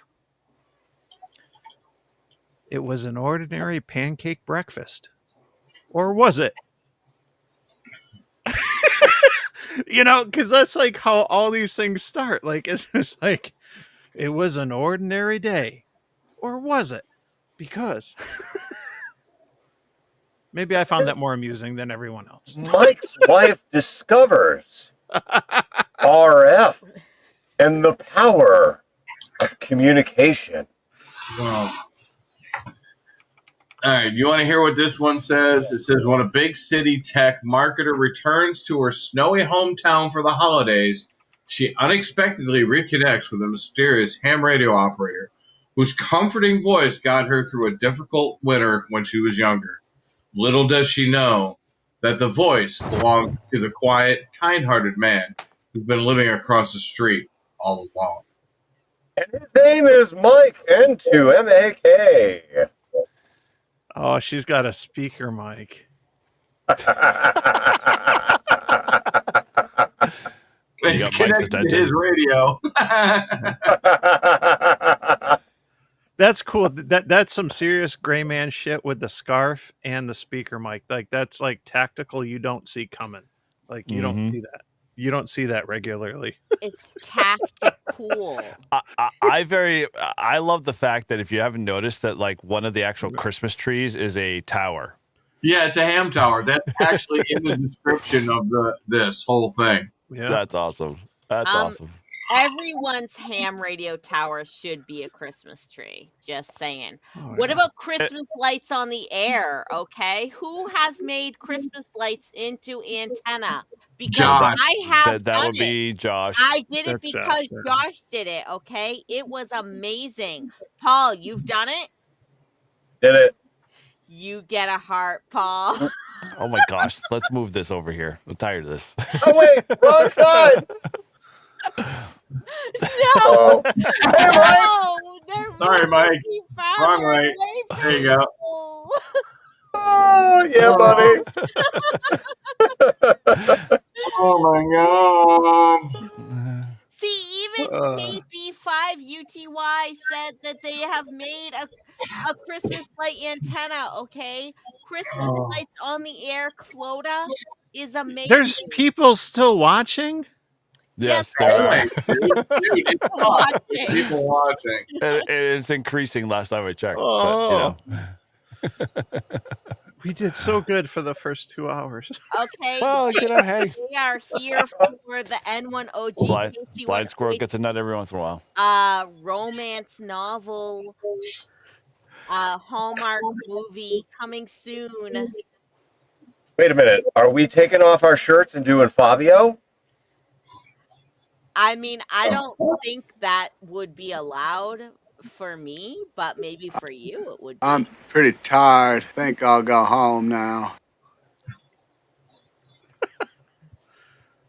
Maybe shirtless live streaming is a Weekend Warriors only thing. That's Yeah.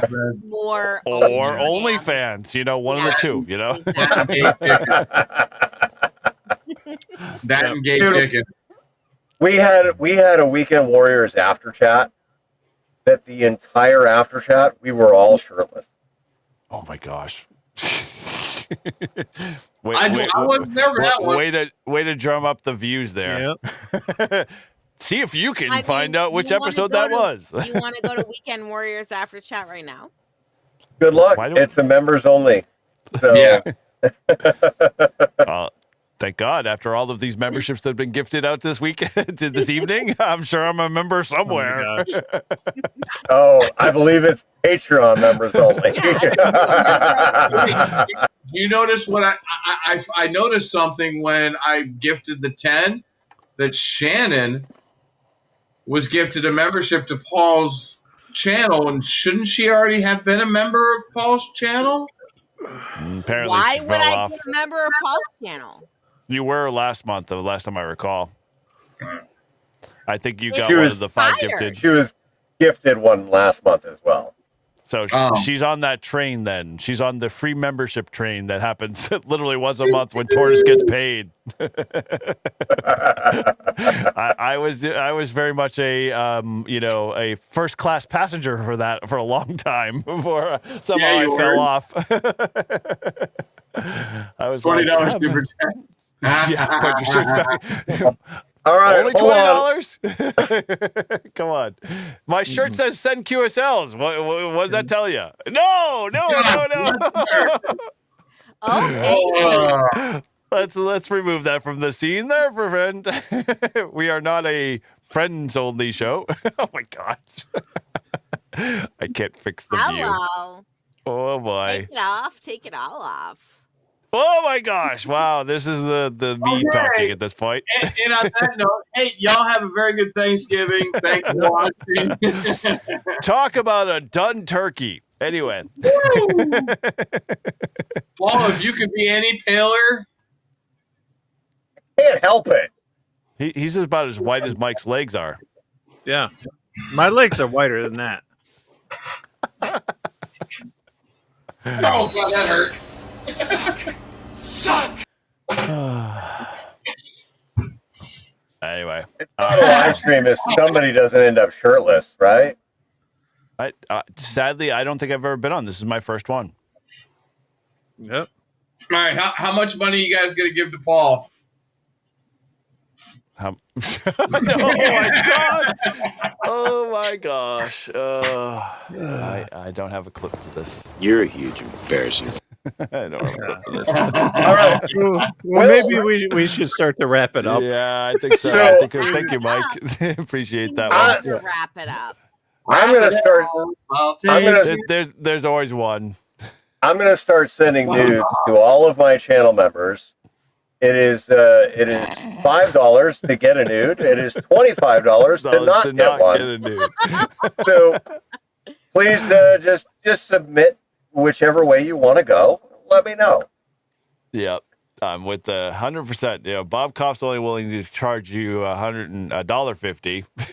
So I don't know what that one relates to. Whether he's saying you owe him $1.50 or he owes you $1.50. Jack and Jill went up the hill, both with $1.25. We won't finish that one. So we are going to end at Signals at Heart. So, Mike. So to wrap things up. But, stay tuned because maybe Paul and I will start an After Dark live stream. Oh boy. My gosh. Shannon's been chomping at the bit. Members only. I'm not going to go there. That had a very inappropriate joke. Very inappropriate joke. Oh, come on, Mike. What? Let it out. We all know this reference. I'm the 24 viewers. Give me for my bunghole. Give me for my bunghole. Mine. Yes, we'll end with that one. So, anyway, shall we go around the horn? Yeah. All right. Michael, what do you got coming up this week? I know you want to play POTA. Yes. Me? Yeah. Yes. Oh, yes. I want to play POTA. Let's play POTA. POTA. I see Chris left, so I'm going to have to call him. I hope everybody has an awesome Thanksgiving.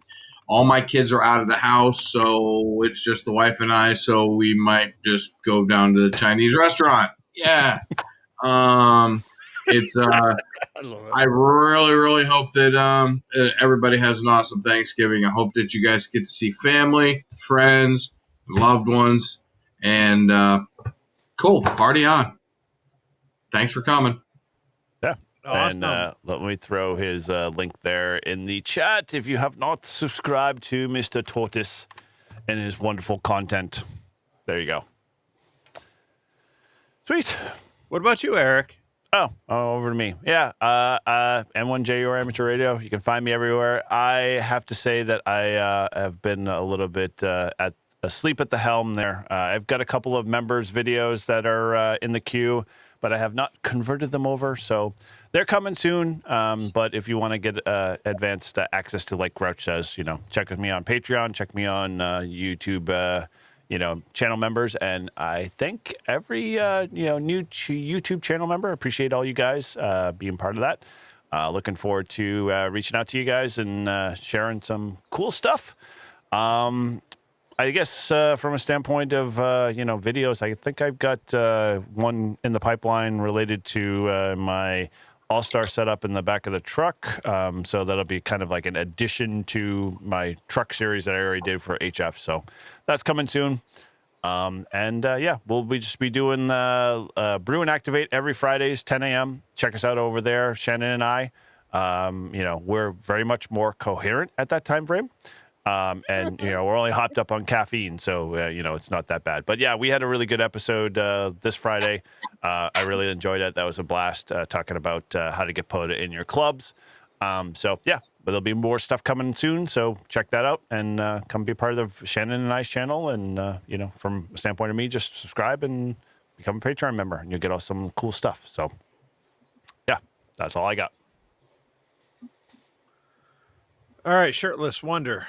What you got? All right. So for those that don't know, all right, we're going to be doing a Weekend Warriors podcast tomorrow night, live on the Grouch's stream. Okay. Do it now. Let's And do it now. I promise it's going to be good. It's going to be very good. It's going to be bigger than you've ever seen. Okay. No, seriously. Okay. So listen, yes, Weekend Warriors, tomorrow night, 9 p.m. Eastern Central Time, or Eastern Standard Time. Yeah, I've got the latest skydiving video is available for channel members only. I'm going to upload it to Patreon after the stream. I do have 4 other videos that are in the queue. I apologize that it's taken so long, but I am dealing with power problems here at the drop zone. So I am only able to edit for a few hours at night. Otherwise, the system gets overloaded. So thank you to all my channel members. Thank you for all of the channel member milestones. Look at that. Holy shit. We got channel member milestones. We got Chris Bricker, member for eight months, saying he'll drop this right here. And we got KB5 UTY, Dave, member for 3 months, saying here's my $25. So thank you so much. Yeah, listen, channel members, Patreon members, super chats, and all of that good stuff. I put all of that money directly into skydives so that I could do extra skydives. I am hopefully going to do a parachute mobile tomorrow. Unfortunately, I will not have video of said parachute mobile, but I will record the audio on my radio. So I'll put the audio up anyway. And yeah, I just want to say thank you. I absolutely love when we get together, the Northeast Ham Radio YouTube crowd. This is always a good time. I always like drinking with you guys because you guys, you're my friends. You're my friends. You're what I got. So you're my thank boy, you. Blue. You're my boy, Blue. We're going streaking. And with that, I'll say, thanks again. Appreciate everybody that's, been a member and been watching on my channel. But I'll turn it back to Net Control. Thank you. Shannon? Remember, women don't find you handsome. They should at least find you handy.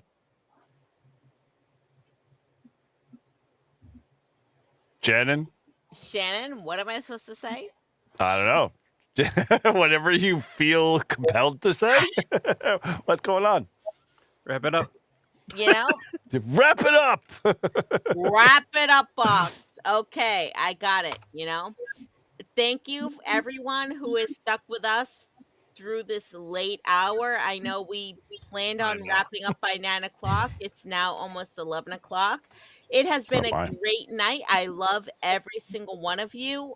It would probably be frowned upon if I decided to go topless like the Grouch over there, wherever 100%. He is. I don't ratings know. would go up, though. Somehow it's okay for guys to go topless, not so okay for girls to go topless. But I am a lady, okay? Thank you. So I am 100% classy. At least one of you are. So I will not be taking my shirt off anytime soon. But I will say 7-3 to everyone. I hope everybody has a great night, a good Thanksgiving.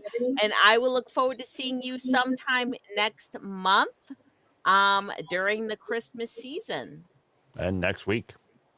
Next week? Well, yeah, next week for, Fine. Bruin activate. I see where the line has been drawn at this point. It's like Bruin activate, whatever. Put it fine. Just go hang out with Paul. Heart him all you want. Go ahead. Yes, Paul is, 100%. He is my heart. I can't help it. But yeah. Whatever, wizard. Move along. My POTA heart, wizard. We've been separated by distance. Blah, blah, It's so very blah, sad, blah, but Mike looks like he's about to fall asleep. Don't want to talk to you no more, you. blah, blah, blah. Anyway, Mike, where people can reach out to you? Please have something. Yeah, I am dropping links in the chat. Boom. Look at all those links. Tomorrow there'll be a very hungover live stream. Yes. I am doing a live stream giveaway thanks to Radiodity. Ooh, shout out to Reliance. That's a nice shirt. There we go. Nice shirt. All right, I'm calling that. Please put it on. Please, for the love of God, put it on. So I am doing a live stream giveaway tomorrow at 11 a.m. Eastern time for those 3 of you who are still watching. And you know, I've been partnering with Radiodity on a lot of stuff, and I've actually had a really good relationship working with them, so I'm very appreciative. But I'm giving away 5 HTs, and both of them are tri-bands. So we're doing a 5 HT giveaway tomorrow. Freddie Mac, the Ham Radio Crusader, is going to join me and keep me company on the live stream, and so we're giving away 5 radios, and we're just going to kind of go through some of the Black Friday deals that Radiodity's got. Please leave your message. Damn it, he didn't answer. Yeah. Hey, everybody say hello to Matt. Matt, hey, Matt. Hello, Matt. And Matt, why weren't you on the live stream, Matt? Where are you, Matt? Well. We don't hear Matt. No, Matt. Bye, Matt. Love you, Matt. So, but anyway, hey, we're giving away 5 HTs tomorrow. So if you tune in, the plan is for it to go for an hour and not for 4 hours. But who knows? I don't plan on drinking at 11 in the morning. And since this is a sponsored giveaway, like I don't plan on drinking during it. But you know, you never know. But I will have a shirt on. I'll at least say that much. So what kind of radios are you giving away, Mike? They are. One of them is a Baofeng, and that's why I'm calling it Happy Thanksgiving. It's a Baofeng UV. It's like the 25 Pro 25S or something. It's one of the 25 watt tri-band. Nice. Or 10 watt tri-band Baofengs, and the other one is a Radiodity one. If you click on the link, I think there might be some more in the description on the actual live stream link for it. But there's 2 different. Radiodity picked them. One's a Radiodity radio, the other's a Baofeng. But like I said, both are tri-band, and I think one's got GPS, one doesn't. Ooh. But hey, it's Mike, 3 radios. But Mike, what will he do next? Come on, what will you do next? What more can you give us? So cool. So yeah, tune in. I'm happy to do it, and they got some cool deals. So like, you know, in between the giveaways, Freddie and I'll just kind of go through and I'll share, like, you know, my honest thoughts on some of the stuff. Like I've been carrying this freaking the Baofeng Mini, the most controversial radio out there right now. Century. I've been carrying it in my pocket for like the last week. You know, so like, you know, Freddie and I have kind of like share our thoughts on, like, you know, honest feedback. These are there's some really good deals out there, but you know, we'll focus on those. There's some other stuff that, you know, we won't talk about, but you know, it is what it is. Like, you know, I'm not going to talk trash, but you get the idea. Like, you know, I'll share what I really think, and you know, this is a good time for some deals. And I raced to get my tech ticket before Thanksgiving, so that in hopes that there'd be some good Black Friday deals, so that I could get a good HT, and that's when I got my Yaesu. So the rest is history. Yes, it is. So Dave said he got the prison edition. Does it come with a prison wallet too? Yeah, I don't have the prison edition, and what's confusing for me is I'm one of the anomalies that have both the ham and the GMRS version, and I've got both of them in the same color. So I have you're probably not going to see it. I've got like the freaking labels. I had to label them all with my call signs. And so there's like the GMRS call sign on the GMRS ones and the my ham call sign on the others, because they're all black radios. Yeah, they're gray actually, and it looks really nice. It's a very nice color, gray. Well, I just ordered one today. Believe it or not, just to jump on the bandwagon. It was $29. Yep. So, but I will say, hey, I'll plug it. Like these are really nice radios if you look at it for what it is. If you're going to EDC a radio, I was at a conference out of town last week.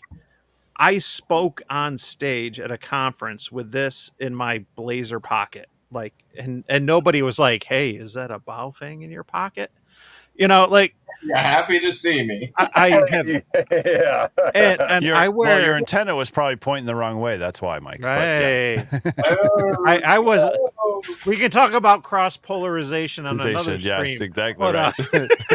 Yeah, you got to put it in your front pocket. But if you've seen my photos on the social medias and stuff, like, and you see me out doing some stuff with the dress clothes on, like I wear dress stuff for work, and I've had Baofengs in my pants pocket and suit pockets and stuff like the last week plus, like, and this thing is so small, it's very EDCable, and that's interesting, I think, from a ham perspective, because is that a thing?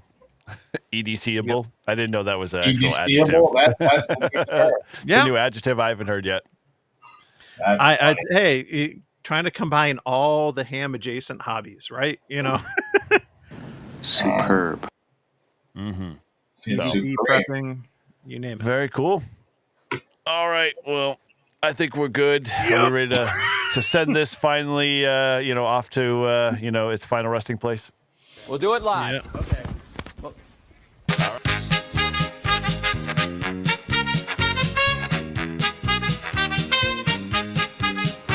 From the back roads of New Hampshire, rain or shine, he's calling CQ with that mobile line. Eric's got his 891 and A-Task tight. He's chasing them parks from morning to night. We're calling CQ, come join the ride. From salty shores to mountain highs, a motley crew with wire and drive, tossing antennas in trees to feel alive. Once a month we light up the stream. It's Northeast Ham Radio, living the dream. Izzo's in the woods with a stogie lit, got his logbook down and a chair.